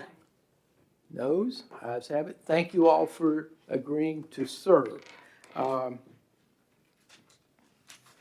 got a few other comments, like I said, based on some things from yesterday. Wendy, when you brought up the comments we heard from legislators about wanting to know what we're doing, my suggestion, if the commission agrees, is I'd like to reach back out to Brent Easley, who serves in this role, and say, you were there, you heard, we talked about this.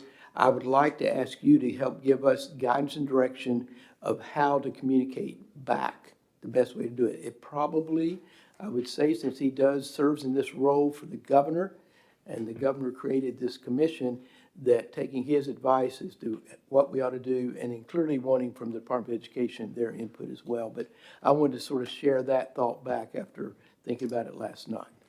I personally think there are a few people who know that world better than Brent, so I think that's a great idea. Thank you. I mean, I do think we may wind up hiring somebody, but I think Yes, Brent could I just, definitely give us just that to your point guidance. yesterday, that Yeah. we've got, we're able to, to be able to do what we need to do, but let him take that guidance for us.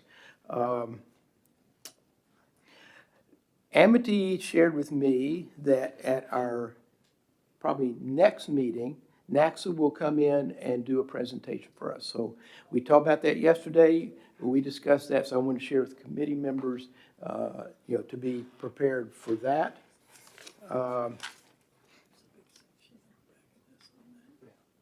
If you have follow-up questions for Dr. Canavero, Amity is our contact point to share those with her. Then she will contact Steve with our questions. That way we've got one point to bring it to. So Amity, I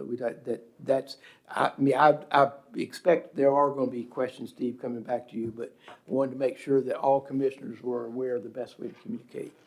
Yes, ma'am. With your permission, Mr. Chair, as the questions come in, and this is related to questions for Steve or any issues around the commission, my preference is to summarize all questions asked without attaching a commission member's name to it Yes. with the answer and sending it back out on your weekly staff updates. That way Yeah. you're all aware of the information that has been shared and exchanged during the course I of the think week. that's great. Thank you very much. We had a question yesterday about what do we do with people who want to come and speak? What kind of approach we want to have, what kind of time limit, things like that. So I asked Amity, and we may have discussed this yesterday, to look at current ways that other boards and commissions in the state look at it. If there's other examples, best practices, bring that back to us as a commission to review, and then decide, what type of approach we'd like to take. Staff input will be greatly appreciated here. So I wanted to come back with that one. See if I've got anything else here. Those are the other things I wanted to share with you all this afternoon. So now let me open the floor to other questions or comments. One meeting and you already look at me first. That's amazing. It took fielding like 2 meetings to do that.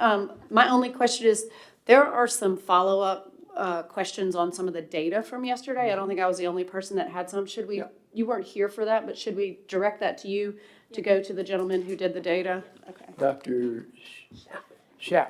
Yes, he was eager to give yes. us what we wanted, but I have, He was. I have a short And list. probably, I don't know if anybody took that note, but there were, I asked one about teacher retention, things like that. Yep. That, Steve, I know you talked about that, I think, in part of yours today, but I yeah, had- so there's some yeah. questions there. I had some, and- the discipline data around percentage of students disciplined, not just it was done as a student number instead of an incident number, and so looking Right. at the incident number too. So But there I'll was- email you yeah. it. All There was- charters minus the ASD, right?